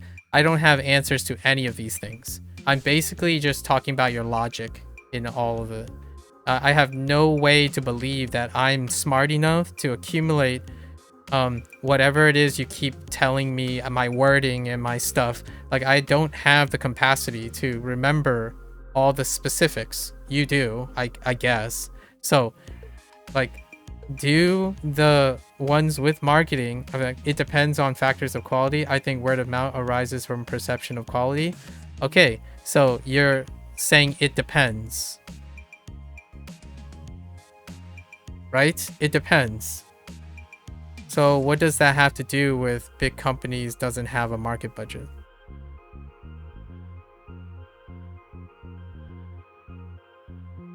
So you don't believe that because a big company has market budget, it depends on quality factors? It's marketing budget, not a factor of quality?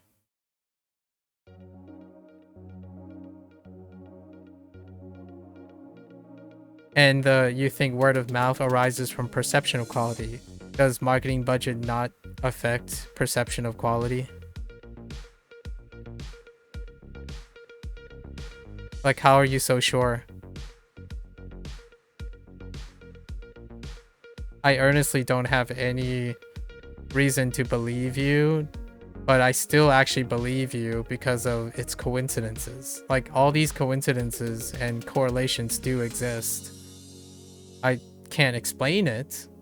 Like, I can't explain why those are the case, but they do exist. The logic is not helping me, though. I'm not using logic to dictate that.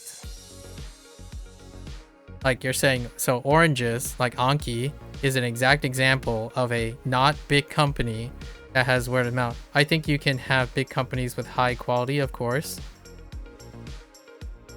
we're not talking about high quality, we're talking about the budget, right? You specifically counter argued me and also nitpicked my wording as well, but then now you're deviating away from the conversation we're having by citing a yet another condition.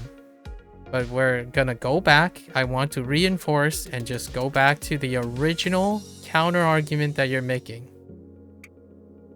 You said that big companies don't need to put themselves in opposition to open source because they have marketing budgets. So,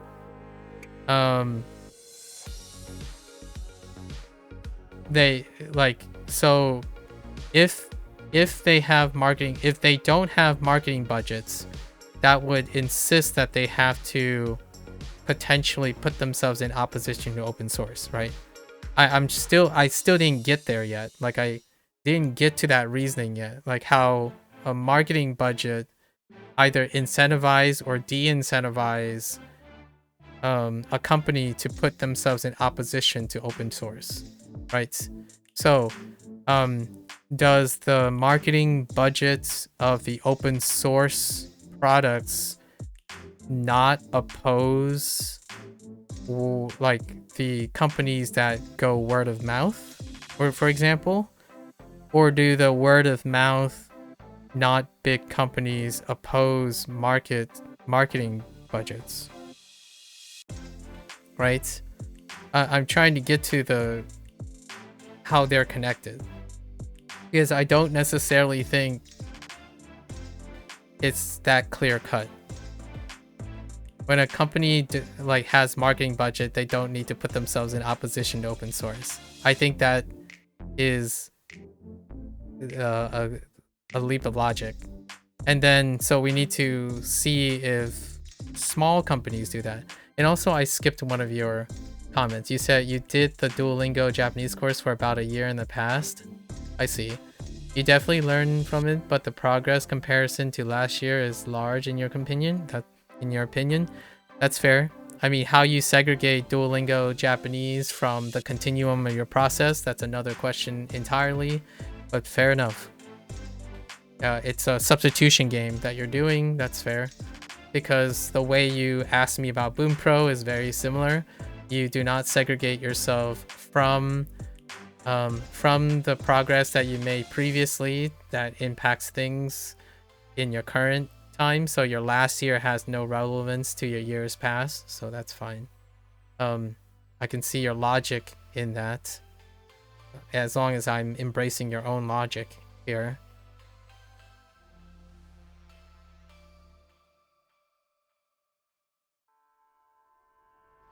You think you use Ableton because it's better than open source options?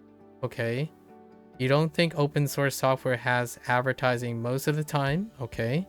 You very rarely, if ever, have seen that ICE had to actively seek out any source. ICE had to actively seek out any open source software you use. You? Okay. I think that didn't answer my question, but here's the TLDR, because I wasn't expecting to go this long for this type of argument or this type of discussion. I feel like you're having an argument. Like, if I have to be genuine with you, I think you're having an argument. You're trying to present a perspective, and I am struggling. Pardon me, I'm struggling, and also like speaking, probably getting pulled in many different directions in a manner that I can't understand how you would come up with such connections. I'm not trying to argue or be opposing at all. You're sharing your view. Okay. So you're sharing your view, and I'm having a hard time understanding it. So here are the things that I have a hard time understanding, right? And it's not for you to scrutinize. but you did have an argument because you said originally they weren't. You literally said your wording was without being a big company, not that it should be one, right? So, while you're not arguing it, you are arguing something, but maybe not about your views, perhaps. Here are things that I don't here are things that I must evaluate this evening. What is intrinsically a big company? And what are intrinsically small, like non-big? We'll just say non-big company. How does this relate to the idea of proprietary? I still can't spell proprietary. Go look at how to spell proprietary.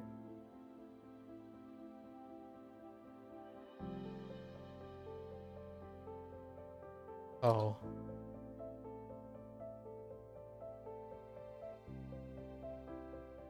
This is my educational problem here. I don't usually have to engage in this, so pardon my lack of practice. Proprietary versus open source. Right? This has been an age-old presentation or shared view that people have. Proprietary, open source, right? How are these elements interacting with each other, right?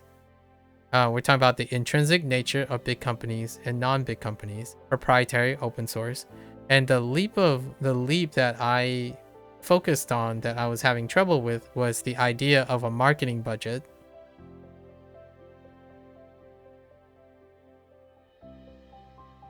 versus word of mouth, or just word of mouth. It's not a versus thing. Like, how are these interacting, right? And then quality, or the perception of quality, I suppose. We could write like quality. We didn't mention anything about quantity, so we'll just go with higher quality and lower quality situation. Your power just came back on. Very nice. Glad to hear that you're not going to go through the night without her. So, and then what are the relationships between higher and lower quality? I'm not sure where the standard is, so we're gonna have to. That's something that I have to. So I'm reviewing all the topics. There's also factors of quality. And I like to throw my hat in here when it comes to factors of quality. I'm not going to talk about whether like any specifics, but more like universal factors of quality, which is optics, representation,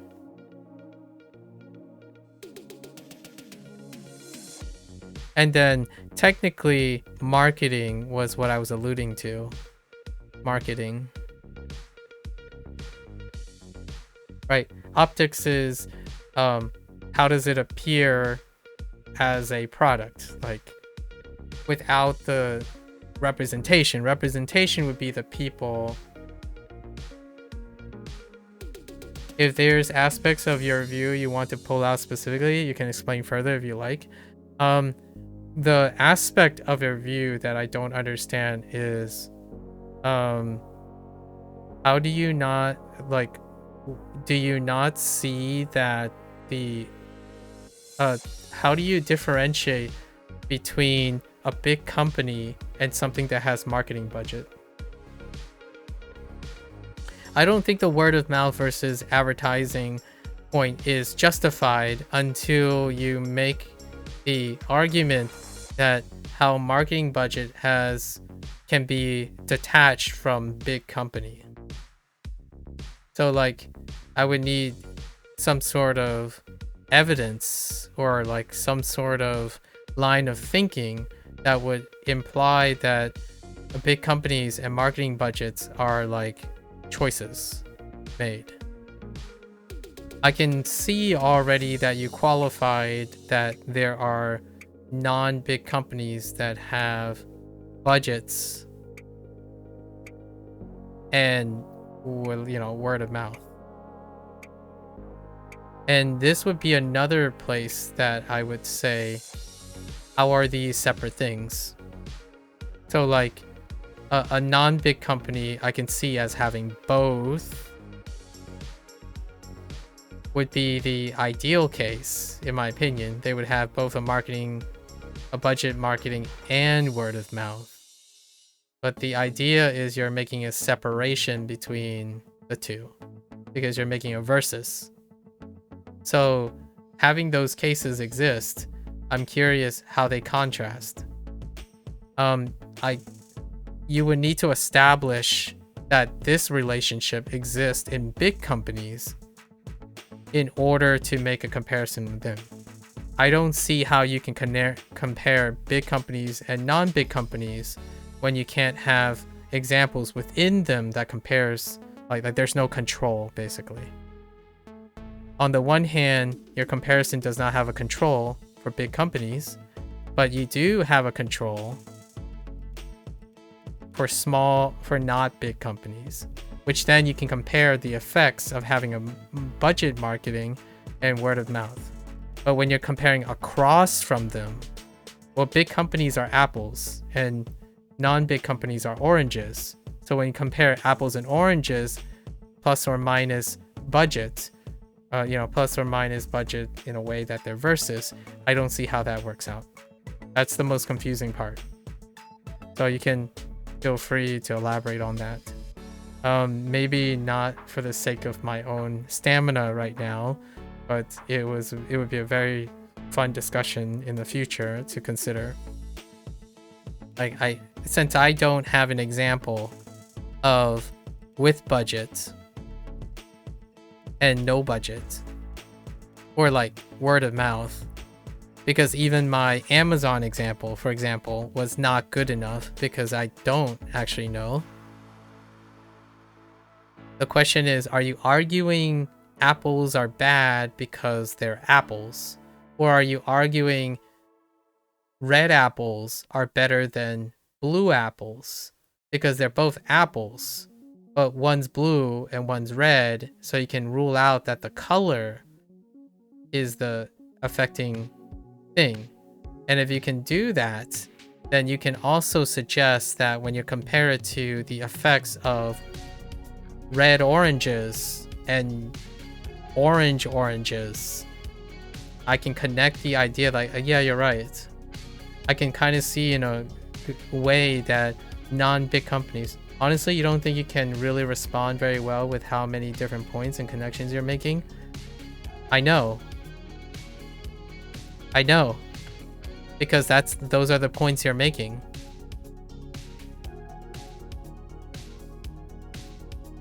Like what I mean is, it is overwhelming. It's overwhelming for me. So I was walking through it, right?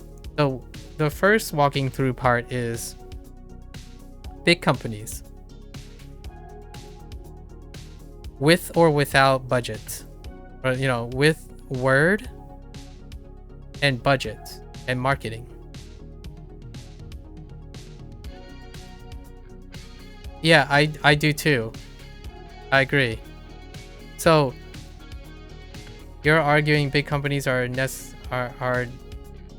you're not arguing you said that? Yep, I agree.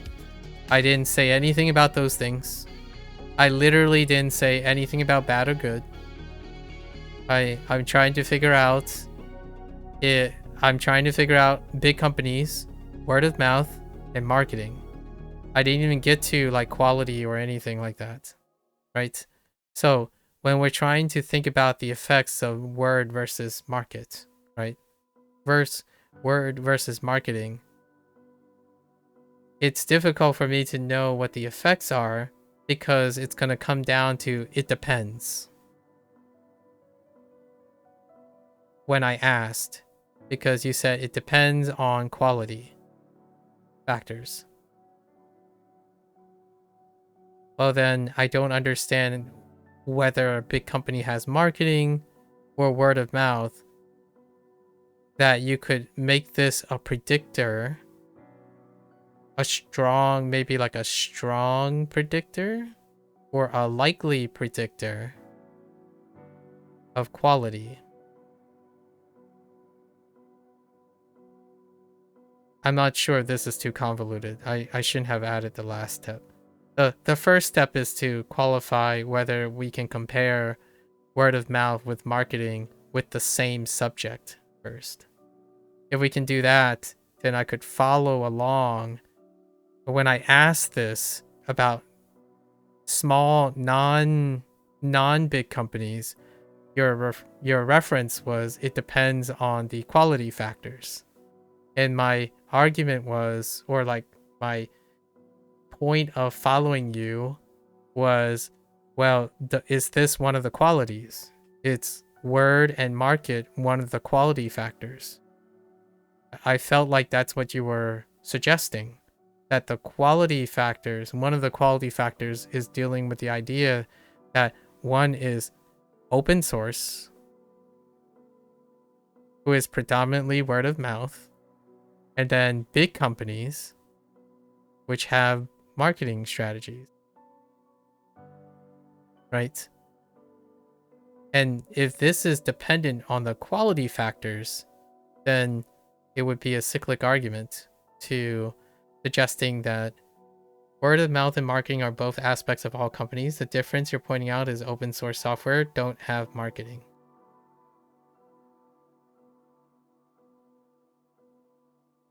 Okay. So your argument is that open source don't have marketing, which is what I thought you were saying, but I didn't want to be too bold. Don't have marketing. So this would make them unique. And so within the space of specifically open software, they must rely on word of mouth. Okay. So therefore, they must rely on word of mouth. Now, what you went on to say or imply is that big companies, not even proprietary. We're not going to use proprietary. I'm using what you're telling me. Big companies have budgets for marketing. So therefore, they don't have to rely on word of mouth. I think that's very reasonable. I'm not saying they don't use word of mouth, which is what you already said. Duolingo, for example, have both. Right? Duolingo does both. Right? Duolingo does both. So I'm not saying they don't use word of mouth. I'm saying they don't need word of mouth.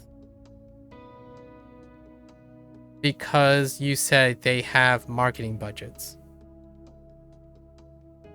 How do you know that?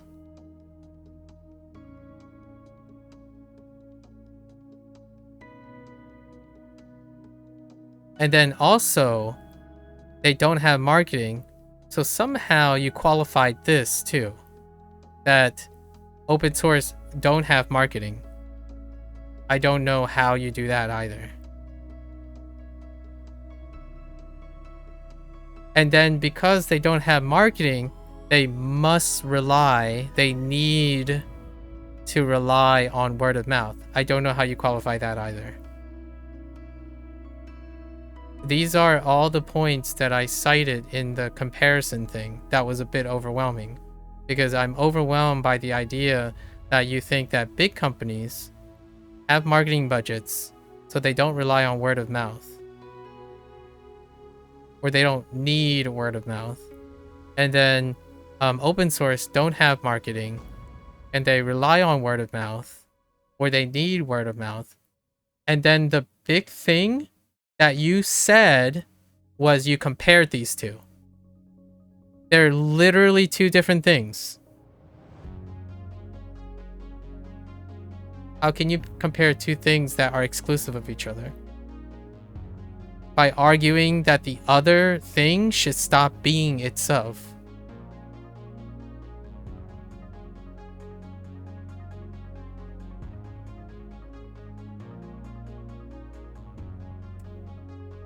Word of mouth and marketing are both aspects, okay. And so within the space of specifically open, they must realize. So within that specific space, software that doesn't resonate with people or work of people remain obscure. Sure. And you can see what has marketing by seeing ads.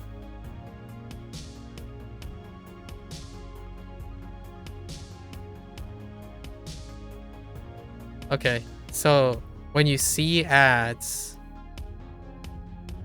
that's marketing, right? What about the ads you don't see?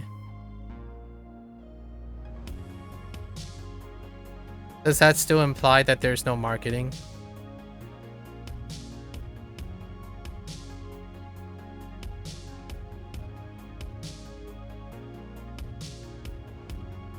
And then, how do you qualify an ad?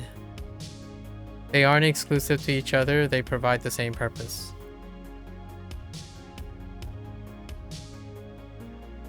Okay, and what purpose is that?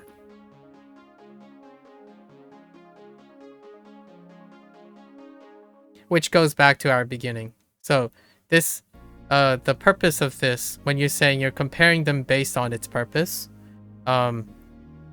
that basically then marketing, budget marketing, all the processes that are involved is not the end game. The end game you're focusing on is the link is based on their purpose. And then it goes back to our very first comment that we talked about. What do you think the purpose is of the big companies and the open source? You're going to say capitalism is what you introduced. In open source, I don't know. Benevolence. You actually didn't ascribe anything to open source, but you paint it like benevolence. Sorry, like I'm not saying you said this. You're painting it as more benevolent for myself. If you can find the ads that exist for open source software, you'll concede that point. I am not here to argue, so you literally changed this into an argument again. Like, are you making an argument or are you not making an argument? And are you telling me that I'm making an argument? Am I making an argument? Because I'm not the one that has to qualify the view that you're sharing with me for me to understand it. So I can take your word for it. You can say there's no ads that you've never seen. You can make an argument you've seen all the ads, right? And I'll take your word for it.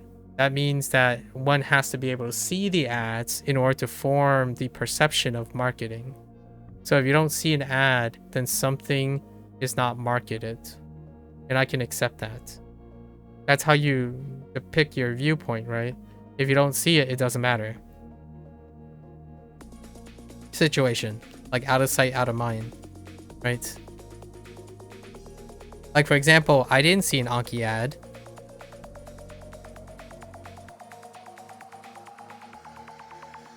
The type of ad you're talking about. Right? So, because word of mouth is a separate type of the word of mouth is different, right? Word of mouth is not related to budget marketing, right? That is the exception. So whenever I say if someone comes to me and they say, oh yeah, Anki is better than, I don't know, Anki is better than Duolingo, that's not an ad. That's a word of mouth, right? And then I added my own point. Here's my viewpoint to that. Word of mouth can be both destructive and constructive. What about my experience? Have you seen ads for open source software? I don't look at open source software, so I'm ignorant to this. So I can't really tell you. My experience is very limited because I didn't look at the world as open source and proprietary. I do study ads, but they don't deal with like open source and and budget marketing. In fact, I know very little about budget marketing as well. We're talking about budget marketing, like budget for marketing and open source, off my experience with seeing social media. So that's serendipitous. I have no way of discerning between marketing and budgeting, or like word of mouth and budgeting. Like, for example, it's hard for me to delineate if an influencer, like me, for example, I'm not an influencer, but like a content creator, that was a really big generalization. Like someone who uses Duolingo, right? For example, someone who uses Duolingo, and when they talk about how they use Duolingo, is that a marketing strategy or is it a word of mouth, right? I don't even think of it that way, where like I do not make the distinction at the moment, but I should in the future when we talk. I'm considering these things. How can I consider the distinction between a budget for marketing versus a word of mouth, right? And Duolingo actually did both. I agree with you, actually, because Duolingo tried to recruit a Twitch program at first, and then they abandoned it because it didn't take, right? That's why there's like a Duolingo section on Twitch. There was an initiative by Duolingo to reach a word of mouth, I suppose, a sort of thing. But then you can argue that that might have been budget marketing for a word of mouth, because they set aside budget to support a word of mouth.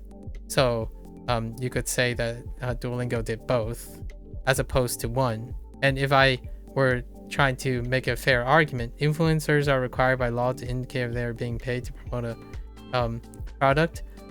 Just because it's a law doesn't mean influencers do it, but I agree with you. That would be the legality of the black and white world we live in, suggesting that they are being paid to promote a product. So when someone is relaying a word of mouth, you don't know, in my opinion, the opposite is also true. You don't know if they're being paid to promote a product, because word of mouth is unofficial. So when someone says, oh, hey, you know, I really like using this Anki thing from like a friend or something, you don't know if they're being paid to promote a product. This is a double standard of word of mouth situation, at least in my opinion. Whenever someone makes a distinction between budget marketing and word of mouth, there's also a double standard. What constitutes as word of mouth is as long as you don't take payment for something. But if you don't disclose it and it's considered as a word of mouth, then it's not required by law to indicate that. I'm not a great lawyer or legalese situation.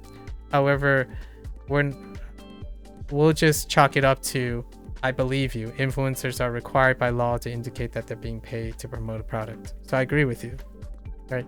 Yeah, they may not comply, but they can and be penalized for breaking that, unless they're spreading through word of mouth. Your argument tends to, in my opinion, or maybe not your argument, your viewpoint tends to select for a double standard, in my opinion. If they're relaying as a word of mouth, that isn't a contractual duty. Making content serendipitously about a product is not necessary. It's a word of mouth, right? Because as long as they're not being paid, it's considered word of mouth. We can agree with that. I think that is where I want to go. So if you believe that word of mouth is not going to be separated from market budget, then we can get to the point that I was trying to share. Word of mouth can be both destructive and or destructive and constructive. And my concerns, the one that involves Anki indirectly, is that a lot of it is destructive because of NetSpeak. So word of mouth is often portrayed as consistently helpful. Like, it's like the half glass full. You believe that the spreading of word of mouth is often enabling. Yeah, it enables in two different ways. At least two different ways. Destructive and constructive, right? The destructive one that I often think about is when you have word of mouth with open source and stuff, it creates a categorization of everything that demonizes something else.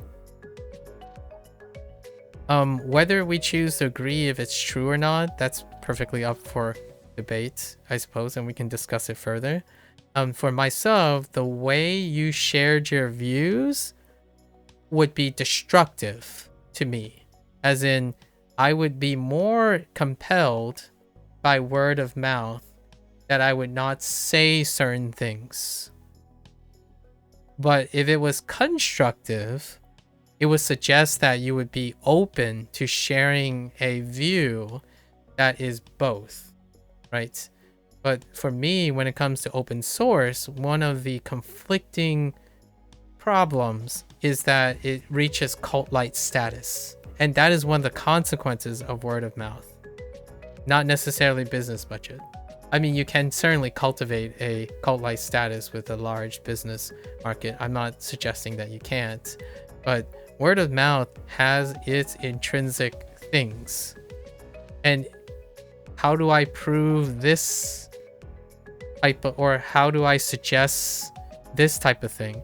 Well, I suppose we can compare like Buanikani, or like the examples you have that have word of mouth plus marketing versus only word of mouth, but you're saying no open source product has marketing, right?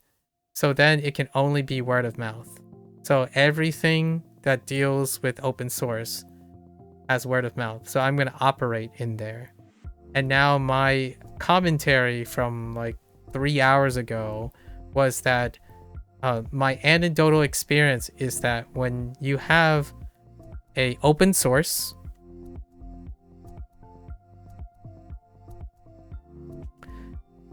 right, and they need word of mouth, which is the logic you're using, so I'm prescribing to it, right? I am in your shoes. If open source need word of mouth, what could happen from that word of mouth? Now I'm adding my own personal opinions here. It can be both destructive and constructive. And this is coming from the conflict of interest.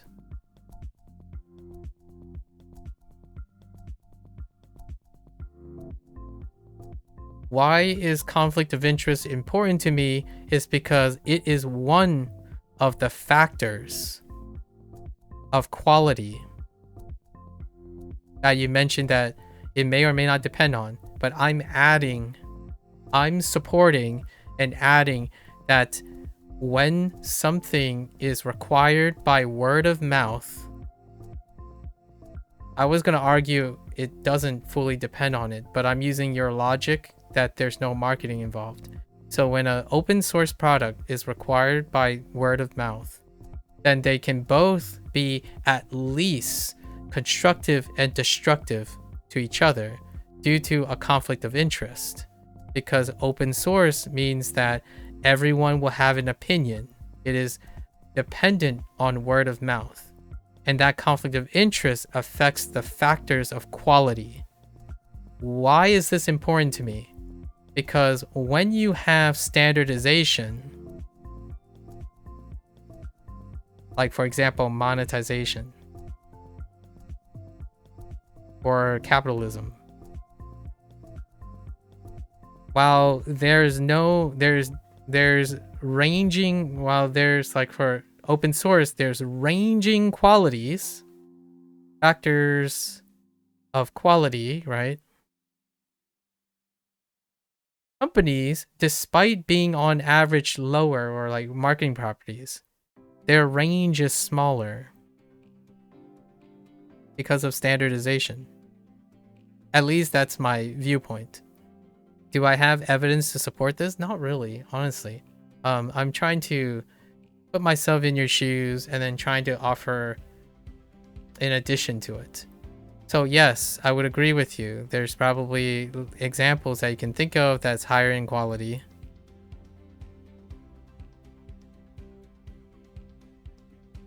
Because of the factors of quality, whatever they are. Like, we'll just call this like a summation of I infinity, right? However, it also, to me, it also creates a large range because the factors of quality are dependent on one of the things you cited, word of mouth.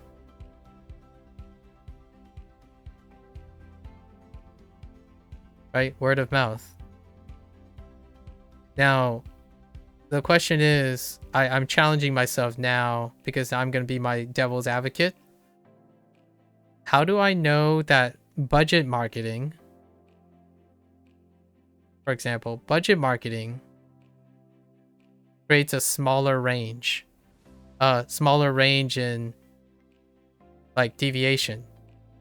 My argument is it's largely because it's built on coming from a single source, or like you could argue it may make it even more sporadic, but so this is not a great argument for whether it has a small range or a large range.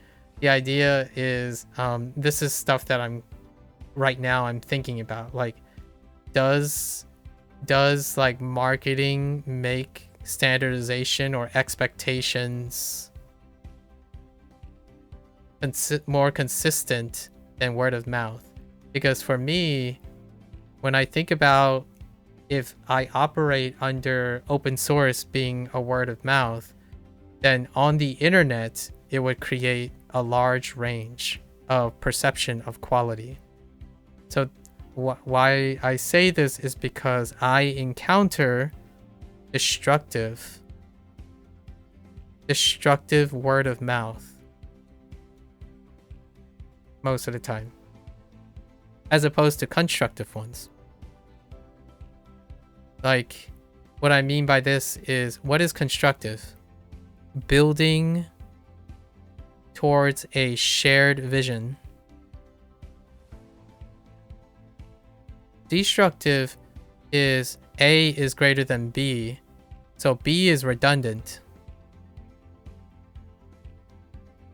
So it's worse. Then if B improves, it could be better than A, so A is worse. Or then C comes along, which is greater than B, which is greater than A. Destructive.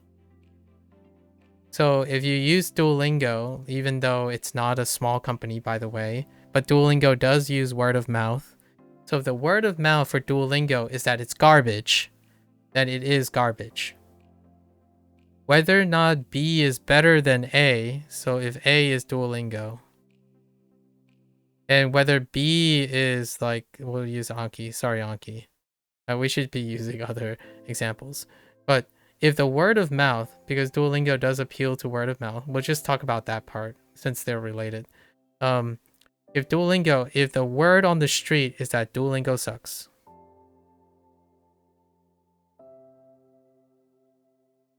right? If Duolingo sucks, then they can choose to attack Duolingo sucks. But the argument here is obviously they have a marketing budget, so they don't really need to. I feel like that's pretty sound. That's a pretty strong argument. Like, if they have marketing budget, they don't really need to worry about all the minor people saying they suck, right?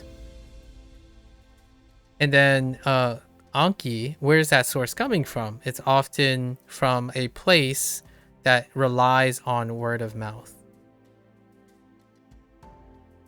So since Anki is a open source and they don't have any marketing budget, they're not going to compete with Duolingo in the marketing department, nor are they going to attack marketing. Like, that's an assumption that they're making. Like, Anki is not going to attack Duolingo for having a marketing budget, nor are they the developers are gonna say that Duolingo sucks, right? It is actually the word of mouth that's going to attack Duolingo. or sucking. And that's where where the mouth comes from. And that is my intimate experience. So not everyone's experience, not the world, it's my experience. My experience is that what are my perceptions and optics? What are my optics regarding people who use Anki? They attack other people for not using Anki. And not attack as in like verbally abuse or emotionally, more like contrasts. They tend to view like, oh, you are missing this without having this. You're missing that without having this. So the attack is more like FOMO based. It's an emotional optics. So like, oh, if you don't start with Anki, you're never going to become fluent. That's not what they say, but it's kind of inferred in, if you don't do something, you're going to miss out on something else. Despite it being free, by the way, right? Like Anki is free. Which is great because most people won't be able to miss out since Anki is free. Doesn't stop people from saying you're studying wrong. You should use Anki to study correctly. And this whole like 4 or 5 hour discussion when you're sharing your view, I can kind of see a more leveled headed argument, right? But the argument was focused on everything I said about Duolingo or big companies, as opposed to the argument about open source. But the open source is always painted in a good light, while big companies are not. And that's what I've learned about your sharing views, and that's fine. But then you counter argued and said you're not arguing that big companies are necessarily bad, right? You're not arguing for anything. So you're not arguing that big companies are necessarily bad. I agree with you. You're also not arguing in a logical way. That's my own personal opinion. And you just happen to like things, right? You share views that is based on what you like. That's what I'm gathering. What you like, as opposed to making compelling arguments about logical associations. I accept that's perfectly acceptable. And because you're not here to convince me of something, I don't need convincing. So if you keep implying that you're trying, like I'm letting you convince me of something, no, I'm trying to understand you. That's the opposite, right? Like you keep telling me you're not doing something that I think you're doing, so there's a misunderstanding. And that's probably where we're at right now. You just like Anki, you're not trying to convince you to use it. Exactly. That's exactly what I'm saying. Although I think if you tried it, you would like it. James. So instead of assuming these things, I like all of the above. If I did try it, I would like it. Not because of anything you know about Anki or open source or Duolingo or anything like that. If I tried it, I would like it. So does that mean that you're right? Or you were correct in your initiative? Well, yes, technically you are. Does it matter what the process of thought is about it? That's definitely up to you. Why would I say I would like it if I tried it? It's because when I choose to try something, I typically find what I like about it. I don't demonize it. So all the things that you're arguing for, or like you're implying that I dislike Anki again, in my opinion, because you wouldn't have to say that I would like it. If I tried Anki, I would probably find it useful. And because I find it useful, I'd probably like it. It has very little to do with whether it's open source or like it's higher in quality or lower in quality. And that's where you and I don't meet eye to eye on shared views, because evaluating on quality or the perception of quality is too complicated for me. Like it really is. It's incredibly complicated. It's even overwhelming, in fact. The idea that one could say, I would like it because of someone's perception that it's open source and it'd be higher in quality or what have you. I like it because if I use it, I'll probably find something useful about it. And I enjoy finding things useful. So I agree with you. If I tried it, I would like it.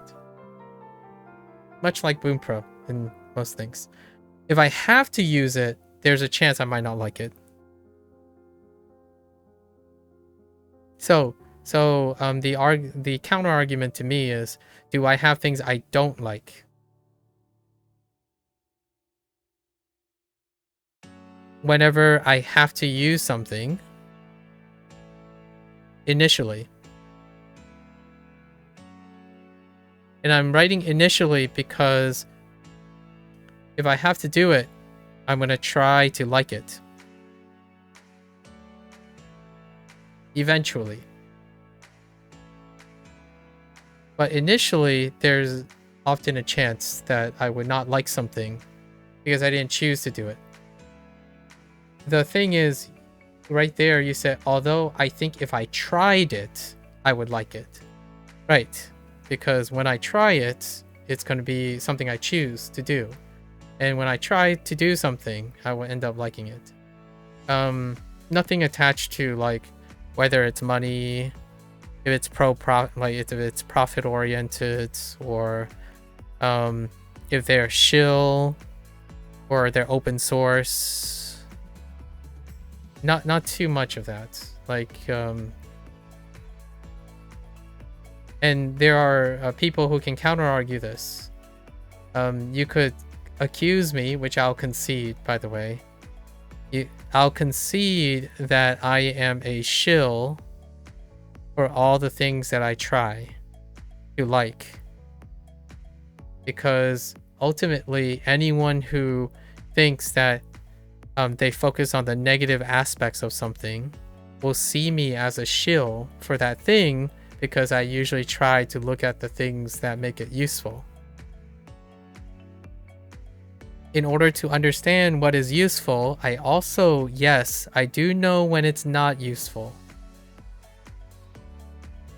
So I can easily concede that Duolingo is a financially incentivized IPO for language learning. You're critical about Duolingo for specific reasons. It has many good aspects, but it also has major flaws. I don't think that's necessarily destructive. It can't be destructive if you're only talking about the one thing, but you didn't talk about the one thing.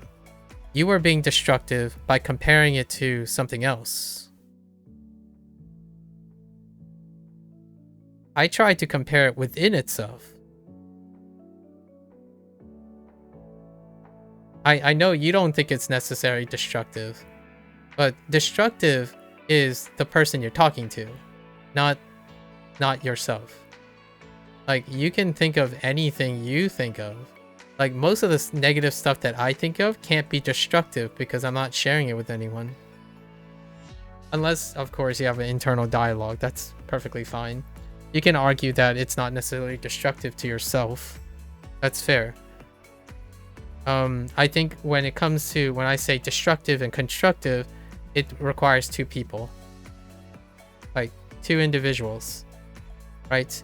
So you said that it has many good aspects, but it also has major flaws. There's a difference between it has good aspects and it has it has bad flaws, or it has good aspects and bad aspects.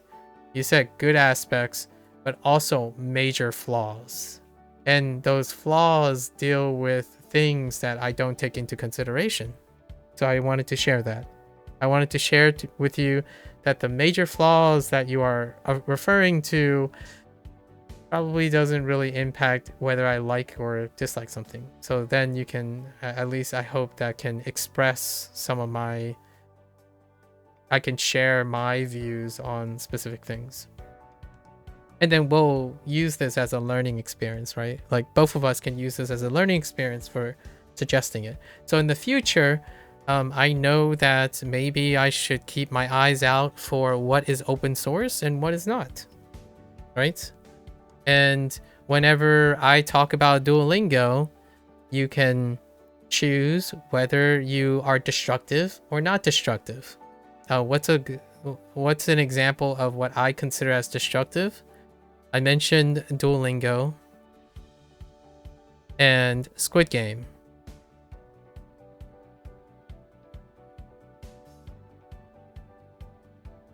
And your response was, well, big companies can do that. Big companies can do that and they don't have to oppose anyone because they have market budgets.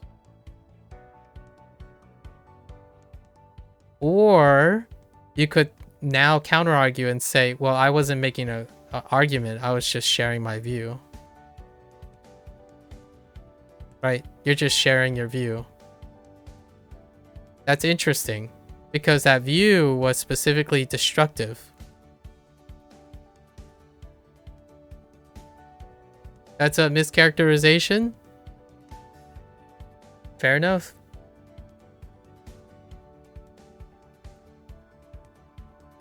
Fair enough. If you think that's a mischaracterization, then you can continue to try to convince me otherwise, which is making a argument.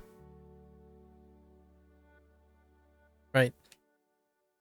I wasn't arguing about big companies and small companies. I was trying to understand your argument.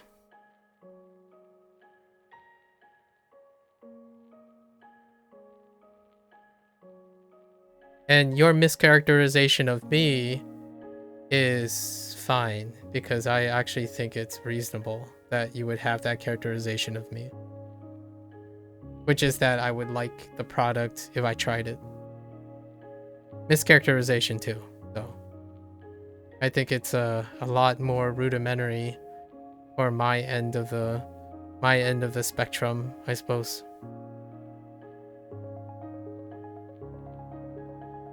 And I'm not entirely sure what you mean, like what parts are mischaracterizations.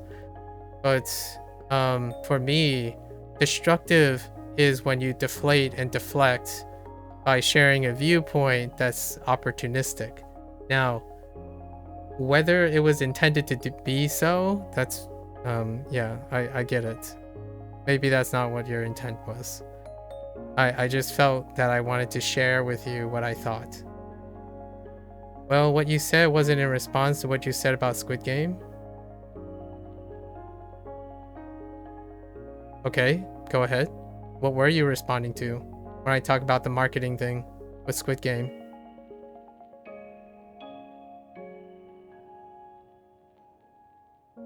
Go ahead, like I'll give you some time before we move on.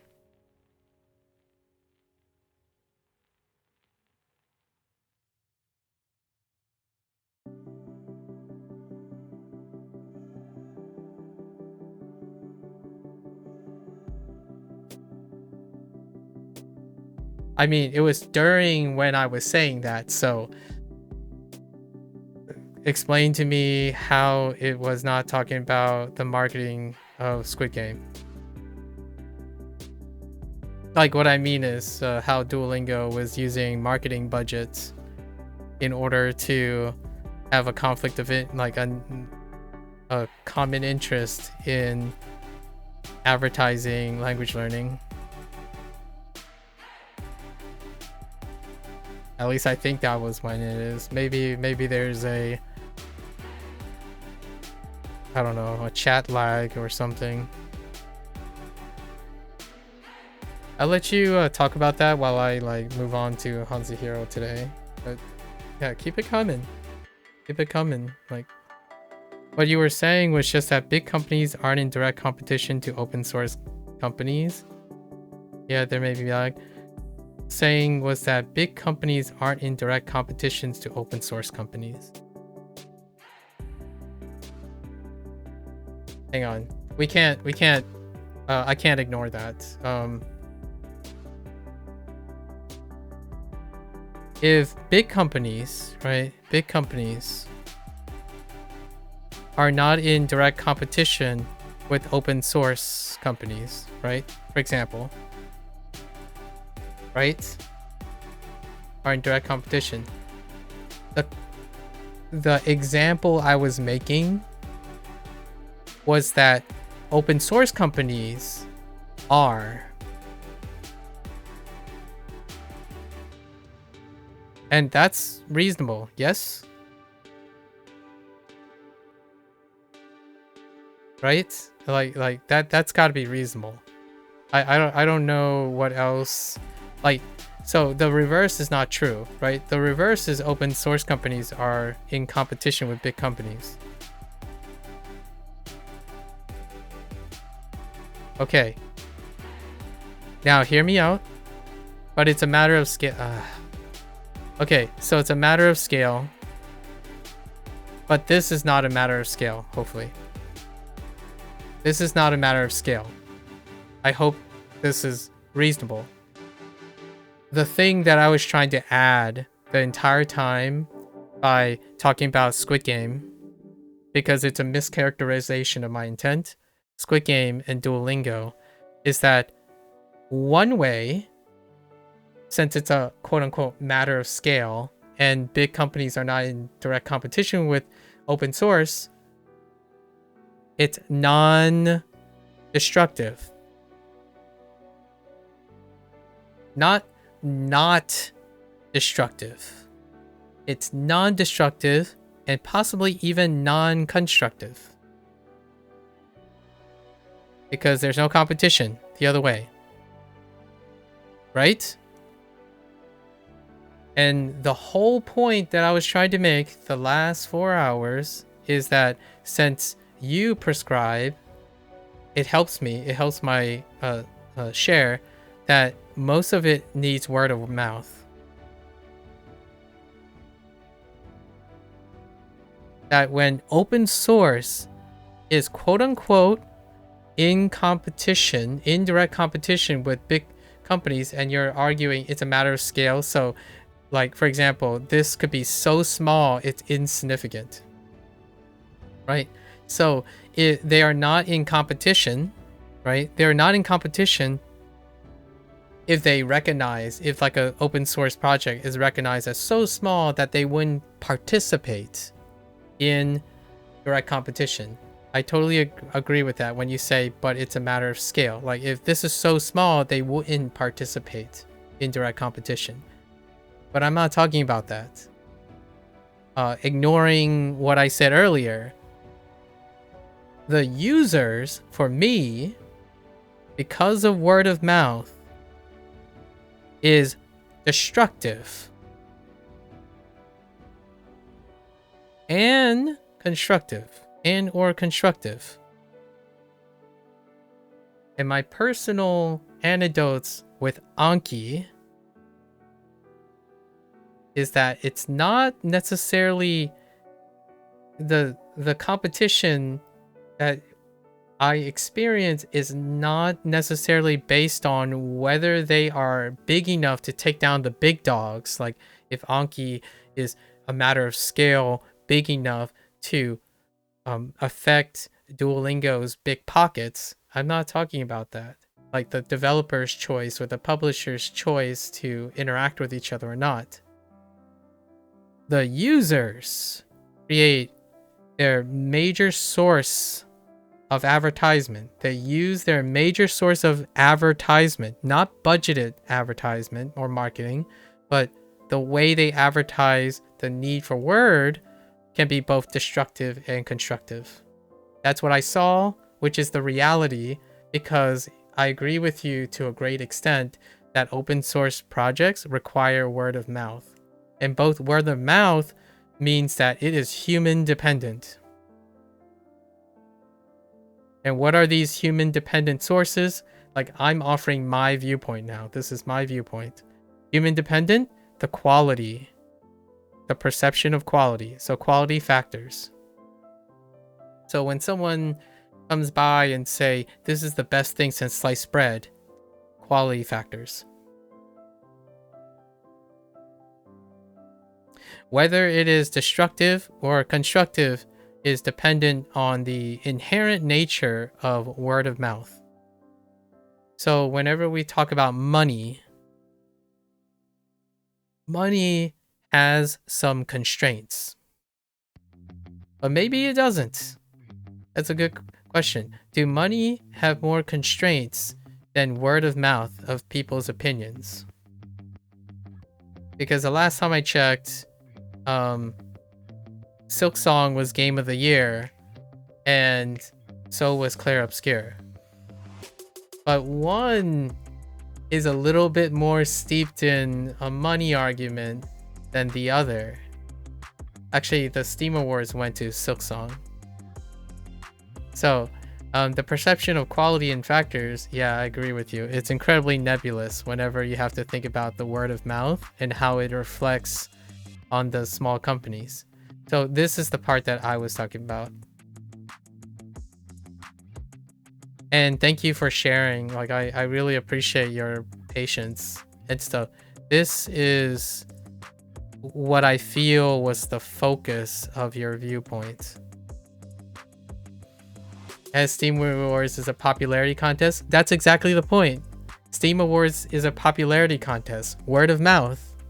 Fictitious. Sorry, fictitious chimed in, James, on the other on Twitch. That's exactly what I mean. So, popularity contest. And Clair Obscur Game Awards, company. It's a company competition. Right? So it's marketing. It's a like very strong, but hear me out. Clair Obscur had both.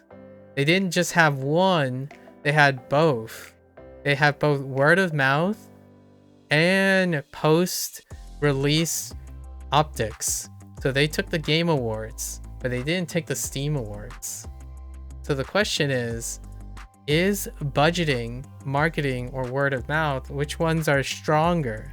So my thought was, is Duolingo a good product? Well, my concern is that I was able to use Duolingo and extract something from it, so I liked it. And when someone is telling me like I would like Anki if I try it, it's like I agree with you. If I find it useful, I probably like it. There's other types of things that factor into people's decision making or like viewpoint is it's very curious to me because I want to see the depths of it. This is the most involved discussion I've ever had, James. Like in the last two years, there a lot of these factors are rarely ever brought up. The factors that are typically brought up is that Duolingo doesn't have something.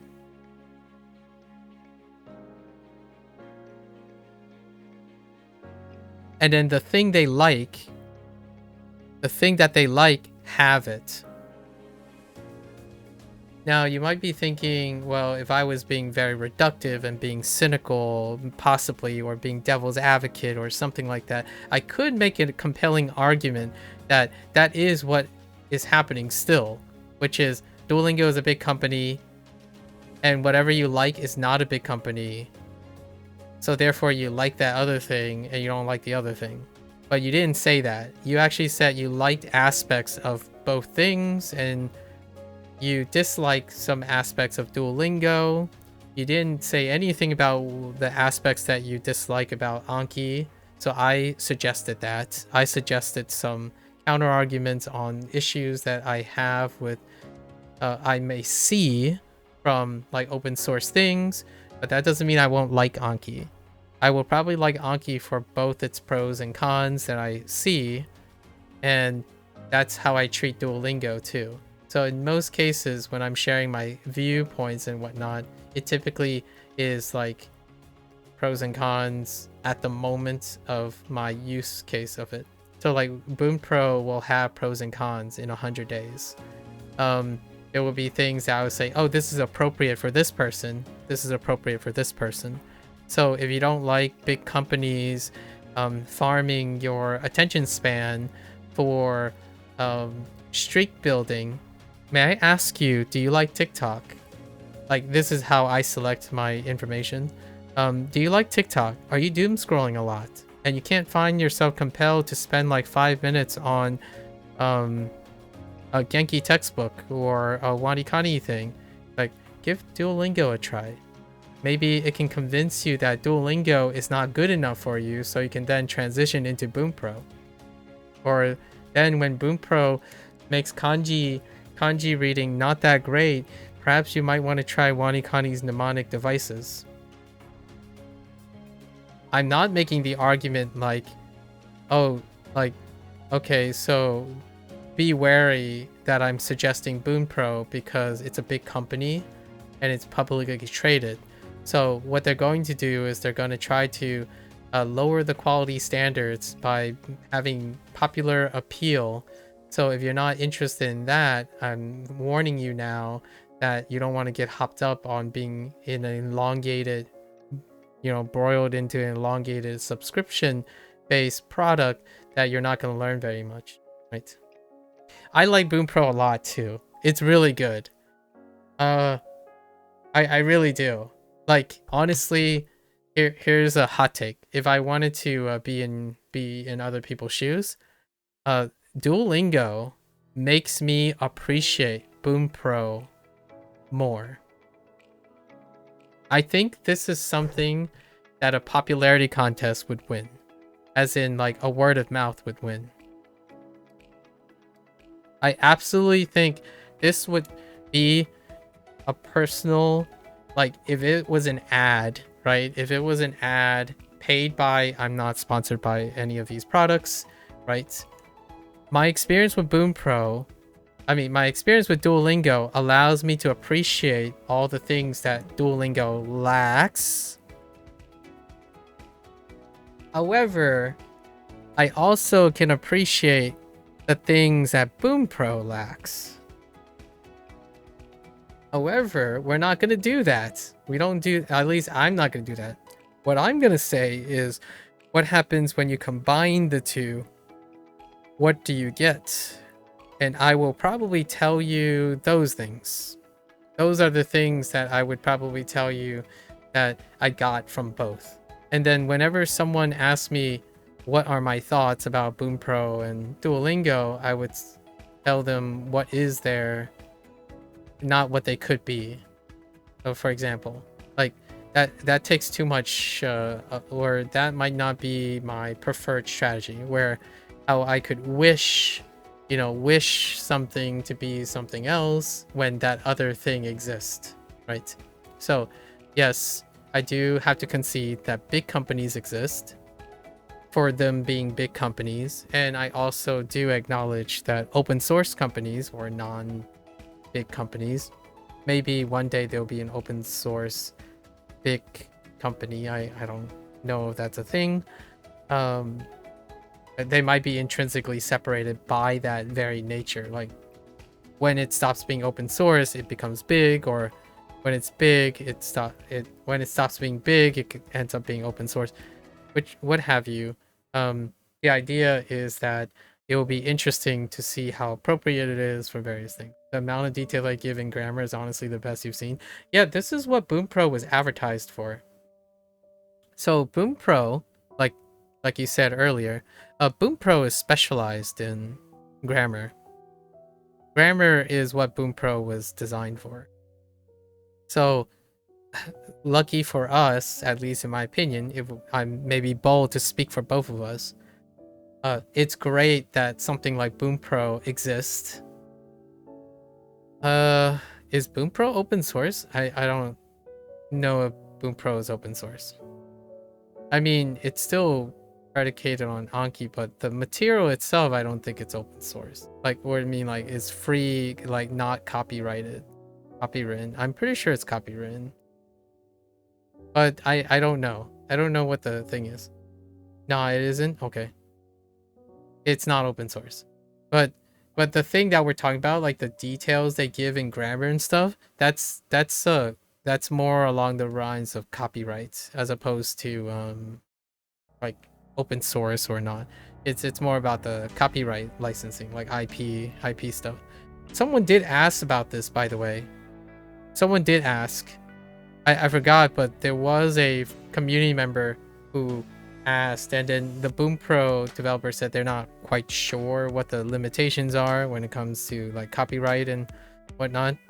They do have an API like fetch link ID thing, so I don't know. Wanikani has a CC0, so does Hanzahiro. Hanzahiro has a CC0 for that stuff. It's interesting. Anyways, I think Fetishes gave me just the example that I wanted. I was kind of setting up for someone else, but yeah. Steam Awards versus Game Awards is a great example of who wins when it comes to popularity contests. And popularity contest is word of mouth. For Steam.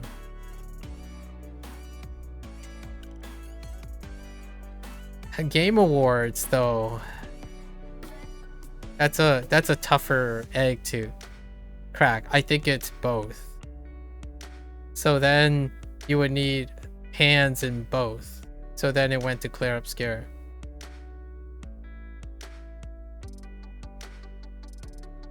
Silksong is like incredible. It's incredibly still far more niche than Clear Obscure. Although Clear Obscure is still niche. Your game of the year is Dark Souls. What was my my game of the year was Clear Obscure, but I that also means that for Bloodborne. Yeah, those guys are Dark Souls and Bloodborne aren't even in my top 10. So we definitely are cut from different cloths on that one. I think I favor something like Dave the Diver above Dark Souls. That's a hot take. That's a really big hot take because they're apples and oranges comparisons.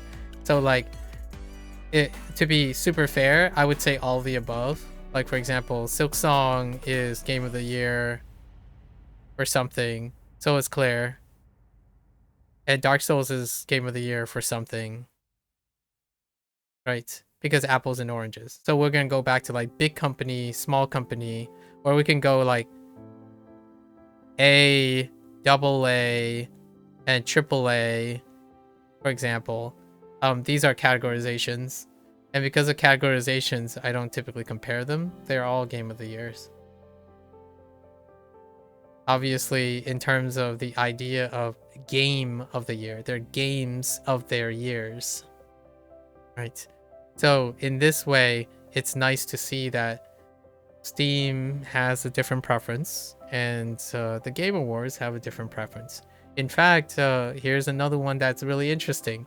Claire was not Indie Game of the Year.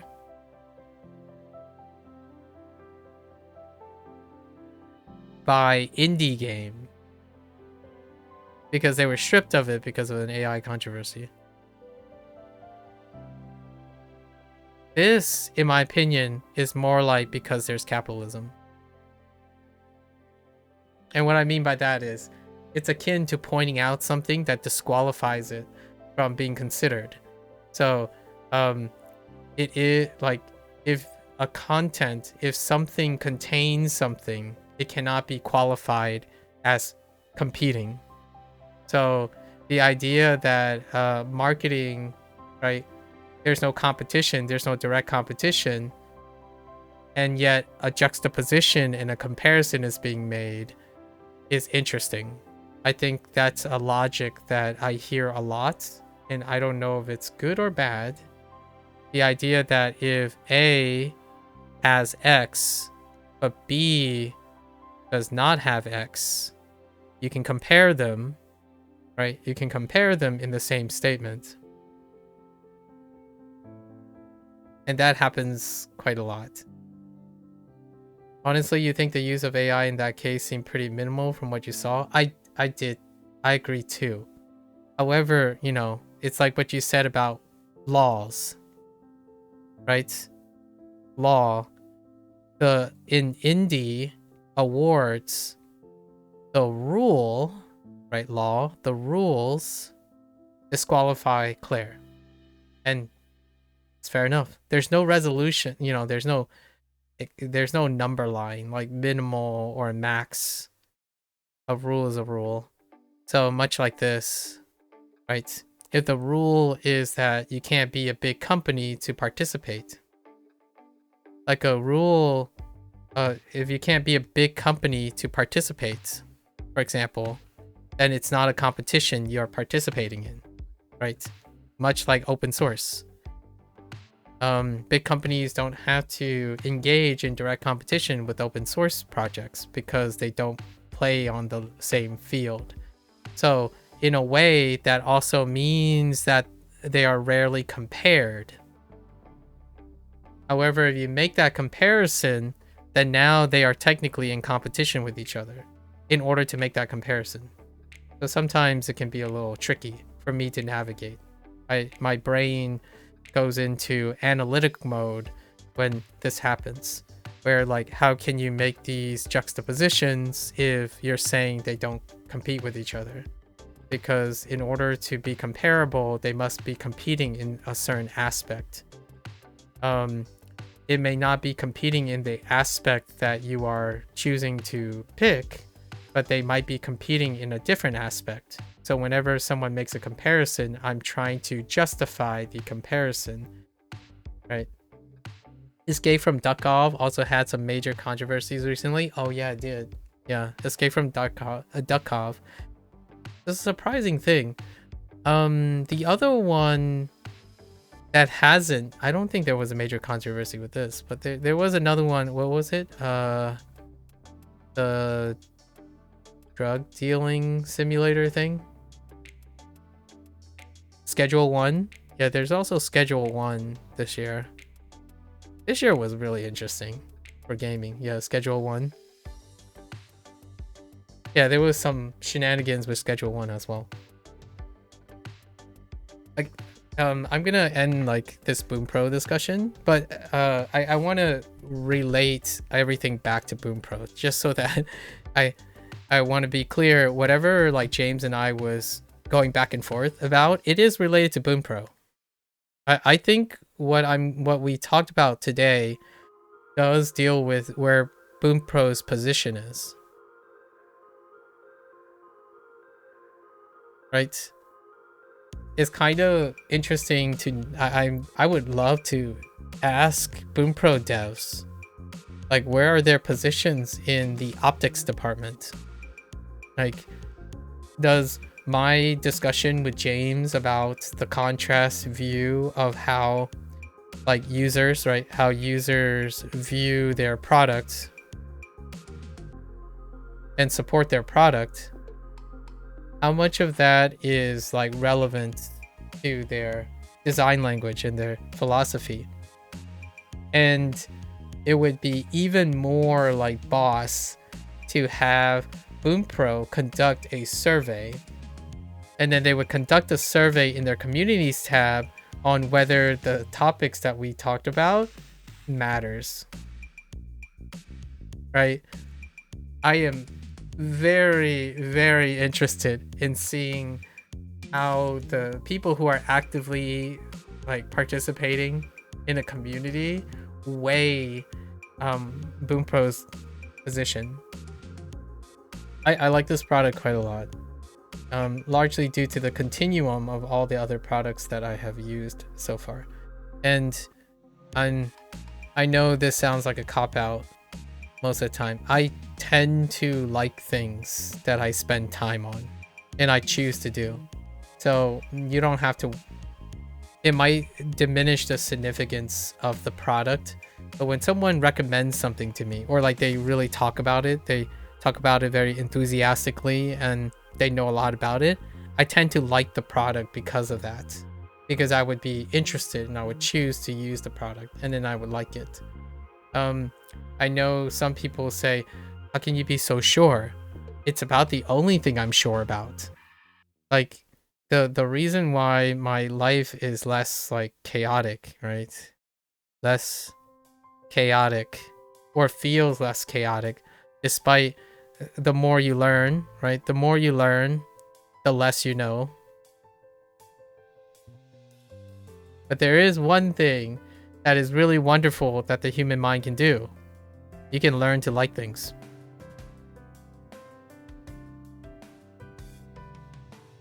And that keeps me sane. So despite all the future uncertainties, this is kind of we're talking about the last thing, about being depressive or being worried or constantly ringing, like, what am I going to do if I can't predict the future? Or what am I going to do if I'm not using my time more efficiently? What if I do if I start now and I go down a road of using a terrible quality product that will like waste 10 years of my life, etc. The one thing that I don't have control over that either. Like, I could try my best and hope for the best. There is another thing that helps me keep consistent. I can learn to like things because I commit to them. So oftentimes that's my balance. Like, I use all of my experience to choose what I think is, quote unquote, the best course of action in the moment. However, when I make that decision, it is not necessarily entirely dependent on whether that thing fulfills my requirement. Like, when I start a video game, it is not necessarily solely up to the video game to satisfy my enjoyment. It is not entirely of me. It's not entirely dependent on the content. I am immersively learning. Immersively learning and or actively participating.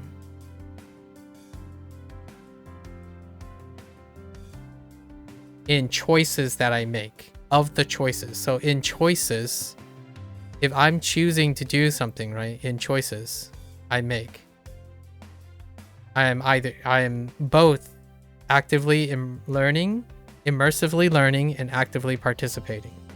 I'm not waiting to be satisfied entirely.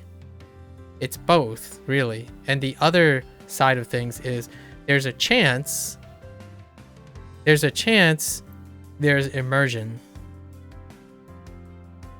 Or in another way to say, immersive content.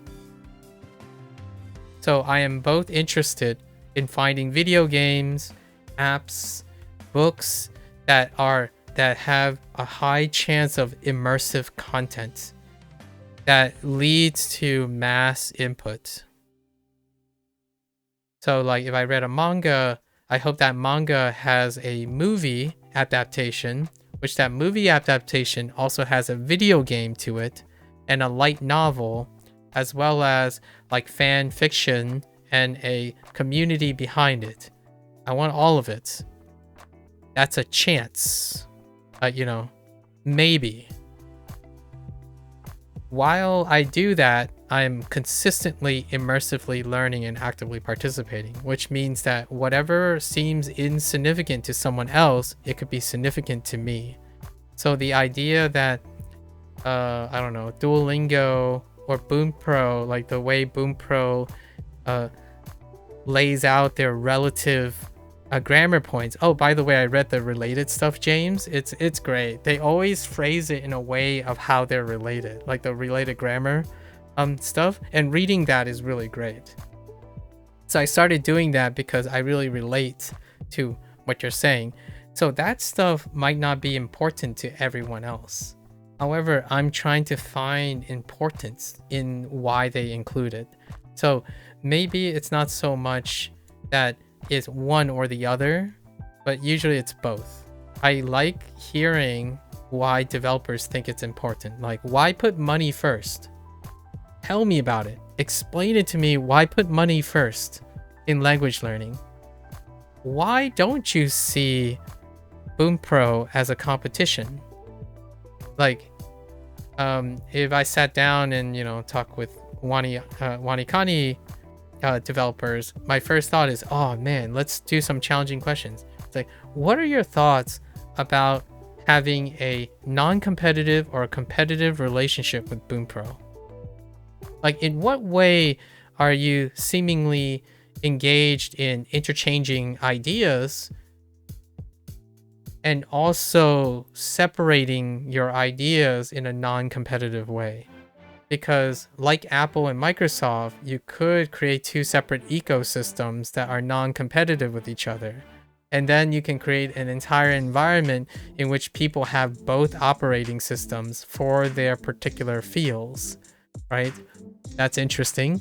And then we have Linux, which is open source. And then we can make an argument that, well, Linux is open source, so it's by word of mouth and it has no advertisements anywhere. And I'm like, I agree. So now I'm kind of curious how Linux developers, right? Linux developers argue and compromise on how they're extracting information from their non-competitors. So like from Microsoft and from Apple, despite not being in direct competition with them, they still take design cues and specific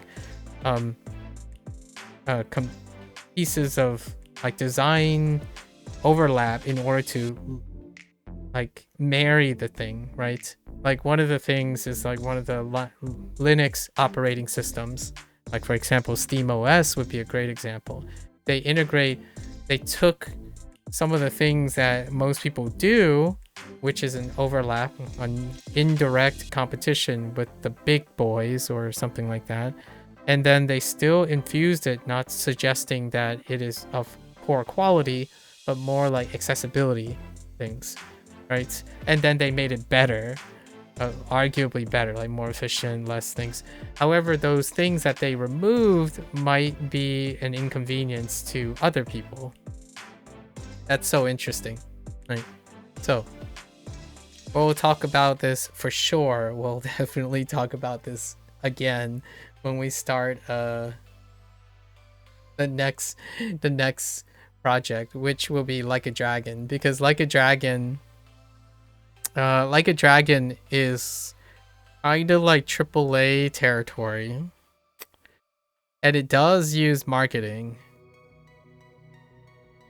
However, it's still a niche title that is trying to use marketing to create a popularity contest, to raise its popularity.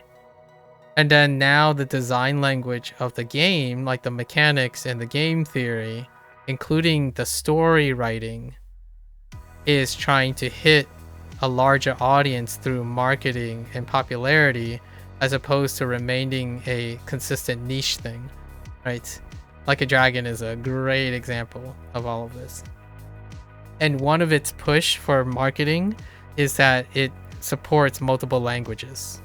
So no, this is definitely still related to Bunpro and stuff. One of the biggest marketing pushes is multiple language. Like a Dragon is going to be interesting language-wise due to all the Yakuza slang. It is really interesting. Like one of the biggest things that they highlight is the historical adversarial compromise between the Kansai dialect and the Kanto dialect. It's baked in. And then there are, by the way, since we're playing Kiwami 3, Kiwami 4, by the way, Kiwami 4, they also have to include Filipino, like Tagalog and Korean. So Korean and Tagalog, sorry, I'm really bad at pronouncing it. But they're 4 and 5, when they go to remake them, now that Kiwami 3 is a thing, 4 and 5 will naturally follow after.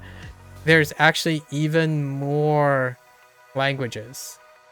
Like this is in addition with Chinese, and like actually literally having Chinese characters and Korean, and they spoke Chinese and Korean. Actually, I think some of the Japanese was supposed to sound like they have accents. Like one of the Chinese characters that I specifically remember, at least to my ears, sound like a Japanese person, like sounds like a Chinese person trying to speak Japanese. Because you can kind of hear it. There's like an intonation to the way they're saying the Japanese language. So it's gonna get really wild. And then right now, this is the remake series. Kiwami is the remake series. Like a Dragon 9, we don't know where that's going because the last time it was in Hawaii. And that deals with cross-cultural. So it dealt with Americans. And yeah, it was okay. Like, what I mean is, they didn't really hit it that hard. They also had a bit of Hispanic things too. But it wasn't as wet. They didn't really like deep dive into it. I think Like a Dragon series is one of the current existing contemporary, somewhat cultured forward series still going. We'll wait to see what GTA 6 is like in pseudo Florida, but I'm not sure how much Spanish is going to play a role. I might actually play GTA 6 provided like 2 or 3 years down the line. If like Hispanic, right? Like Spanish, that might be a thing.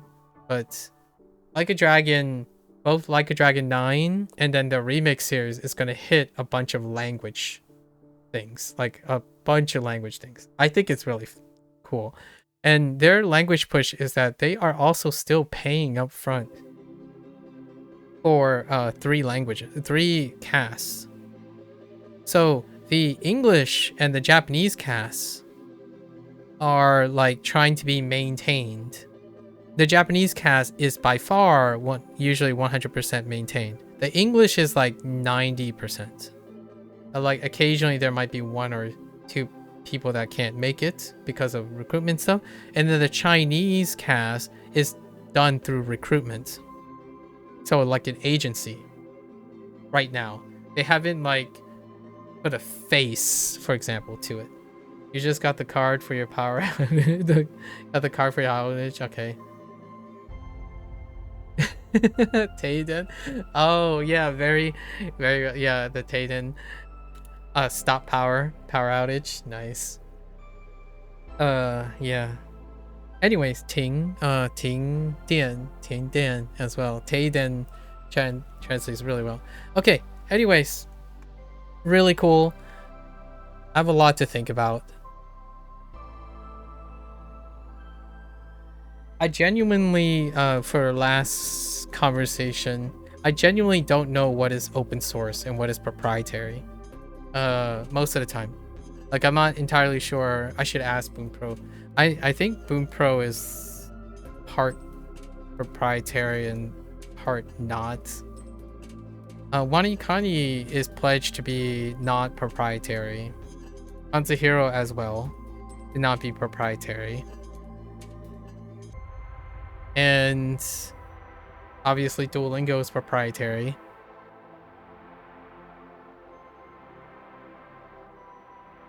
Satori Reader is proprietary.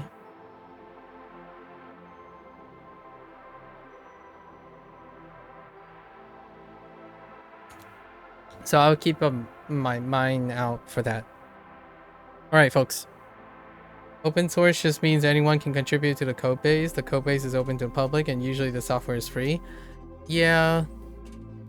The thing about the usually the software is free situation is that live servers exist, so there are more things that are free that are proprietary than they are not. Nowadays. At least I would argue that. However, contributing to the open code base, I guess then that means that technically none of the things that I've used are open source. Because they're not contributing to the code base in public. And then anyone can contribute. Not everyone can contribute. So basically everything that I've used was not open source for language learning so far. By those qualifications, right? Because no one can actually contribute to the code base. My like one criteria for open source is whether someone can take the code base and then run with it. That's my like really strict guideline, where they pledge to public domain.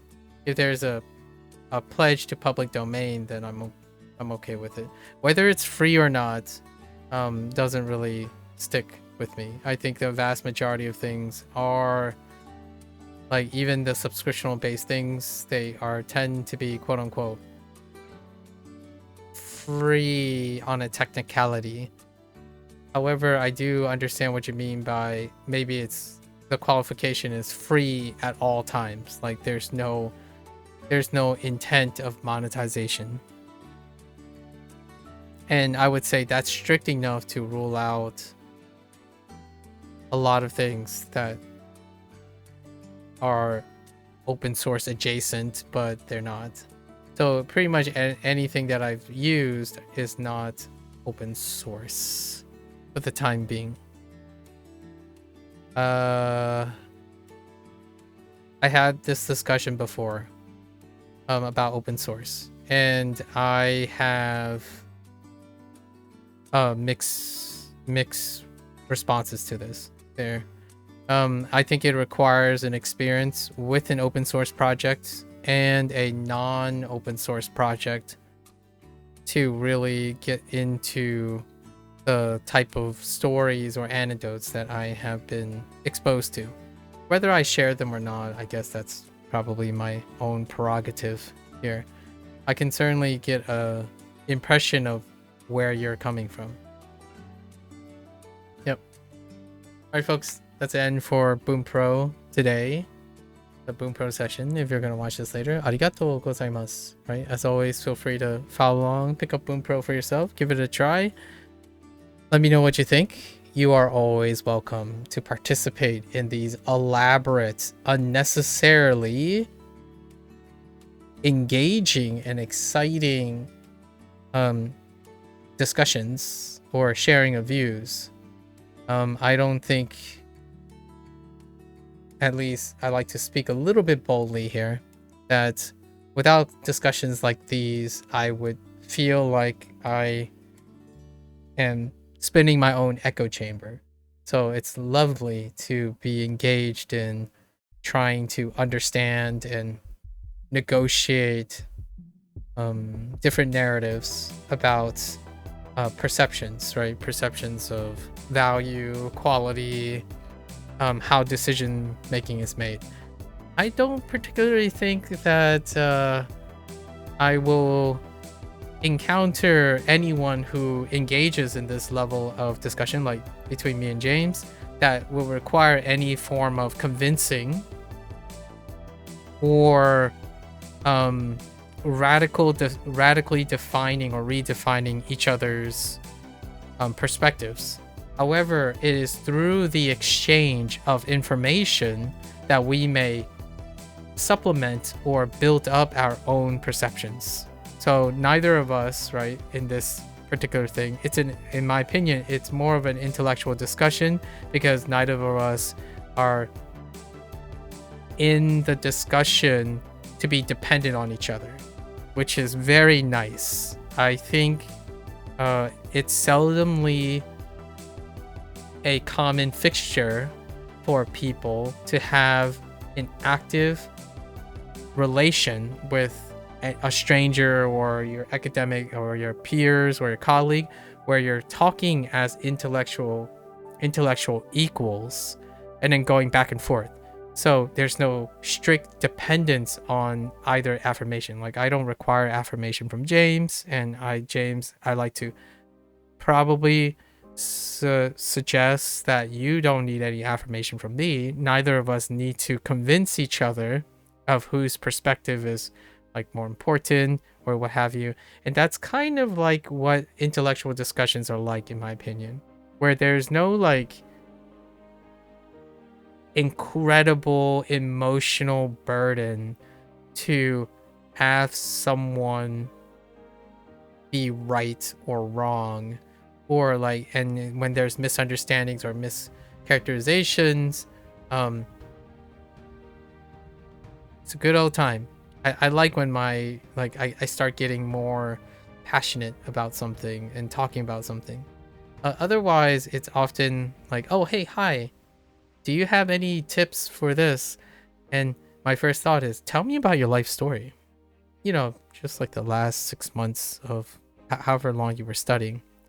And then it would create this like a bit of a dependency where I'm more concerned about what I'm saying than what I'm able to say, which I think intellectual discussions really allow me to let loose a little bit.